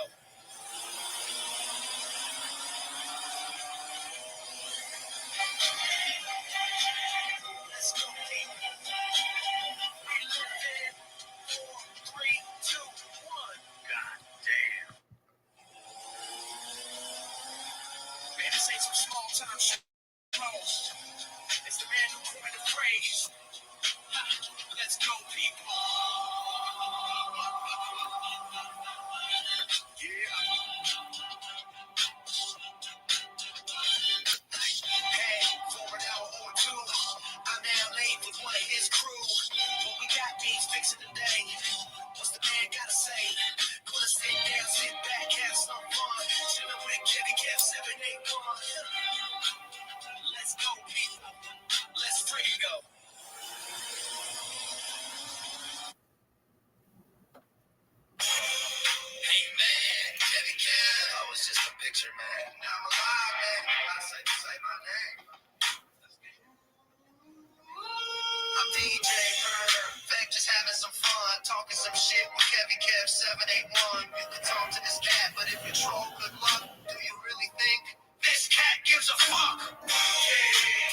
break it on down. Let's do it, yeah, move them hands all around.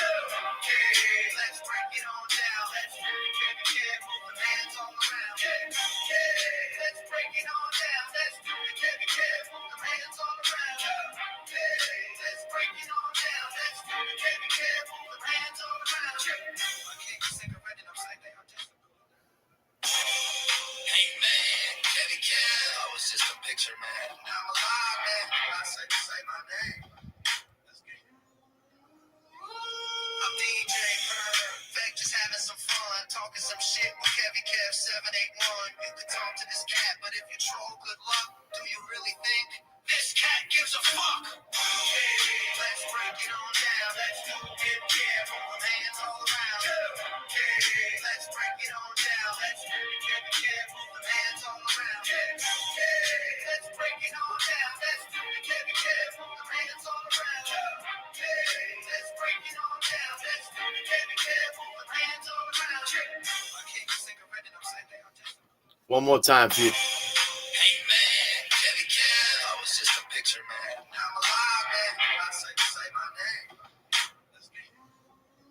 I'm DJ Perfect, just having some fun, talking some shit with Kevin Kev 781. You could talk to this cat, but if you troll, good luck. Do you really think this cat gives a fuck? Yeah, let's break it on down. Let's do it, yeah, move them hands all around. Yeah, let's break it on down. Let's do it, yeah, move them hands all around. Yeah, let's break it on down. Let's do it, yeah, move them hands all around. Yeah, let's break it on down. Let's do it, yeah, move them hands all around. I kick a cigarette and I'm saying they are just. God damn. God damn, Kevin Kev. Good show, bro. Yeah. I thought it was, man. I thought, you know, we had a couple people up in here talking tonight. You know, it's an open, open line, man. You know, you want to come up and speak on something we're talking about, you know, even if you're throwing a spin at it, you know what I'm saying? I mean, we'll listen to you. We're not going to tolerate a Charlie, though. Yeah, no, we don't fuck with Charlies.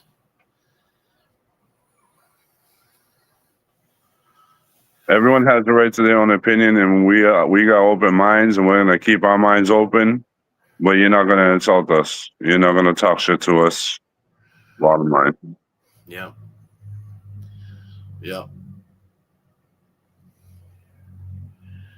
You know, it was the race card too, right off the rip. You know. Yeah.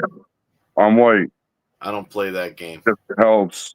Come on, dude. I don't care what color you are. We all bleed the same. God damn.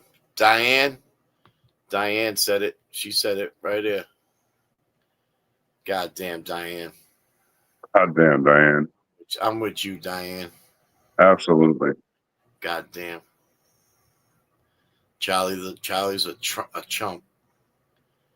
God damn. Yeah, we're at the 4 hour and 15 mark. I thought it was a great show too. I'm glad Jay got up here. I gotta figure that all out, Jay. I don't know why I can't split the screen. I got the buttons right in front of me. I'm hitting it. You gotta find out how to send me the link without having to me type that whole shit out. Yeah, no, I figured once I sent you that, you'd be like, God damn, this dude got me doing some back shit. God damn, 2 cans in a string and shit. Oh yeah, we make it happen, Captain. Sounds good. Yeah, shout out to JFK and James Jackson. They're down there at Trill Static, Miami Beach, Florida. God damn. Working. They're working too. Go check them out. The Static Selector. Just type that shit into the YouTube. They out there. Probably still rocking shit right now. Absolutely. Yeah. I'm gonna end it the same way I did last night. I'm gonna I'm gonna play that song twice for Janet, and I'm gonna end up being out.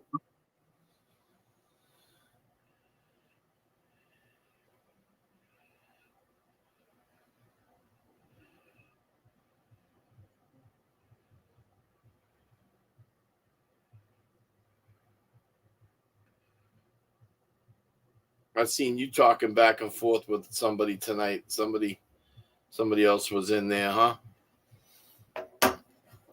Seem to smooth that out. With who? Oh, with that. Yeah, the Afro. Yeah. Yeah, he was saying that Carol had Janet confided in Carol and a few other things, which that wasn't true. I never heard of that. I know the 3 best friends and Gina, who she confided in. Yeah.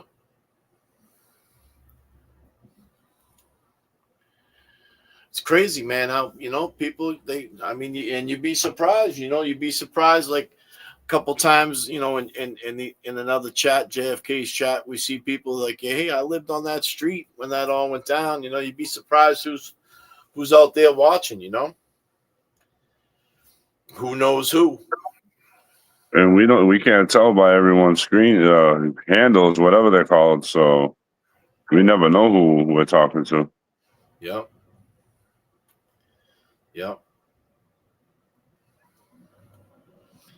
Well, yeah. Well, listen, man, it was a good night. Hitting a little past 2:00. Sorry, we had to, get a couple of the trolls at the end of the night. People, it seemed like it was rolling pretty smooth. We had some good calls though tonight. You got to expect a couple drunk trolls on a Saturday night at this time. Yeah. Yeah, it's crazy. It's crazy. But listen, I'm gonna send it out like this tonight. Let's get some justice for Kelsey. Justice for Francis Gigalotti out in Haverhill. Justice for John O'Keefe. Another happy birthday for John O'Keefe. Shout out to everybody that's been here with us too tonight. Everybody in the chat. I try to get those messages up there. Try to scroll through it. And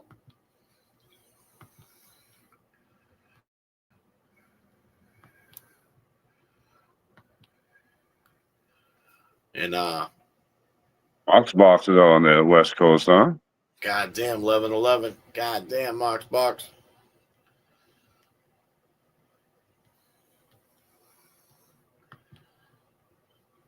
But yeah, you want to say anything to the chat? You want to thank anybody out there? I want to thank everyone for rocking with us. If it wasn't for you guys, there probably wouldn't be us. So I just want to thank everybody. Thank for everyone's opinion. Thank for everyone helping out with what they help out with. Appreciate it for everybody. So same here. Shout out to everybody. So yeah, I'm gonna run this song. I'm gonna run this song for Janet a couple times, and I'm out. I'm out, people. Happy Saturday. Happy Sunday, rather. Happy Sunday. All right.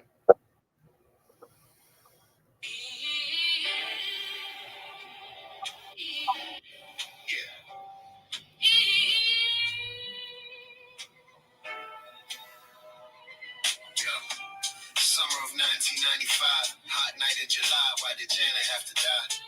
This is the story of Eddie. Commonwealth of Massachusetts, the system is petty. Juvenile law and politics so deadly. 15 years old, known as Big Lovable Teddy. Janet Downing, 42 years old, what's the motive? Killed in her home, young mother devoted. Eddie went in the house, the door was open. She was on the kitchen floor, laying there frozen.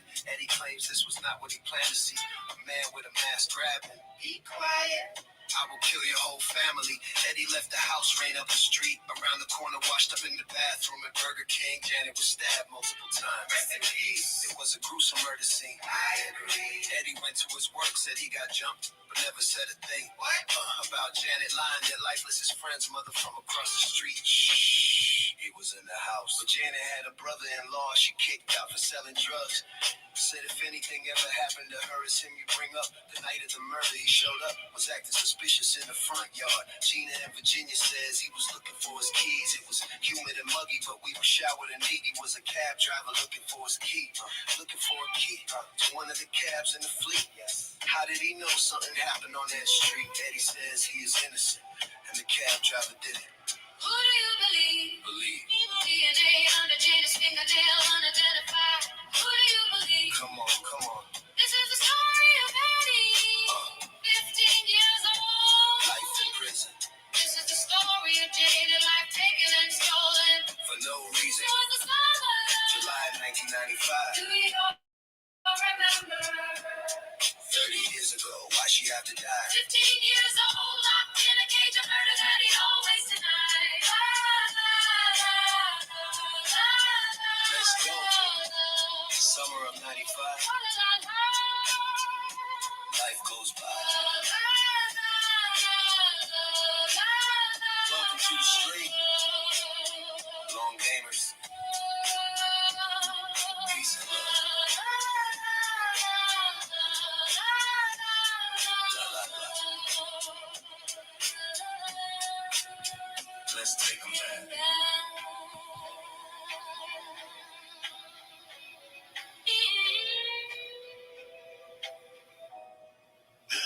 Let's take them back.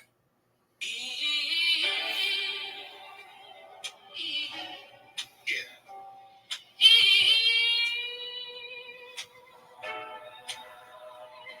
Yo. Summer of 1995. Hot night in July. Why did Janet have to die? This is the story of Eddie. Commonwealth of Massachusetts. The system is petty. Juvenile law and politics so deadly. 15 years old, known as Big Lovable Teddy. Janet Downing, 42 years old. What's the motive? Killed in her home, young mother devoted. Eddie went in the house, the door was open. She was on the kitchen floor, laying there frozen. Eddie claims this was not what he planned to see. A man with a mask grabbed him. Be quiet.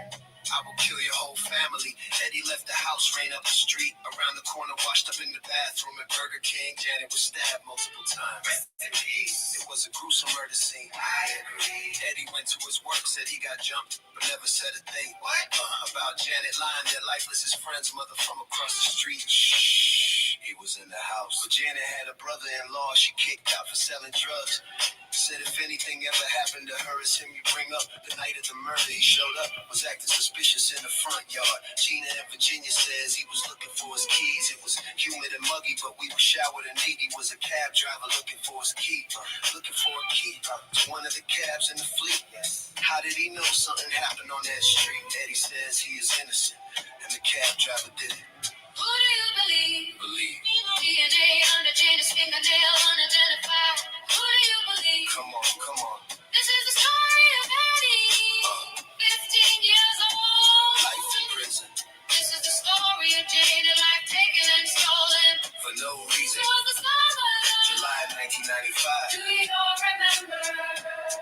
30 years ago, why she have to die? 15 years old, locked in a cage of murder that he always denied. Let's go. Summer of 95. Life goes by. Welcome to the street. Long gamers. Peace and love. La, la, la. Let's take them back.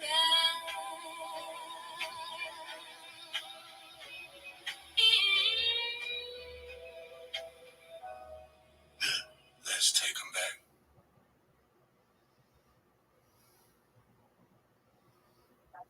Charlie, go do something with your drunk ass. Be good, guys. He came back with another account. I see him. I All right. see him. Have a good night, guys. All right. Peace and love, people.